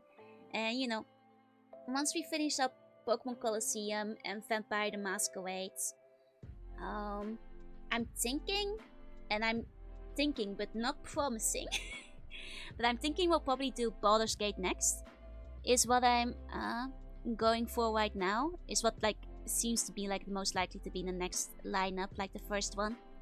Yeah. Having fun is most important thing. Yes. 70 hours to the new year? Only like 1.5 hour a year. Yeah, you gotta stray from the list once in a while. Exactly. Other than that, I think like following up Doom 64, it will probably be another FPS. You guys have given me a lot of suggestions, so well, one of those. Like I like having like a little bit of variety in the genres I play every week. So, you know, once I finish off like one of the RPGs, I'll probably like replace it with another RPG, and so forth. And like, you know, of course, Mega Man, expect 1 or 2 Mega Man games every single week. Until we've played every Mega Man. Mega Man isn't going anywhere. Unless we take like a quick break during October for Halloween again. That's the one exception. Yeah, unbelievable, right, Wilby? Doing it for fun. So yeah, like actually, putting away the text real quick for a second. Like, I think, you know, the Dot Hack one I probably will wait for till I got like the new outfit, so I can go in wearing the outfit for Dot Hack. So that one probably won't be for like a few more months. Yeah, I wouldn't feel very joy without the one Mega Man stream. Can you imagine what will happen when we run out of Mega Man games? I'm gonna feel so lost. Hi, Effie, thank you for the bone. How do you feel about Base and Base EXE? Wait, 1 second. I have a very simple answer for this. I'm pretty sure I have the screenshot in here somewhere. So give me a moment. Wait, do I not have the screenshot? Damn. Well, but let me one second. It's in at the very least in my assets. Okay, here we go. I made myself a custom outfit. This is my baseball shirt. As well as my base hat. My baseball hat. I love Base. He's my favorite character. These are assets I drew myself. When I was going through the battle networks, I went through like I think 4 or 5 streams in a row where I made like a stupid base pun like every single stream. Mix it up every time. I do have the foam finger. 1 second, let me find it. Foam finger is here we go. Base number 1. Yeah, like if I wasn't afraid of like terrible copyright actions, I would make this in real life. This is an outfit I would wear.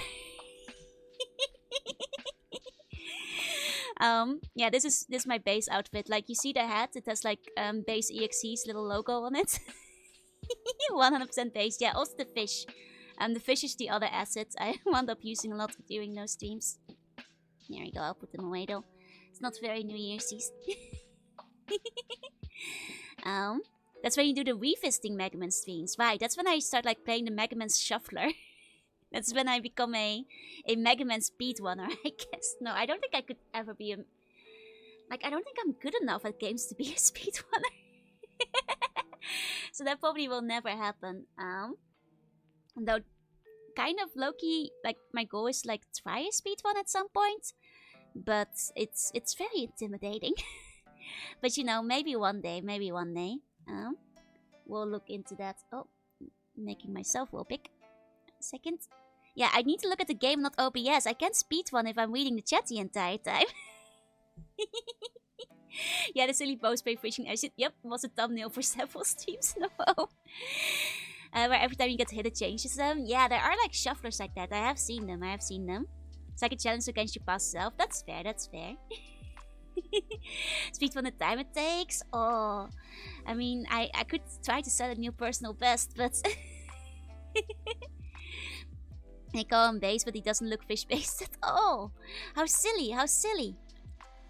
Keep up with chat while setting down world records. I mean, that's true, I guess. I mean, it depends on the game you're playing, though, right? Because there's, like, games you can kind of, like, walk through mindlessly. You know, like in Digimon World, where, like, half the time when I was walking over the overworld or Pokemon Colosseum, you can just, you know, move the control stick with one hand, read the chat, while also, like, taking a sip from your bottle with the other, you know? Like, without, like, really slowing down. 1 second. Oh yeah, I know Bas the fish is pronounced different, but it's funny to make a joke about anyway. Yeah, oh shit, world record. Exactly. I guess like once you get good enough, you kind of get into it, right? And you kind of just like don't really, you know, get slowed down by the chat anymore. But yeah, no, maybe one day I'll try a speedrun. I mean, I do have like the ambition to give it a try, especially because there's like an MSX game that to my knowledge nobody has speedrun yet, and I kind of would like to give it a shot, but to do that I'd actually need to play it on Steam first, so we're gonna have to do like a regular playthrough of that at some point. So it's the opposite of speedrun, it's whatever I'm doing on stream most of the time. It's my gameplay footage of Paper Mario where I tattle on every single NPC. That's a slow one. Impossible glitches until you do glitches ones, yeah. But yeah, like I said, like early on in this year, Sonic Adventure is pretty high up, Star Fox is pretty high up. Once my schedule opens up a bit, I want to do like a couple more like one-off old PC and MS-DOS games as well. There's a couple of like point-and-click adventures and Sierra games. Yeah, if you don't tattle everyone, are you even playing the game, right? This is vital information. Exactly. But yo. I am...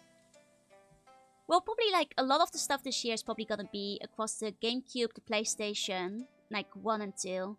as well as the PC, just because that's what I have the most access to at the moment. So that's probably what we're gonna be doing mostly in the year. I do at some point want to like finally get a Dreamcast set up for streaming. So when that time comes, we'll make sure. Chief, thank you for the bone. Thank you. Paper Mario, 10%. Yep. When do we play HoloCure? I've actually played HoloCure off stream, probably never on stream. I mean, it's a good Satsu game, I guess, because it's kind of brainless and you don't really have to pay attention, but there's so many games I want to play on stream. I probably wouldn't make time for the HoloCure, I'm afraid. As much as like it is a fun game, like during the time when I just like wanted to be like brain dead, head empty, like it's a really good time filler. Like I played a lot when I was in the Netherlands during summer, because the internet connection at my mom's place is terrible. Please don't make an X. I think you could get within 4 hours. I think so too. Because my first playthrough was 6 hours and I died a lot. So I think I could do 4. Most definitely. Shenmue? I think Shenmue is on the list. Like, let me check. Yeah. Shenmue isn't there? Oh. Why is Shenmue not there? Okay. Here we go. Now I can play Virtual On properly. Virtual On. I was about to say, what's Virtual On? But yeah. I would say like coming up soon. Expect like a rough lineup of like RPG plus Mega Man plus FPS most weeks, mixed up with like various other games. Something like that is probably what most schedules going into the new year are gonna look like. Oh, and I do want to get like my Nintendo 64 hooked up as well, because I really wanna, you know, play Banjo-Tooie this year as well. Actually, maybe I should add that into like maybe I should just add hook up Dreamcast Nintendo 64, because it will give me more options, you know. It's just an arcade game and the controls are a bit booty. That's a bit of a shame. Yeah, eventually more Mega Man RPG. Indeed, we're gonna go back to Star Force. We're gonna go back to Legends as well. So that will be in there. I guess like as far as other goals though go, I don't. Yeah, we're finishing X2. We're finishing it next week probably. Have I considered Inazuma 11 games? Yes, I have, because I really like them. I only played like 2 of them, but I think Inazuma 11 is like actually, if anybody wants like a fun like football slash soccer RPG, like they're actually really solid and they're actually a really good time. Wouldn't mind like playing them on stream at some point. The mainline Pokemon games, I can actually play the mainline Pokemon games quite easily, because I've got the GameCube like Game Boy player. So like Game Boy games in general aren't much of an issue for me. Got on 3DS and just played on the lunch break, and then you just got better and better. Nice. Are any of them in English? The Inazuma ones? Yeah, a bunch of them got translated. Oh, some guy, thank you for the follow. Welcome in, welcome in. Like, I don't know if all of them are, but like quite a few of the Inazuma games have been like translated into English. We're doing a don't collect all parts and collect all parts one. I mean, if the ending is like significantly different enough, I might like go back and collect all the parts again off stream. But only if it like makes a major difference. Otherwise, we'll probably move on to X3. People told me that like the don't collect parts was like the better like story-wise ending anyway. If they weren't listed because of the streaming setup difficulty. I think I didn't list the Pokemon games because like it didn't occur to me, because I feel like everybody's already seen them and I've played them all so many times. Like if I were to play any of the original Pokemon games, it would probably be like a run through of Crystal, but like it's just like, I don't know, it never occurred to me. Maybe we'll do like a regular Pokemon game, maybe like Red or Blue. Or Crystal. I'll look into that. I've mostly got like a bunch of like other Pokemon games on the list, just because they're like a little bit like in my brain I'm just like, yep, that's Pokemon. You know? One of the games means like 2 different games a week. Now you see, by compiling multiple games during MS DOSapalooza, we can get there. World Ends With You and Legend of Mana. Yes, these are both on the list. I love World Ends With You, one of my favorite DS games. And Legend of Mana has been added. Yes, I always watch Pokemon. That's true. I'll probably finish True Colosseum and Gale of Darkness first. And then, I keep saying it, I still want to play like Pokemon Conquest as well as Pokemon Channel with you guys. Yeah, Jack and picked my charter. That's true, that's true. Hiya Black Oyobi, thank you for the bone. And hiya Mouse. Hi. Might be worth playing through twice. Okay. I see. X4 is when you get the major difference. Okay. So 3 games every week. It's doable.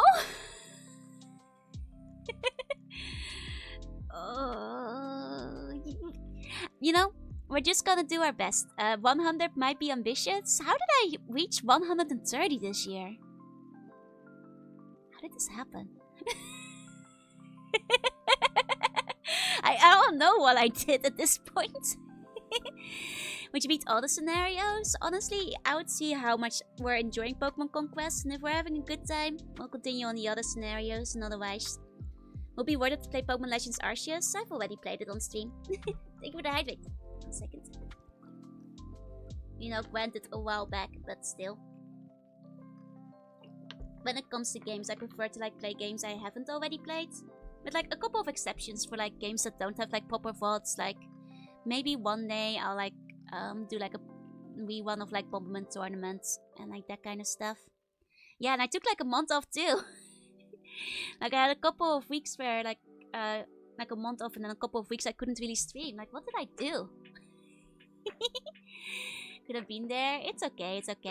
I played it when it came out roughly. So it's been a little while. How many hours till you reach the new year? Like 1 hour and 20 minutes to go. Yeah, I love Bomberman Tournament. It's my favorite Bomberman. I think this year, let's see if we can get around to playing Bomberman Generations. Because I think that would be a lot of fun. I would like to get around to that one.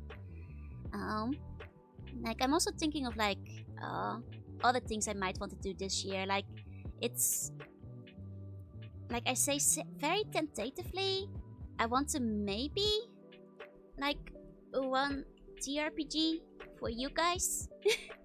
At some point, like I'm a little bit nervous about these things, but I think it might be fun to run like TRPG for chat. Bomberman Quest. Oh, I haven't yet. That would actually be fun. Like, let me add that one real quick as well, because I do like the general format of the games. There we go. So that's like another little goal. Like it's technically been a goal for a while, but I usually kind of chicken out. But I think at some point I just need to figure out the logistics. Might ask Tsukimi for some advice because I know she regularly wants like TRPG for like chat as well. So that's like a small goal. And then other than that, I'm trying to think. Like I usually try to avoid setting goals related to numbers because like numbers are kind of just out of your control, you know? You don't have any like control over how that kind of thing is going. Is Shining Force on the list? It should be, because in my brain I have added it, but in reality I guess that's kind of, you know, like a split up where I don't know anymore because so many games I forgot to add. And let me double check. Apparently it isn't. I think numbers are evil, ignore them. Yup. I see Sterling. Bless you. Andy, thank you for the bone. Thank you. 1 second, let me add Shining Force as well. Oh, and thank you for the bits. Welcome in. And like, where would I put that?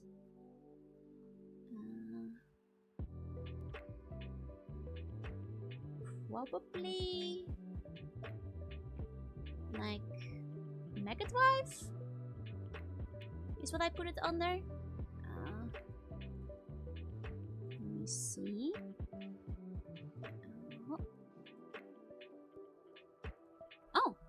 Apparently I have Shining Wisdom in there, but not Shining Force. I'm silly. Okay, there we go. It's been added. Both are PS1. Okay. Which CRPG? I don't know for sure yet. I am a huge fan of Ars Magica, but that might be a little bit complicated with chat, so I might just have to like do something simple, or like simplify, dumb down the rules of something else, like to be easy enough to play with chats, and see how it goes from there. Because like you know, dealing with like, you know, non-physical players, yeah, SMUPs are very short. We actually managed to like fit a couple of SMUPs within a stream like the last year. I think out of the SMUPs I played, I think the one I was most hyped for was probably Zeroing, but I was kind of sad that the ending was so disappointed. You know, opening is a banger, kind of a letdown that there's basically like I wanted more silly cutscene is what I'm saying. Where is my badly translated dialogue is what I'm saying. You know, I was really missing that, and like that was kind of a shame. It really did feel cut short. Like I wonder if they just assumed that nobody was gonna make it like that far. Which, you know, is entirely possible, but Tomato Adventure, oh, I heard of that one. Let me add it in. Yeah, the Mario and Luigi guys. Metro Prime 1 and 2. I think I've got the Prime series on the list. I don't. Man, I just... swear to God, I would have added that back in the day. I do want to play like Metroid Prime at some point. Someone set us up the bomb. What you say? Even some Capcom SMUCs are great in the first two stages, then fall off. Yeah. Do you have the original ones? Not on hand, unfortunately. Those are like games that are kind of expensive to play. Like get the original copies of. They're like in the scalping zone. But I do have access to the original ones. For starters, I think they are available like through the eStore. So I could like play the regular Metroids. Can you play some Arrow Fighters, which has playable Dolphin Pilot and great English? True. Have I played any of the Darius games? I don't think any of the Darius ones yet. We played like a handful of swaps this year, but mostly like the cutie ones. Like Trimby and stuff. Or Switch Store. Oh yeah, no, they're definitely... I could get them from like the Switch Store, I'm pretty sure. Can do retro games in it, so I'd like to suggest Game Dev Raccoon. Oh yeah, that's fair. Like I'll put that on there. Keep losing track of where my tabs are. Go. Little King Story. Let me double check. It might be. There's not many on the Wii list, I think. Yeah, it is. Has anyone suggested Ni no Kuni? I mean, Ni no Kuni is a lot of fun. But my hot take about Ni no Kuni is that like it's better if you have the book on hand, and like that experience is hard to replicate on stream. Look at how cozy you are, not knit. Thank you. I am extremely cozy tonight. Transfer to Raccoon is free on the PC. Nice. Oh, Takabatik. Hello. Thank you for the but yeah. Like I think Ni no Kuni, like the console adaptations of the game are pretty fun. The lack of the physical book, like the original Ni no Kuni, like for handhelds, God, like having the tome to browse through is like the huge, like such a nice part of the experience. Do you have Recitaire? I think we do. Let me see. I thought we did. I'll put it in. There we go.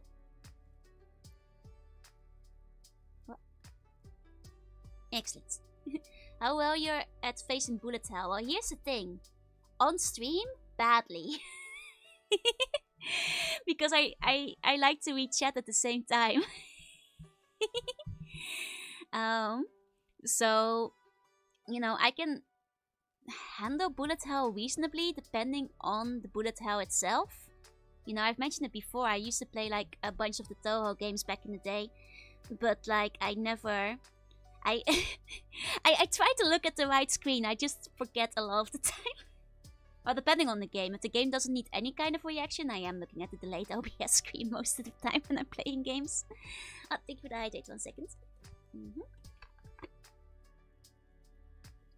Open Transport Tycoon. Nice, nice. I mostly just like played Roller Coaster Tycoon and that kind of stuff back in the day. But it's in the same kind of category. Actually, let me also... Oop, oop. There we go. There we go. Like other goals for the year, I'm not sure if I have any. Like I said, I try to like be like not focus too many on number related goals because those are out of my hands. I guess like I'll humbly hope that I reach 5k next year. Because you know, at least that seems achievable. That seems achievable. Other than that, yeah, it's mostly just spend a lot of time with you guys. Lots of streaming. Just play many Mega Man, stream many game, and have a good time. That's my main goals for the upcoming year, I'd say. Don't have like, you know, like all the years I will probably tune you more, but that's about it. For your Fighter streams, one of the most coaching chill in here. Thank you, thank you. Yeah, Mega Demands and hack those dots. Those are the main goals that I'm after. You know, I'll, you know, very carefully put on the Dwell more. That one isn't even for stream, that one is for me. I barely drew anything this year. Now that I have a new tablet, maybe I should draw a little bit more. Just in my own free time, be it Joho arts or art of like other people, like I maybe just a little bit more draw. Now that I have the tablet again, that would be nice. Like in the past year and even the year before that, I didn't do like a lot of art except for commissions. And like last year, my goal was to draw more, like outside of commissions. That's why I closed commissions for the most part. But now I'm like I wound up not really doing that. So like I guess my secret goal is like to maybe draw a little bit more as well. Because I think that would be nice. I think it would be nice if I, you know, stopped forgetting how to draw all the time. I think it's what it comes down to. I guess besides that, that's probably my goals. I just exist through the years. I mean, to be fair, I never really make a lot of resolutions, but it means that like start selling on Scab. Well, there's really no point.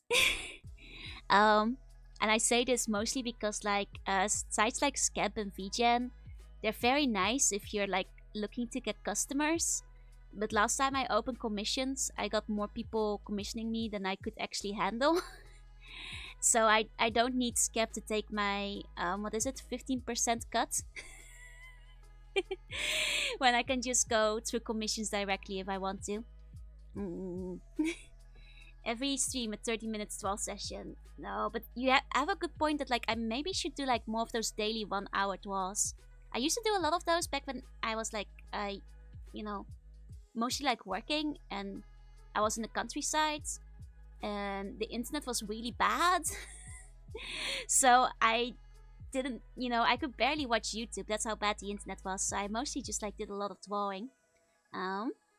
So if I, you know, once in a while I do open up commissions, but I don't use like VGen or Scab because I figure why give them 10 to 20% of the money when it could just be cutting out the middleman at that point, you know?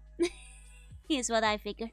You know, it's good for artists starting out 100%. Yeah, now the main issue is because like I guess we can put the goals away for a bit since we're done with them. Like if you guys are curious about my daily schedule, the reason why not a lot of drawing gets done is because on average around 8:20 I wake up. 8:30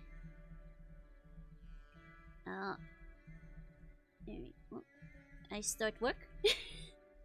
Then, or maybe I should just say 8:30 till 7:30. There we go. I work 1 hour lunch break. Then 18 till 24 I stream. So that's the time zone, JST. That's the office lady life. I mean, I love doing it. Like, it's my choice to stream this long. You know, nobody's making me stream for 6 hours. I want to, but it does mean that on average I have roughly 1 day of like 1 hour of free time a day. During which I tend to make my assets and thumbnail for the day, as well as go out and buy lunch and like all that kind of stuff. Which means that like, and then after stream I usually just go to bed immediately. Which is basically why not a lot of art is getting done. I'd have to put it in my like 1 hour lunch break, which is when I'm eating too. You know, I occasionally take like 1 day off a week. So I guess I could be drawing then during like movie nights. To waking up to start working. But I mean, in my case, it's because I like to sleep in as long as I can. But if I don't start working at 8:30, I'm gonna start getting into trouble for like setting up on stream. Roughly. So if I need to get by my work laptop by 8:30, otherwise otherwise it's not working out, you know, since you're uploaded on the main channel. I mean, the main channel doesn't upload a lot, like don't expect videos there. You know, expect only videos on the VOD channel, really. Usually takes 1 to 2 hours to convince myself. That's fair. In my case, it's, I mean, I feel you. I used to start because my work actually has like flexible hours, which means I used to start work at like 10 or 11, which is like when most people like start work. But that means like not finishing till like 8. But by starting several hours earlier, I get extra time to stream. You know, I get 2 more hours in the evening with you guys to play games. So that's basically how it comes together. And that's why I started waking up earlier, just so I'd have like more time for streaming in the long run. From work is a big part of why I can do what I want to do. Fair. I will still healthy, don't worry. I do often like exercise during my lunch break as well, which is what makes it hard. You know, either boxing or going for a walk. So I at least stay in shape. Yeah, flexible hours is very good. Like, honestly, without streaming, I don't think I'd have the discipline.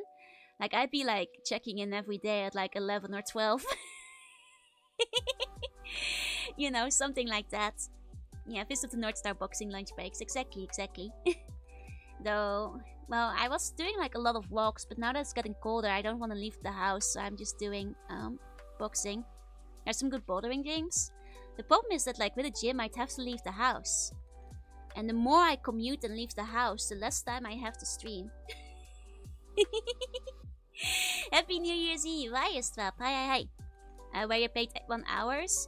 Oh, yeah. Well, I'm paid for 8 hours. They don't pay me for my lunch break, so technically I have like a 9 hour. Luckily, my job pays for overtime. And I am not expected to be 1 hour before because I work from home. So I can actually check in and out exactly. If I was still working in the office, there is often the expectation to be there earlier and leave later. But being like work from home, we have like check-in system, which makes it a bit different. Sure, it's colder in the Netherlands. Oh, 100%. It was quite warm. But once in a while, there's quite a cold day. Am I going to get Miku boxing? I plan to. It looks like a lot of fun. Yeah, I work remote. If I wasn't working remote, I don't think I'd be able to stream on weekdays. Back when I still had to go into the office, I was getting up at 5 AM to like get to work in time, and then I'd be home between like 9 and 10. And then I just sleep because I was getting up at 5 a.m. So if I, still had to go into the office, streams would be basically impossible. That would leave like no time to like actually see in the evening. I'd only be able to work on the weekends, As much as like the job I work at isn't ideal and it doesn't pay very well, but the big upside is to work from home, and that's kind of why I stick with it, because it allows me time to, stream and have fun and stuff. I should get to bed now. It's been a great time. Sleep tight, have sweet funny dreams. Thank you for coming by, and a happy new year. Mostly get into work before rush hour. That's fine, that's fine. How was Comic Cat? Comic Cat went well. I got like most of the wall circles I was aiming for, including like a bunch of Hololive mamas, so I'm happy. If I had you as a real life friend, I would start taking you on walks outside. I am taking walks outside. Just not when it's cold or rainy. On those days, I substituted by doing like boxing and stuff like inside the house. But I've been a little bit bad this past week, but that's mostly because I was working really hard on the Comic Cat presentation. I plan to be like a little bit more on top of it now that is over. I needed that 1 hour lunch break in order to prepare the presentation. Yeah, I do have to get food going outside, that's true. I generally leave the house to go to the supermarket, specifically one that is roughly a 40-minute walk there and back. So even just going to the supermarket is like, well, it's a decent walk, at the very least. It's not a fast one, that's for sure. But they have like the good cheese bread that I like, so. The like Brazilian style ones. Yeah, supermarket strats, exactly. Worth it, 100% worth it. Could catch some good Pokemon. There are indeed some Pokestops on the way, so if my phone battery is looking good, I do open up Pokemon Go and grab some while I'm going. Speaking of good walking, according to Pokemon Go, between the 2 days, I think I did walking for Comic Cat this weekend. I walked roughly like 21 kilometers, which is a good walk. There's a lot of walking when you go to Comic Cat, is what I'm saying. So that's most of the in 2 days. That's most of the making up for being like a little bit lazy this week. So I think it evens out ultimately.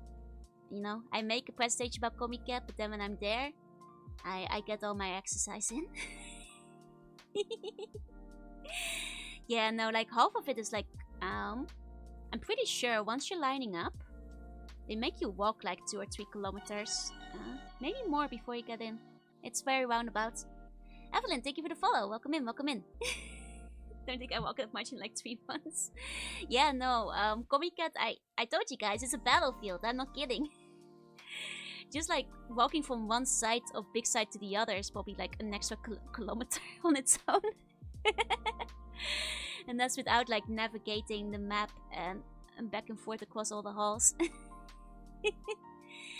That stops the closest gym an hour.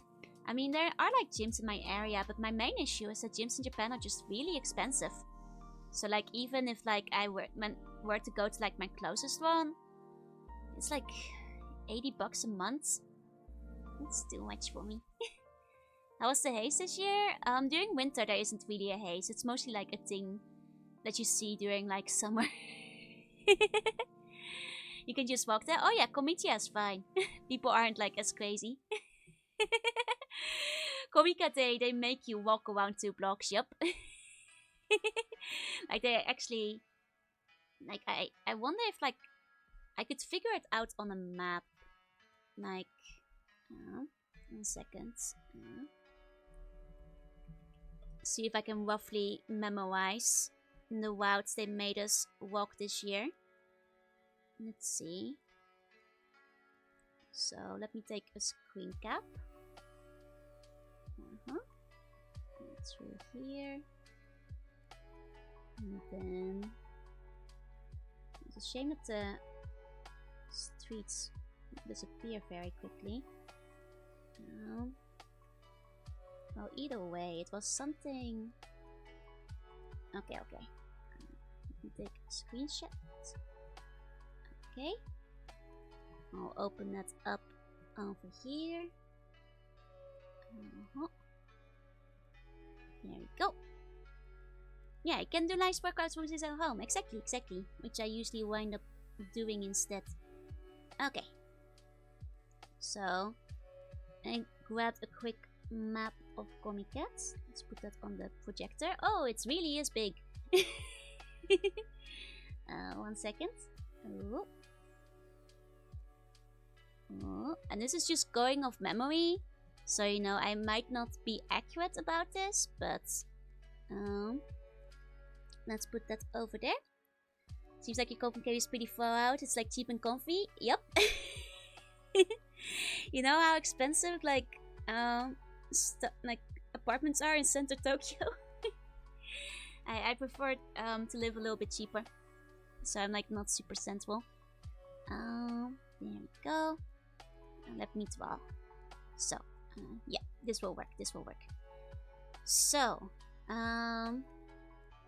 coming from here, like on the first day, it was through here, and then they let you down here, and then for a while they made us go out here, looped through the parking lots, through the back, over down here, through here, and then basically this was roughly where you started entering the East Halls. Hi Nequip, hi. And that was day 1, because day 1 is when I went for the East Hall. It was something roughly like this. Then on day 2, heading into the West Hall. Like they also made you go through here at first, walking through here, looping around the building, actually looping off the map for a bit here, but eventually you came back around here, so they got you out in this front area, where they put you up in this zone, at which point you went back up through here, and into the West Hall. And I was there pretty early. Keep in mind that I got there quite early in the morning, so like who knows how much was still... No, I'm not joking. This is the line for Comiket. They had a really big one for like for the West Hall this year. Please bring back 4 days of Comiket. Yep.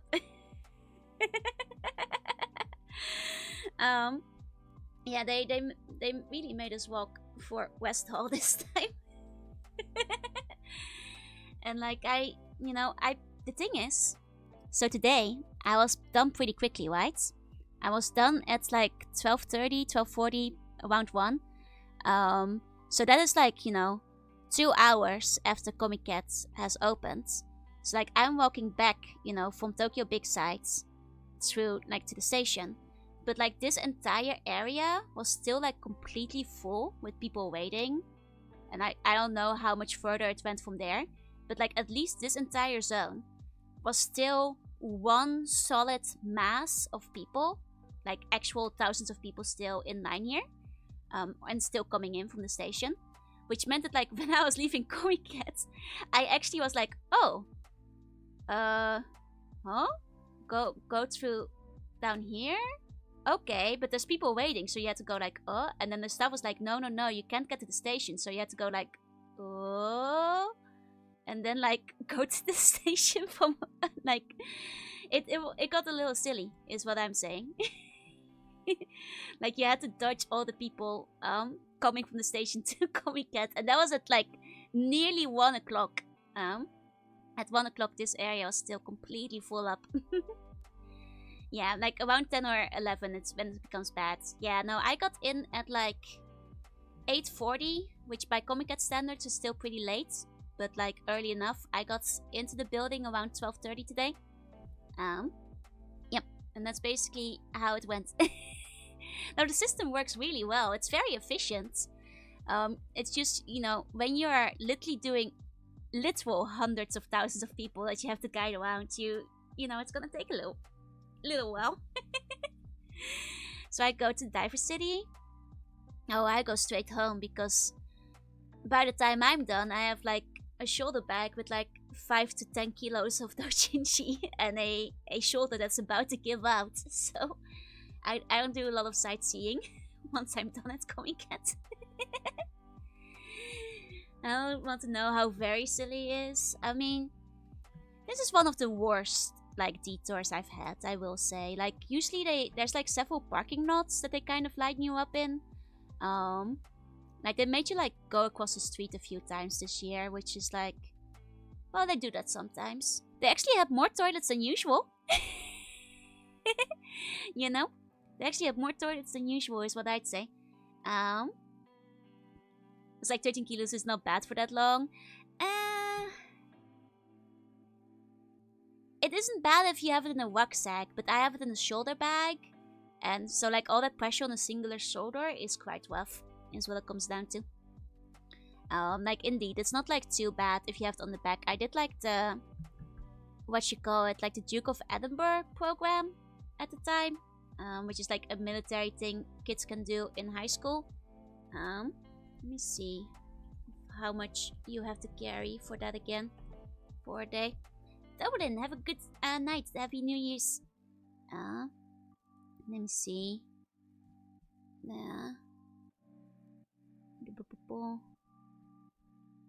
Do it. Activities.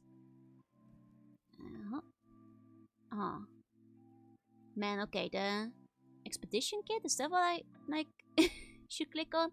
Either way, I think we had to like, actually I think what it actually was like, it had to be like 20% of your body weight, whatever you had to carry, 30%, something like that. Like it was actually dependent on the person. So I remember doing that. It's not that bad if you have a proper rucksack for it, you know.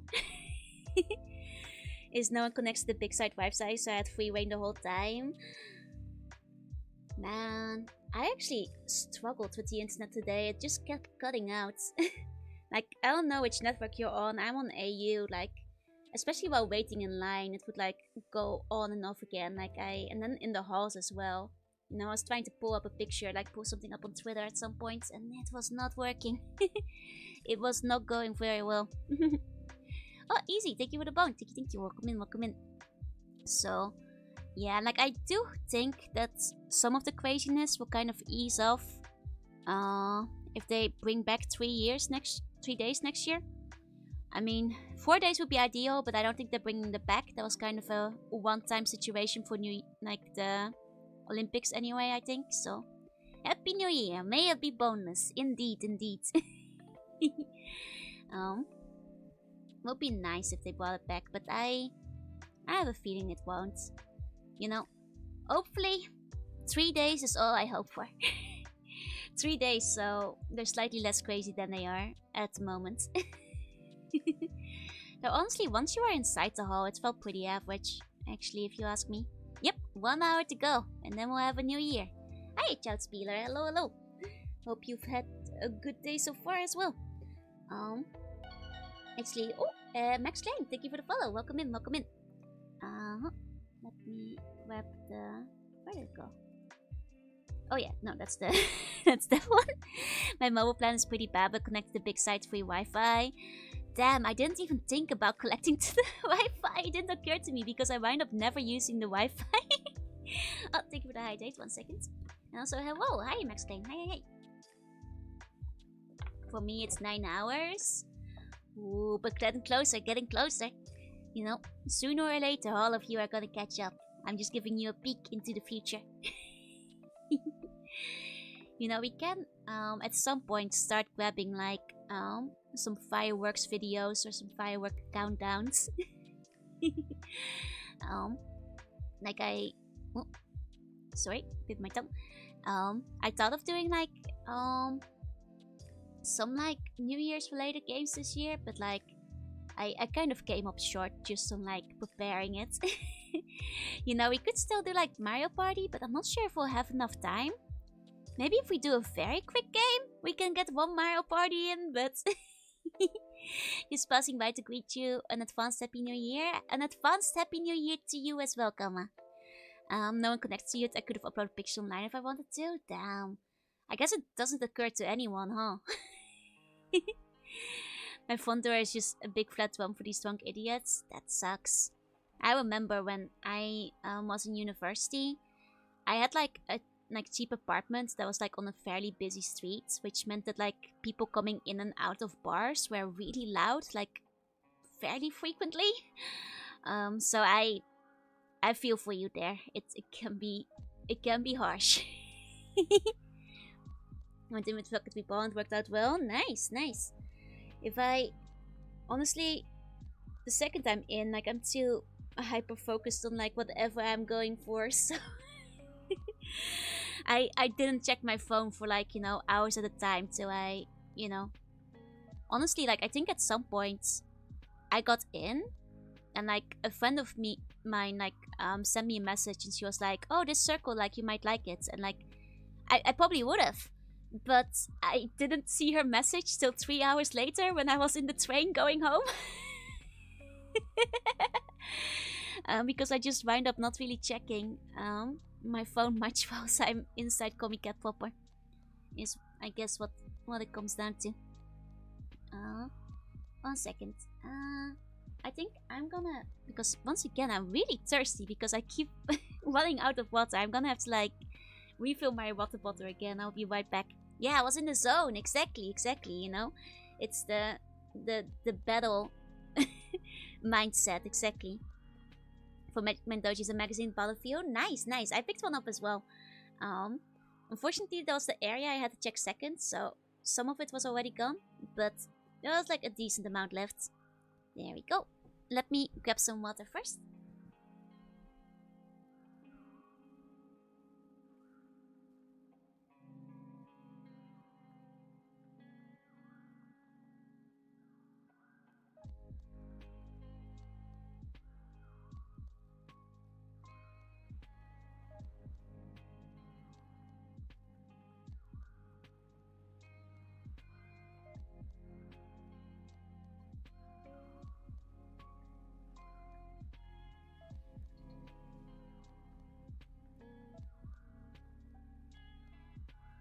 I return. Hi, child. Hi.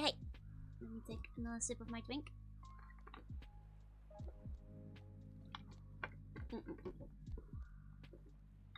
Okay. Tasty. Oh. Like, what? I think we can also like, once we get close to the new year, we can pull up like some firework videos. Unfortunately, it's not much of a thing in Japan. And actually, the Shibuya Countdown, which is kind of like the equivalent, like the Japanese ball drop, is like cancelled this year. Like, I think it's just because Shibuya kind of wants to like shake its image of like the party area. They kind of want to like stop being associated with that.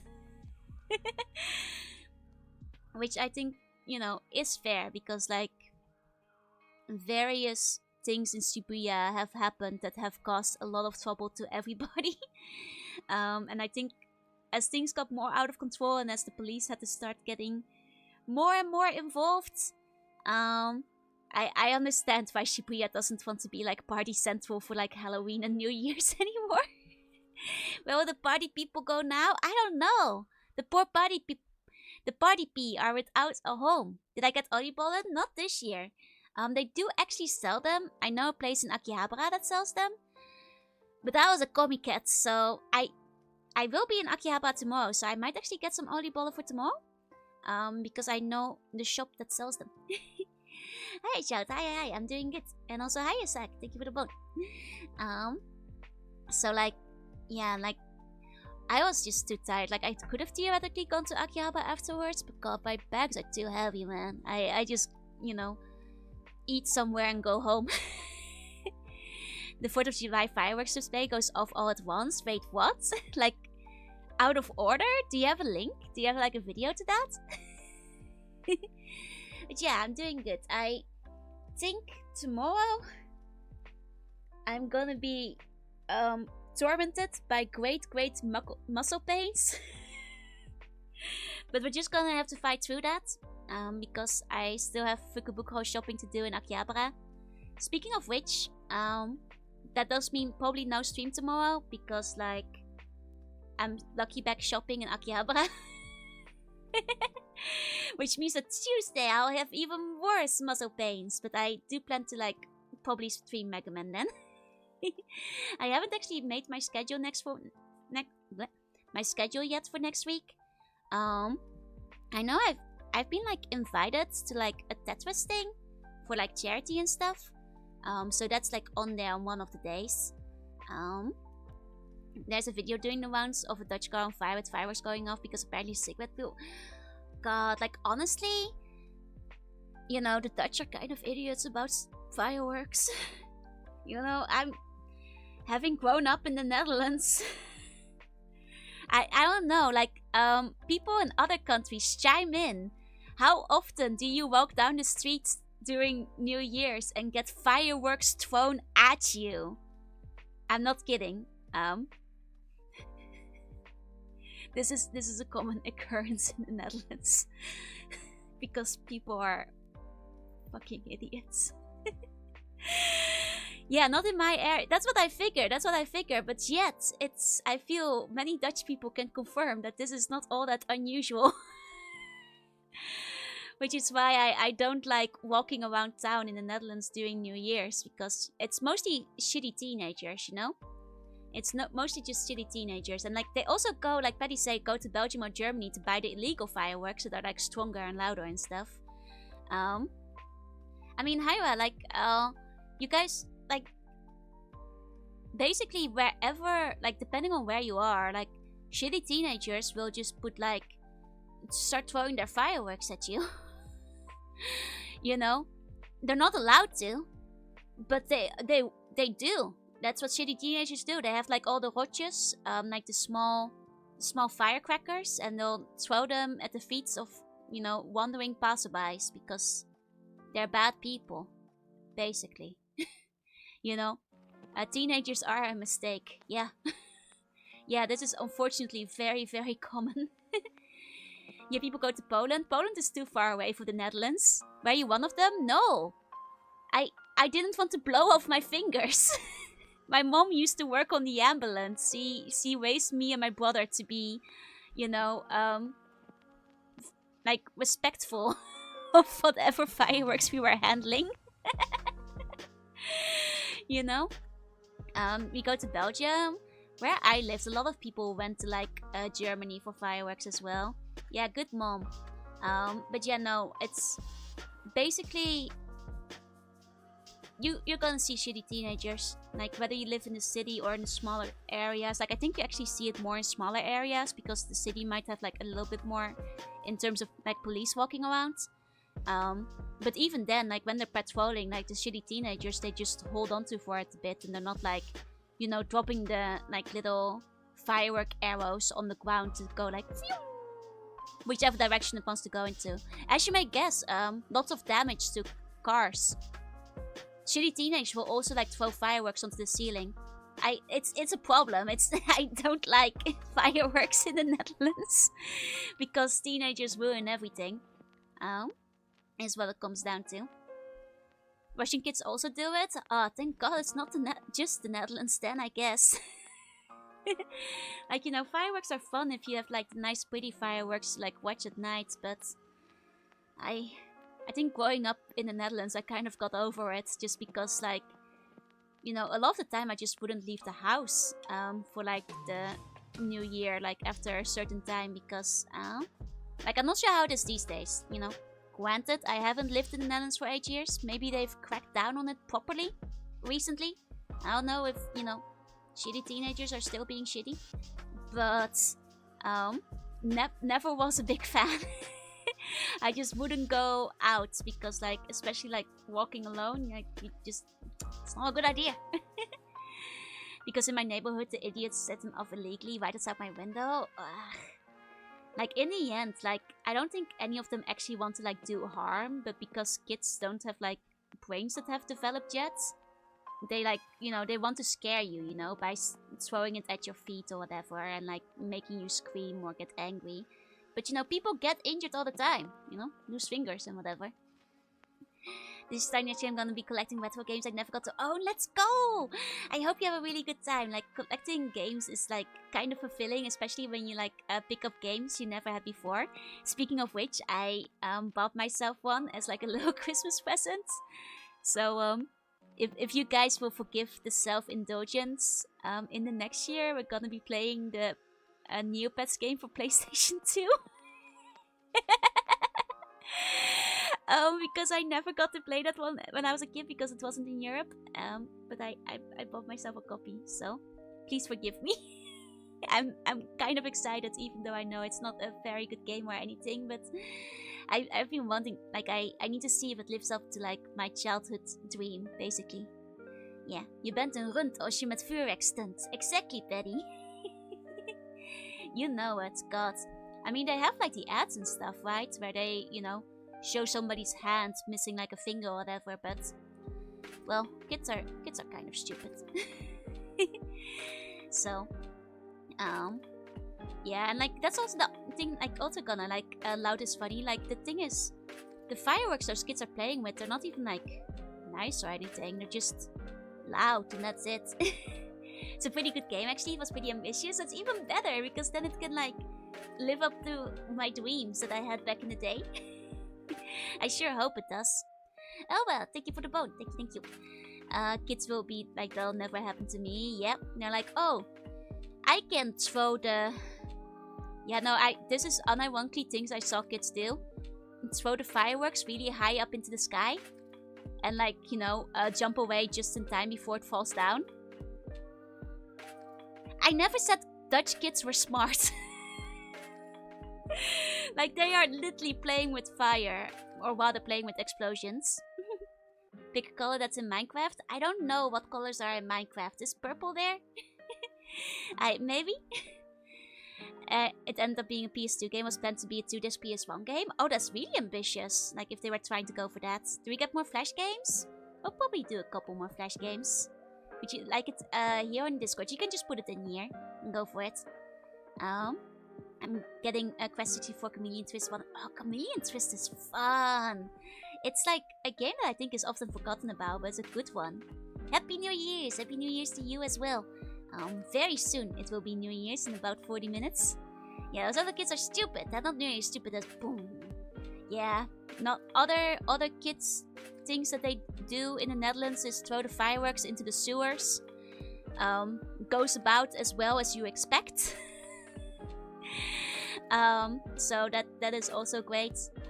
They also, like in the Netherlands, have to like tape up all the like mailboxes because otherwise they'll put it in the mailbox. Dutch teenagers, man. Never played the sequel. I never played the sequel either. I really like the first one. Purple is in Minecraft, but I've added the purple. Okay. Yellow? Maybe? Hi, Murphy. Happy New Year. Thank you. Just want more Flash game stream? Okay.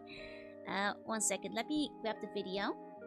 And if it's very loud, I will mute, like, well, at the very least, I'll turn it down a little bit. Before we open it up. 1 second. Okay. Ooh. Okay. So this is like a fireworks display where all of them go off at the same time, you said? Let's see. Whoa. Okay. Here we go. Wait, it's kind of weird and wonky. Whoa. Okay. Oh, so it's basically just one really big explosion. I see. That's the best song in the game, is an unused track. That's a shame. Man, that's... must suck, because like those big fireworks displays, right? They cost like I don't know how much, but it's in like the... well, it's like... I don't want to say 1 million, but it's probably like very expensive nevertheless, you know? Regardless, still very, very expensive when it comes down to it. So like all that money like wasted. Like the one thing I'll say for fireworks in the Netherlands is that they do have, at least they used to have like the Fireworks World Cup. I don't know if it was actually a World Cup because only like 5 countries participated in it every year. But they used to at least have like a very nice show, like where like 5 countries who participate. The fireworks car linked here too. Yeah, sure. Called Sis, which is presumably short for sisters. Boss fight track. Man, it's a shame that they like had to cut something out of it. Apparently, a lot of people enjoy it. In the video, somebody's like best firework display ever. I mean, it can be fun to see something, go horribly wrong. So like, I get it from that, perspective.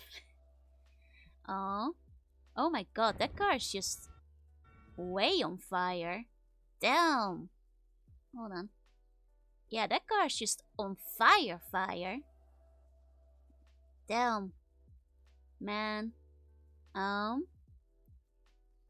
Man.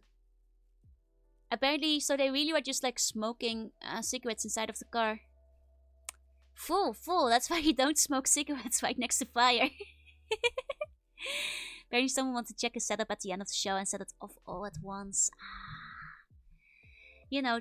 Those things happen, I guess. Like fireworks, can be dangerous. And I guess this is just where you see it, Cars, the firework is gonna shoot up in the sky and then pop into a bouquet.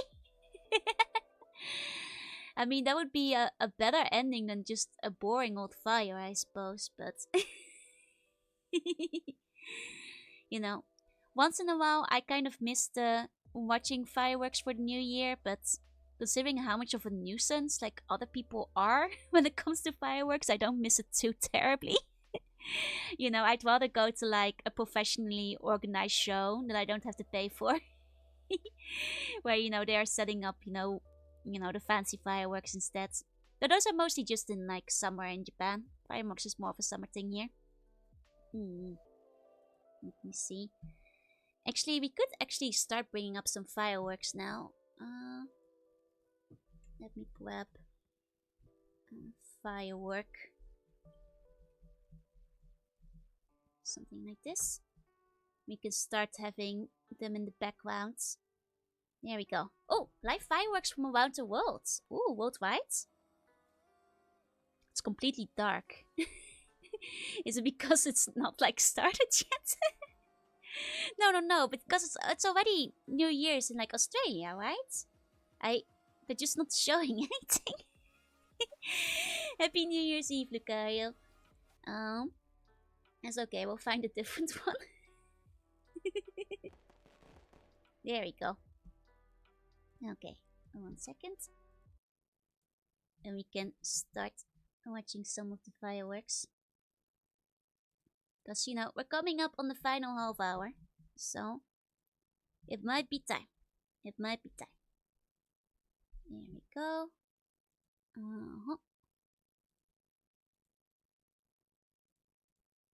Then...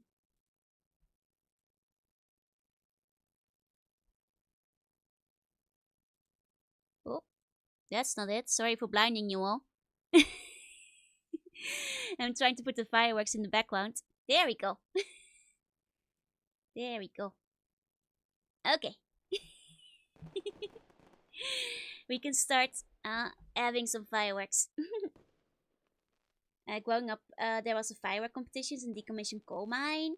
So the squad was next to the insane use excavator. That actually sounds really cool. But also sounds a little bit dangerous, but it sounds really cool. Yep, we're 30 minutes from the new year. So, let's get in the mood. You, thank you for the bone. Thank you. There we go. Oh, no. That's not what I meant to do.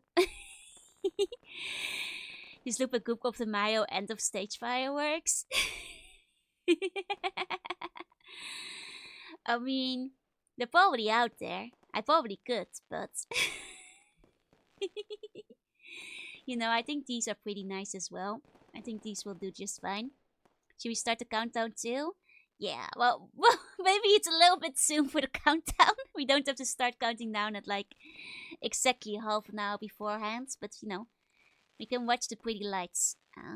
In absence of the lack of pretty lights outside. Let me take another sip of my drink. Okay. There we go. Oh, that's not it. Sorry for blinding you all. We can watch the fireworks in the background. Is anybody actually planning to like do any fireworks tonight? Like once in a while you guys ask me if I'm gonna do like the first shrine visit, but the first shrine visit is always so crowded that I've kind of given up, even though I don't even live in like a crowded area or anything. Like my closest shrine is always very full. What zodiac year is it? Oh, it's gonna be dragon. So dragon's gonna be real hot next year. I'm gonna see lots of little dragon girls, lots of cute dragon outfits. Kind of enjoy the tranquility. Same, it's kind of peaceful. And it doesn't go too late. You can just fall asleep.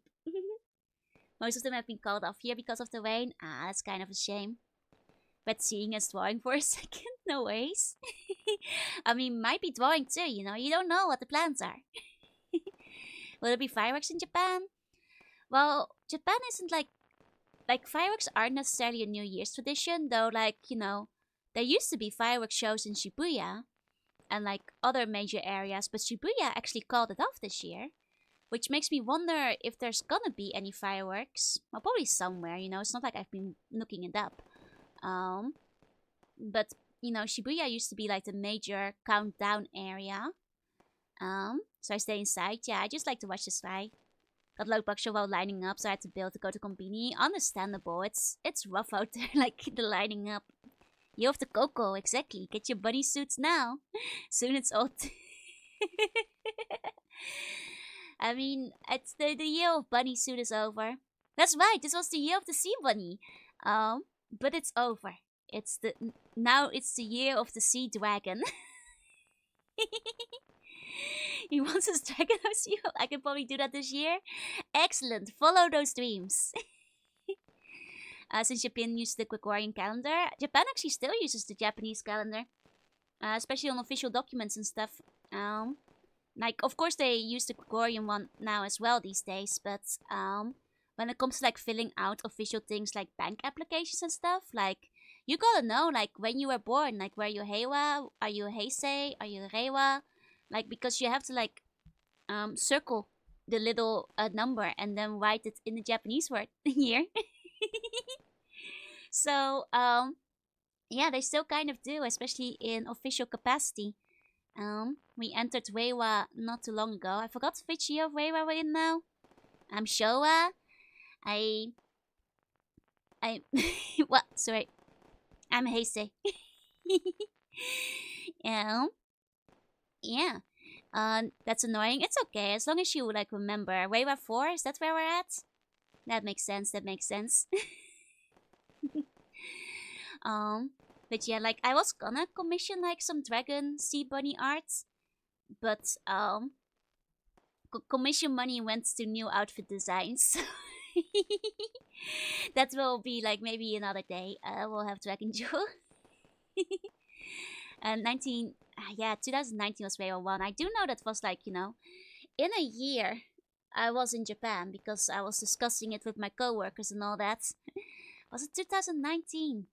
That's right, because they announced it before it happened. That's right, and then like, that makes sense. Oh, friend, thank you for the bone, thank you. Yeah, remember the dates in terms of Kamen Rider shows? Well, there's an entire year to get Dragon Luna. That's true.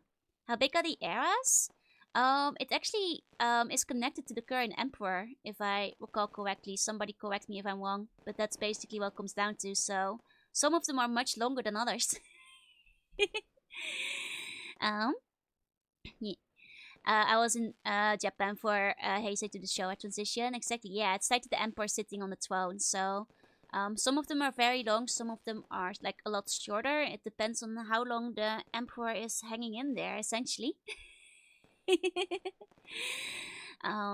So, but then again, like you don't. As an important? Oh, pretty important, yeah. Like I'd say, like all Japanese people know what era you're in. Know which era roughly things are. Like because like rather than like saying something's like the 60s or the 70s or the 80s, they'll be like saying like, oh yeah, that's the Showa era. Oh yeah, that was the Heisei era. And so on and so forth. Can we just use Joe instead of the Emperor? I mean, I am, of course, your Empress of the Underwater Sea Bunny Kingdom. In the Sea Bunny area. Yeah. Yeah, the Heisei era lives a long time now.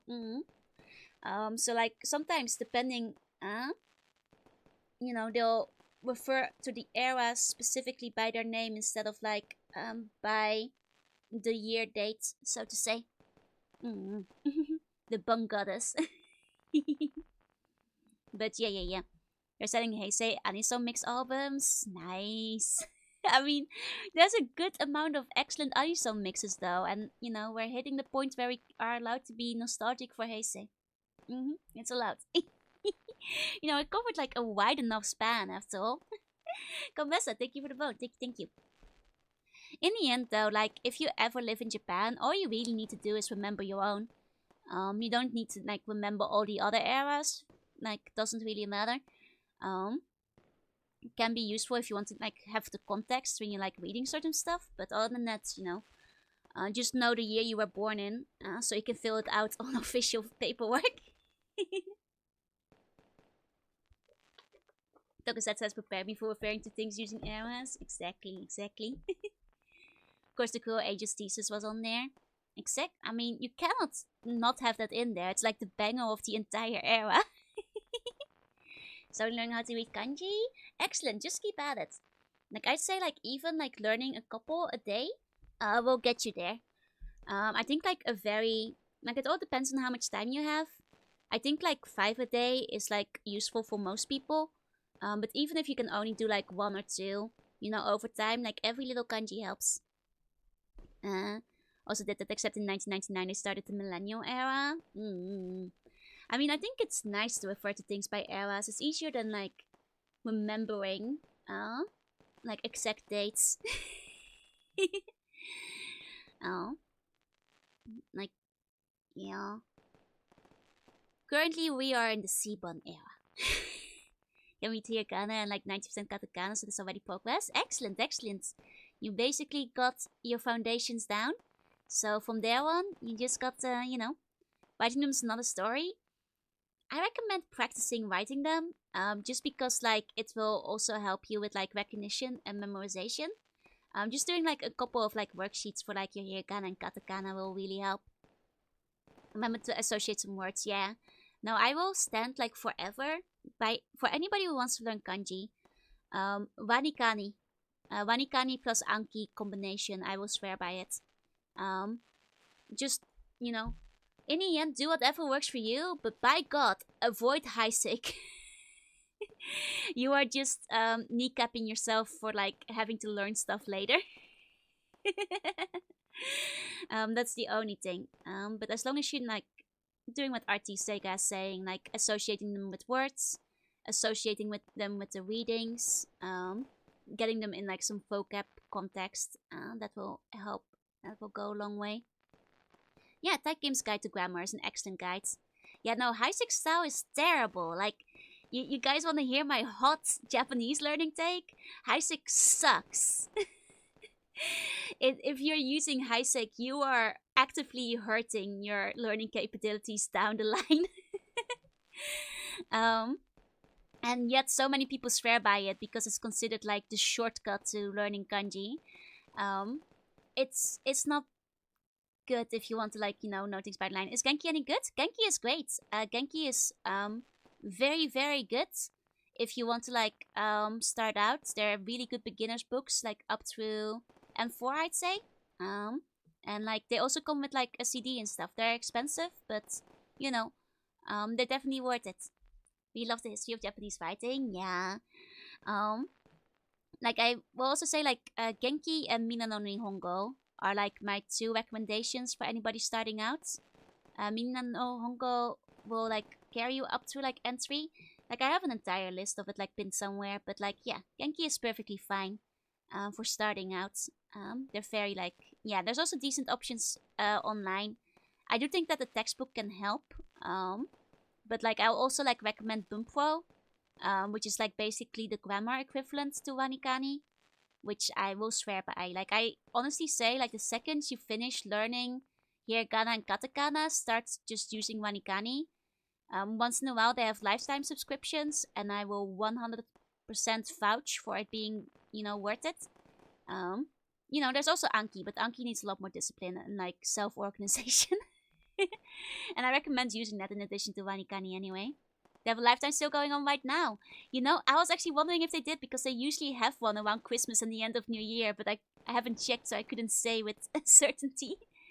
So yeah, no, I will unironically say that like Wanikani is one of the best investments you can learn into like learning Japanese. Um, like I think it's 100% worth it. 100%. Yeah, you can get the best of everything for free except the teacher, basically.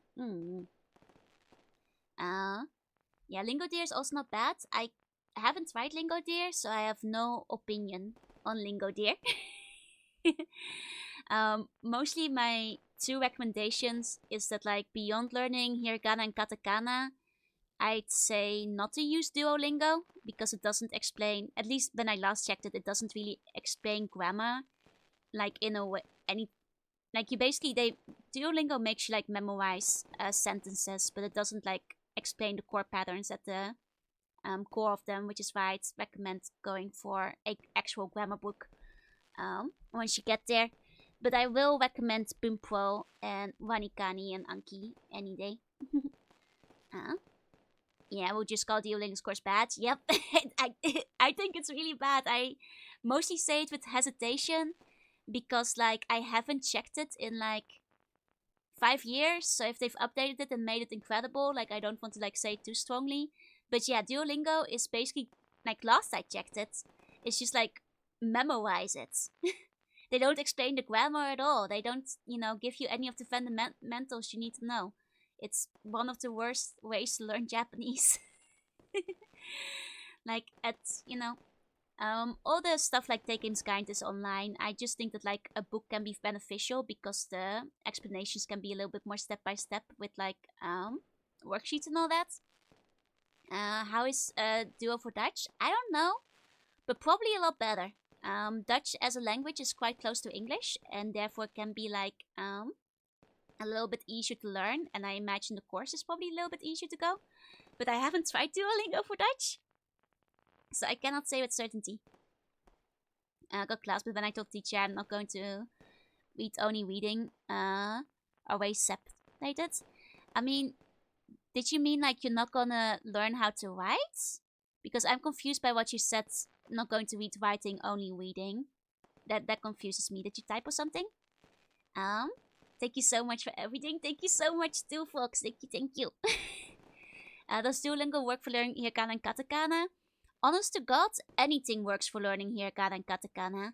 Hiragana, katakana, pure memorization. You just gotta take the method that works for you.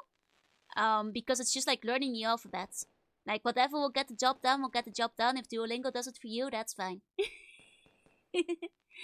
You know?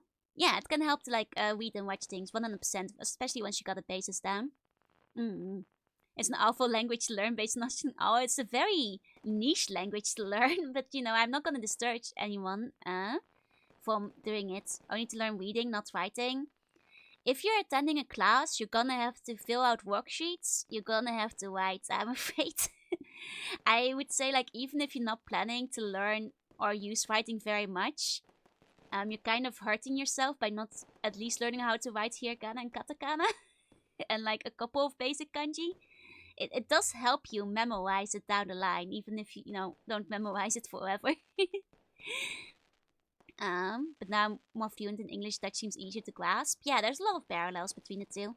I think Dutch is more or less the closest language to English, so they're fairly close. Kept printed out shirts next to my desk and got out to memorize. Exactly. Because you're there often. I mean, like, whatever helps you memorize them. What I did is just I learned hiragana and katakana in like roughly a week each, where I just like learned a bunch every day, and then I'd basically check and write down from memory like every hour, as well as do like a memorization game online. And then whenever I got one wrong, I just like write the whole bunch of times. So I got it, and I basically learned both of them in 1 week. Oh, it was an online class. Oh, I thought it was like a physical ones because those will usually just like give you worksheets. Maybe the guy didn't know how to teach you in that case then. might not have had experience, like not doing any worksheets. That's a shame. Um, if you were gonna like focus more on like the speaking parts, that would have been fairly easy. But maybe you just didn't understand what you meant when you said it. Either way, that's a shame. I hope you can get the lessons you want at some point. But yeah, no, for hiragana and katakana, I really don't really have like a recommendation on how to do it. Just to do it, you know. Whatever works the best for you to like memorize something is how you do it, because it's the very basics, you know. It's like memorizing the alphabet. Like it just gotta be done. Considering moving to WA4, that makes sense. That makes sense. If it's true, like I do think you're doing the right thing in like learning Dutch as well. If you're gonna like move there, I don't let the fireworks story put you off. That's just one day of staying inside a year. One day of dodging like annoying teenagers. Yeah, you got to learn your IULs, like you learn your ABCs basically. Basically, you cannot. I mean, I guess you can learn how to speak Japanese without knowing how to read at all. I don't recommend it. Because learning how to speak and listen is so much easier once you know how to read as well. You know, it will certainly make like all the learning materials a lot easier. And a lot of vocab starts to click once you understand like the kanji pairs. So I'm protected from kids. There you go. You're safe. You're safe. Moonbase Alpha Point. I will. Didn't like that one actually like hit an anniversary the other day or something? I can't remember. Just sneak watching between customers to spend the Japanese New Year. Yay! I hope the work is going well. I hope the work is going well. We have about 10 minutes till we put in the new year. And I am kind of excited. Yeah, all the Japanese otome game you need to read. I mean, it's not exactly a huge secret, but I started learning Japanese out of a strong desire to be able to read all my doujinshi. As well as like all the Japanese games I had. So I think if anything, that's plenty of motivation to learn. Sounds legit. I mean, what you need in the end is just like a motivation for what you want to do. Like whatever the goal is, if you have a goal, that will give you the power to keep it up, to keep learning. There's one Japanese game I want to play that will never get a translation. What's the name? What's the name? Is it just like a really old game? Would also like to thank me. Good for another year of recommend. Yes, thank you so much, Ursko. Yep, 30 minutes until Akemashita Omedetou. Ake-ome. Bomberman Jealous for the GBA. You know, that surprises me that has not been like fan translated, just because Bomberman is like fairly popular. But I guess there's just so many of the games that they just don't bother, huh? Suito Hoshana light novel. Let's go. There you go. You know, you need to just hold on to the motivation. And you gotta, and that will keep you going. It's the strongest motivator of all. Yeah, I want to play, but I started learning Japanese because I started with Duolingo. You know, I do say it's never too late to learn. You know, even if Duolingo is like crap, you can still turn it around and start learning using something else. Though, you know, it does take time. It does take time, which can be discouraging. Like, Japanese is a very different language from English, so it's a tough language to learn. It took me years, you know, before I became comfortably able to read everything I want to read. So, you know, I understand how intimidating it is, but even knowing the basics can be nice, if anything. And, you know, when it comes to doujinshi, there tends to be no furigana, so there's a lot of motivation to start learning kanji. Because, you know, past like middle school age, they kind of assume you don't really need furigana except for like difficult words or like made up words, so takes like 3 years of dedicated study. Yeah. And that's like if you're studying it full time, you know? If you're doing it like alongside other stuff, you know, it's fine if it takes like more than 3 years. Like, I guess if you're doing it full time, you can kind of do it in 2 years as well, but like even then. Furigana. No, furigana. You ever look at a Japanese word and it will have like the little letters above it? basically it's saying like how you pronounce the words, like using like hiragana or katakana. Um, and it's like that's basically just a small little bit above it. Sometimes it's like Ruby text where it means that it's like adding extra information. Um, but yeah, that's basically what it is. But of course, like a lot of material for kids will have furigana in it because they don't know kanji yet. But like roughly once you start reading things that are like for ages like older than 12, like around like ages 15, 16 and up, they just assume you don't need them, like for the most part, at least not for common kanji for sure. Maar that way Hungarian is similar to Japanese. I've heard that like Hungarian is like shockingly one of the closer languages, at least in like grammatical structure, right? Yep, 10 more minutes. We're nearly there. We're nearly there. Always gets fun thinking where to start. You know, that's fair. There's like a lot to do. I mostly just recommend learning your hiragana and katakana and then just grabbing a grammar book of choice and making your way through it. Yeah, you read seinen manga and they have zero hiragana. Exactly. Also put it when it's written in kanji. They do on official forms. That's because kanji can be read in multiple different ways. So like sometimes the same kanji will be pronounced differently. So especially if you're filling out like basically any form, not even official. If you're like filling out your address online, you have to put in furigana as well, so they know what it actually says. There we go. I bought a horror manga when I was in Japan for some reason that had hiragana. I mean, it all depends on the age audience. It also depends on the difficulty of the kanji. Very difficult kanji or like unusual words and like vocab will still continue to have furigana. And as well as like if they're making shit up, that will usually have furigana as well. Yeah, it feels pretty satisfying when you start to work, you know what it means. Exactly. Just to be able to find a Scandinavian wife possessed by Japanese culture. There you go. Yeah, Ishizuku reviews. I mean, once again, if it's uncommon words or words that are made up, they'll have furigana in them. Especially fantasy worlds will often have furigana. Thank you for the hydrate. Oh, Princess Jelly, thank you for the wait. Welcome in. What were you up to? What were you streaming? I hope you had an excellent stream. I hope you had a good time. Welcome. Happy New Year! Is it already Happy New Year for you guys? We have like 7 minutes to go. Dead by Daylight. Oh, did you win? I hope you had a good time. She's actually called Suzuko, but the person called gambled on the wrong reading. It happens all the time. If you don't know for sure, you're gonna get the wrong one. It's hard. That's why you have to write it down. It's 2 p.m. here. You still have a little while to go. Well, getting comfortable. We're watching some fireworks. So, watching fireworks and currently talking about Japanese.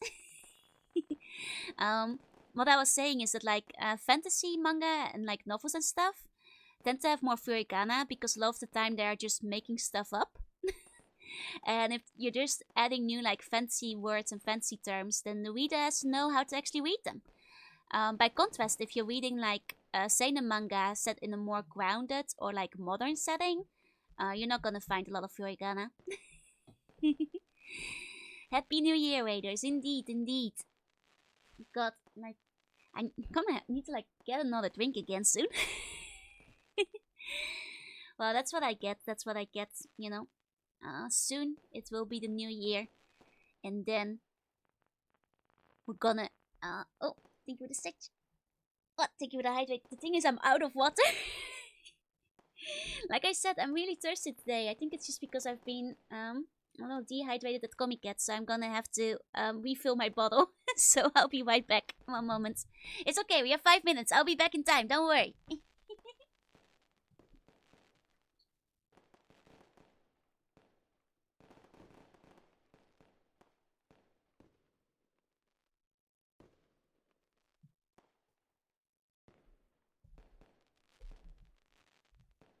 Okay, here we go.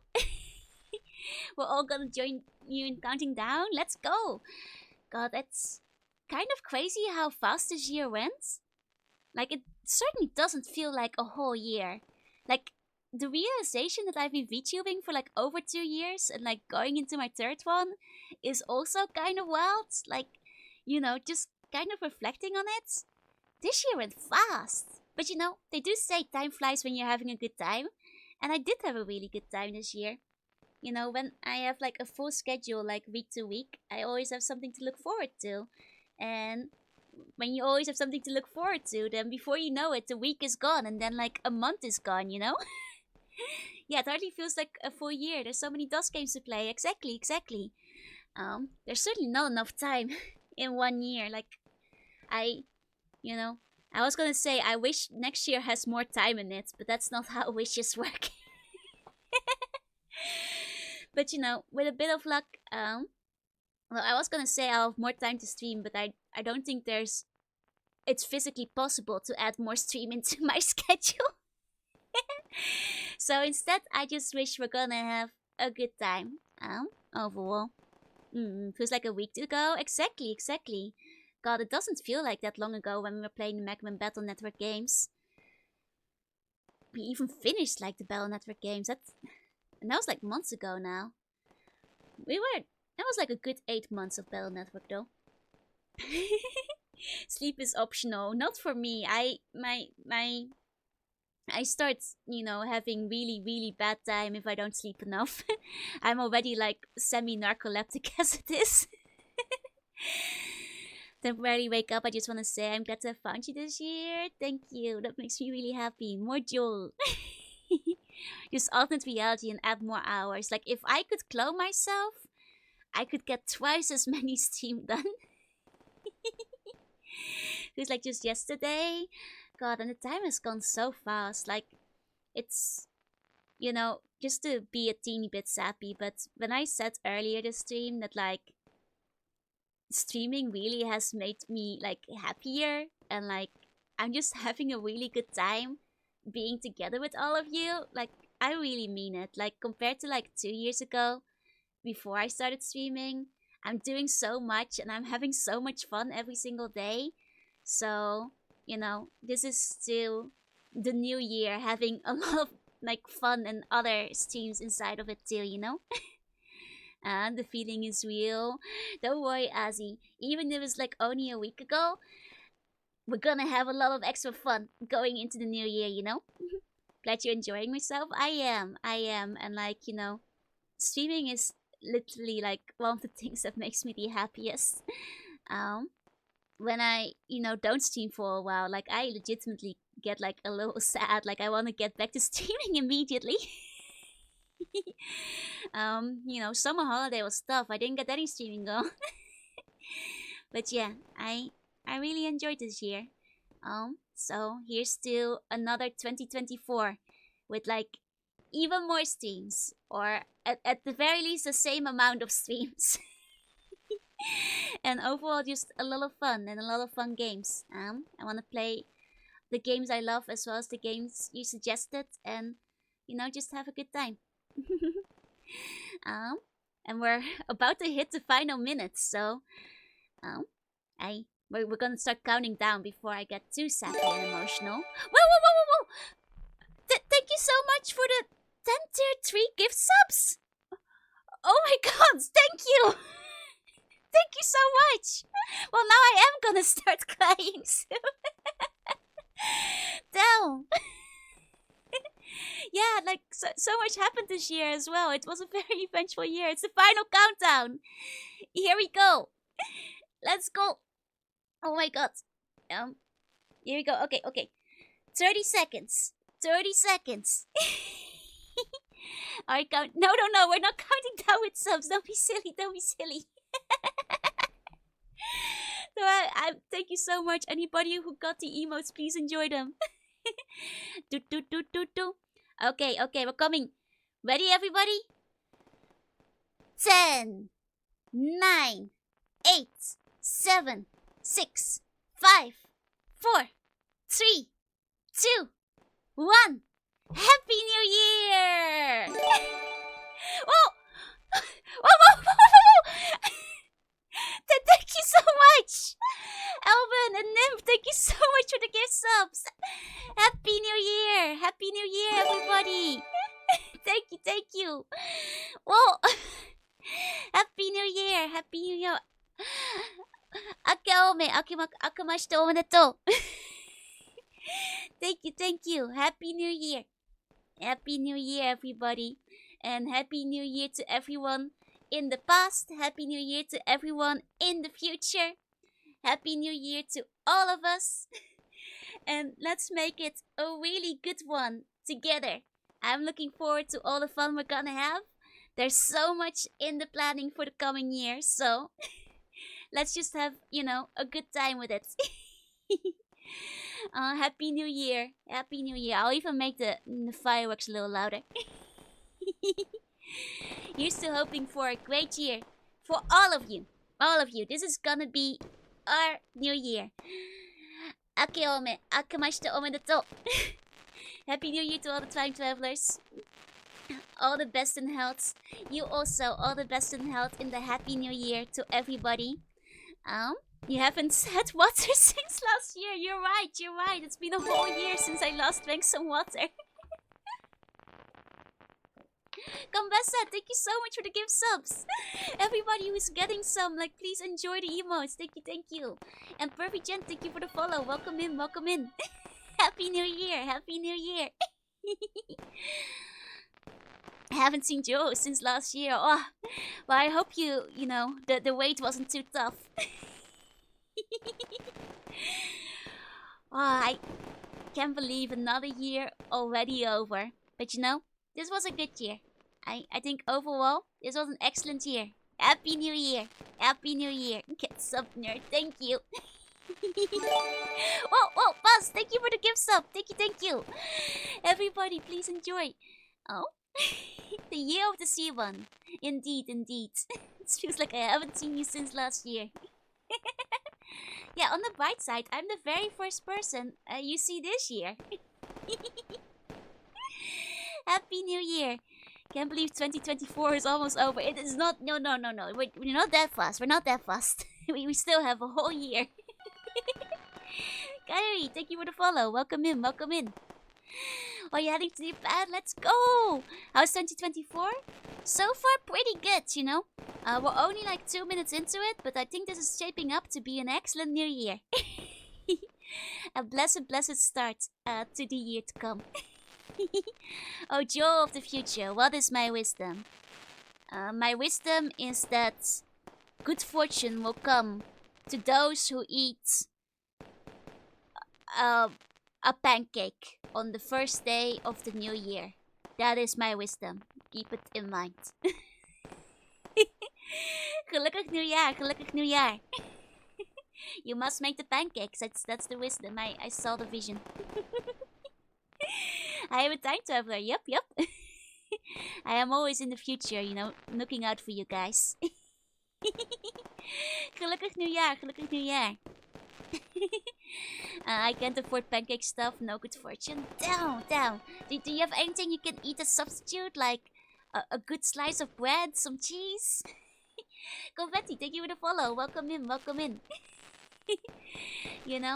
There's one thing I'll write down on my little Happy New Year wish, and that's that I get all the good stuff. Getting from the lucky bags tomorrow. I have pretzels. Pretzels will do it. Start with a P, It's a party. A pop pancake party. You can make pancake mix out of flour and baking powder, but that's probably something they don't have either, Yeah, maybe I should eat some. Yeah, you can also get French toast in that case, if you got some pretzels, if you got some bread around, you can make it happen. May my Fiku Buko be blessed. Exactly. Have some caramel popcorn. Good start. Oh, thank you for the bits. Thank you. All you need is one egg and a slice of bread. Indeed. But I don't have flour. Well, if you have a slice of bread and an egg, you could make yourself French toast. That's still. I am thinking maybe I'll get some pancakes tomorrow. I'll just have. Whoa! Hira, thank you so much for the gift subs. Thank you. Let's go. Anybody getting the emotes, please enjoy. Wait, level 9? Holy crap, I think that's the highest we've ever gone.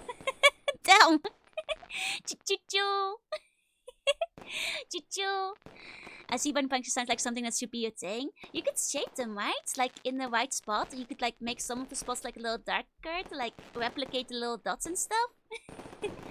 Fairly satisfied with 2023 was a bit slow on art, but other than that, make up for it. Yeah, that's what I'm thinking too, you know? There's some things I didn't do of much this year. Compared to other years, I didn't draw as much. But, you know, I'm very satisfied because I streamed a lot. I, you know, did some major things. I got a new model, I got partner. And there's so much more, like, good stuff to come. So, I'm very excited and I'm very happy overall. Much love to you, much love to all of us and all the buns. Hoping that this year is gonna be a one. Whoa, whoa, whoa! Morts, thank you so much for the 5 gift subs. Thank you, thank you. Thank you so much, everybody. I guess the choo choo. Twitch just told me I got the thingy. Ozzy Pix, thank you for the follow. Welcome in, welcome in. Got to spend a lot of time with you. And I'm really happy I got to spend a lot of time with you guys, you know? Whether you've been there since the start or just joined in today or last week, I'm really, really happy to have all of you with me here. And I really hope to spend a lot more time. Oh! Hey, Jungai, thank you for the 5 gift subs. Thank you. You guys are too nice. I'm gonna start crying. Thank you so much. Thank you so much. Well, we didn't get much done in time, but exactly, you know, even if you didn't get much done, I think the next year, I'm feeling it. You know, we're going from the year of the sea bunny into the year of the sea dragon. I'm gonna be like the Magikarp swimming up the waterfall, turning into a massive Gyarados, and you know, then flying over the land, spreading the word of dot hack. Oh, Miss Janix, thank you for the all of you. Oh my God, thank you for the 5 gift subs. Thank you, thank you. You guys are too nice. Thank you so much. Yes, the year of your people, exactly. We're bringing the dragons around. Precisely, precisely. Let's go, let's go. Oh, Ursaco! You guys! Thank you so much! Oh my God! The gift store, thank you so much, everybody. Everybody, please, please enjoy the emotes. I would have figured you'd turn into a kaiju. Honestly, not far from the truth if the monster model comes in next year. Wolf, thank you, thank you. Everybody, thank you so much. They just have doing a lot of things as the slow years. Exactly, exactly. You know, some years you're very slow, some years you're very production. It's go! Sandwich, thank you so much. Thank you. Can't wait to watch more and be part of the community. I'm so glad. I really hope to see you around. Wow, thank you, everybody. I'm so. Thank you. Too bad I'm so cool now. It's probably for the best. Thank you so much, everybody. Please, please, enjoy the emotes. You guys are way, way too kind. You know, this year it's gonna be amazing. Now you just have confused lurkers. Nah, that's fine. That's fine. Who's missing? No. You only want the best for you. Thank you. I really appreciate it, everybody. I'm I can't talk anymore, you guys. I'm really, you know, looking forward towards the next year and like spending it all with you guys and just all the games I'll be playing, and I'm looking forward to it, you know. Okalin, thank you for the follow, and folks, thank you for gifting a sub as well. Thank you. See, funny machine might have broken. Gonna hide my eyes behind my glasses. Thank you. I'm really happy. You know, it means a lot to me to have, you know, so many people like enjoy and watch my streams, you know, because in the end I'm just like a silly little bunny. So the fact that like all of you guys are like checking me out, just a shitty little bunny like playing games, it's the greatest compliment I can get, you know. Let me take a sip of my drink. 1 second.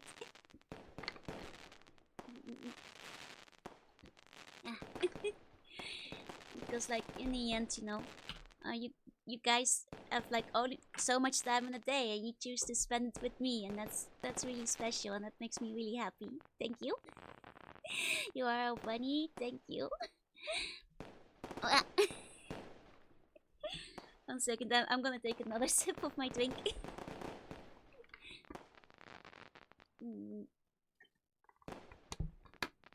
Help me get out of the game button, help enjoying again. I'm, you know, hearing that like I could like do any like of that kind of stuff for any of you is very special to me as well, because like, you know, once again, I'm just a silly little bunny, so hearing I've had like a positive impact on like even one person is like amazing, you know? Or bunny. Super nice. How could anyone resist? Thank you so much. You know, I'm very proud of you guys too. Exactly, because like you say, like everybody is so sweet, and I really couldn't, you know, be happier having, you know, buns as sweet and nice as all of you are. Who had 900 hours watching your stream. Yep. Thank you so much, everyone. Oh, Mort, thank you for gifting a sub to Vogelvriend as well. Please enjoy the emotes. Thank you so much. Thank you so much. This is Gem Reflection streamer. That makes me happy, because I think all of you guys are really cool. So if you guys think I'm like a little cool too, that makes me happy. One army assembled, indeed. And we're gonna work again, like hard again next year, you know? I have a lot of plans and a lot. Oh! Hywa, thank you so much! Another 5 gift subs! Thank you! Everybody, please enjoy the emotes if you got one. Thank you so much. Thank you. I really appreciate it. You know? And in the next year, I'm gonna continue doing my best and hoping that I can continue entertaining you and just have a good time together with everybody. And I hope to see you guys there for that. Thank you. Thank you. I'm gonna take another sip of my drink.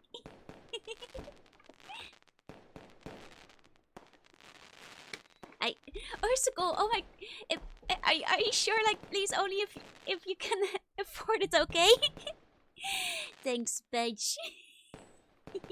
Yeah, go. Oh, Ursicle, thank you so much for another. Thank you, and Ik, thank you so much for subscribing too. Thank you so much. That's, oh my god, you guys are really way too sweet. Thank you. You guys are the hero. All of you are the hero. Like, to all the lurkers as well, you know. all of you are my hero. For all the great scenes you shared with us. I'm so glad. Like I said, like if I can even, you know, make just one person happy, that just makes me really happy. You make my brace better so often. Thank you so much. You are the hero. You know, maybe that will be my goal for the next years too. Continue to be everybody's hero, and that's the case. In that case. To eat the New Year's Eve one is not available. Oh yeah, I think because like Mix It Up has been acting up a little bit, I had to disable the other Steam. Thank you for the hydrate. One moment. One moment.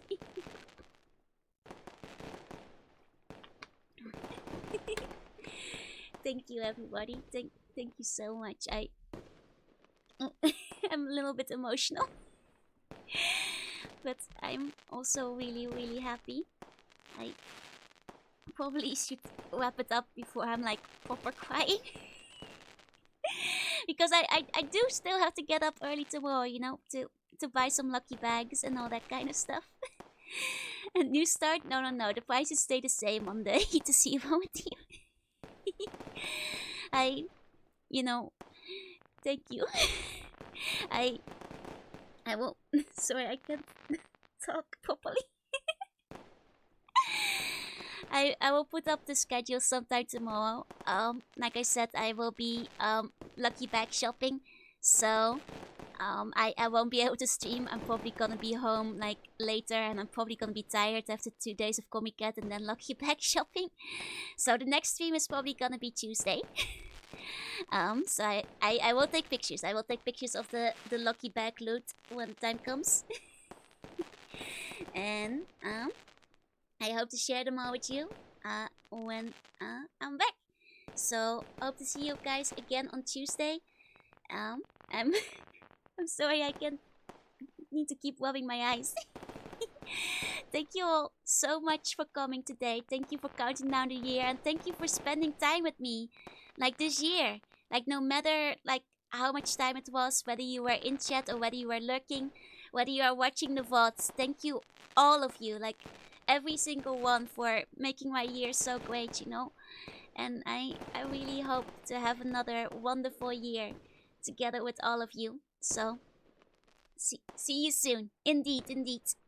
For now, I wish everybody going to bed sweet bunny dreams. And if not, I believe in you. Please have a great new year. And remember, tomorrow a pancake will bring you good fortune. And but you ordered a water bottle? That's so cool. I'm so flattered. I'm honored. Thank you. But yes. I'm sorry. I got distracted. Good fortune. And I will see you all next time. Bye.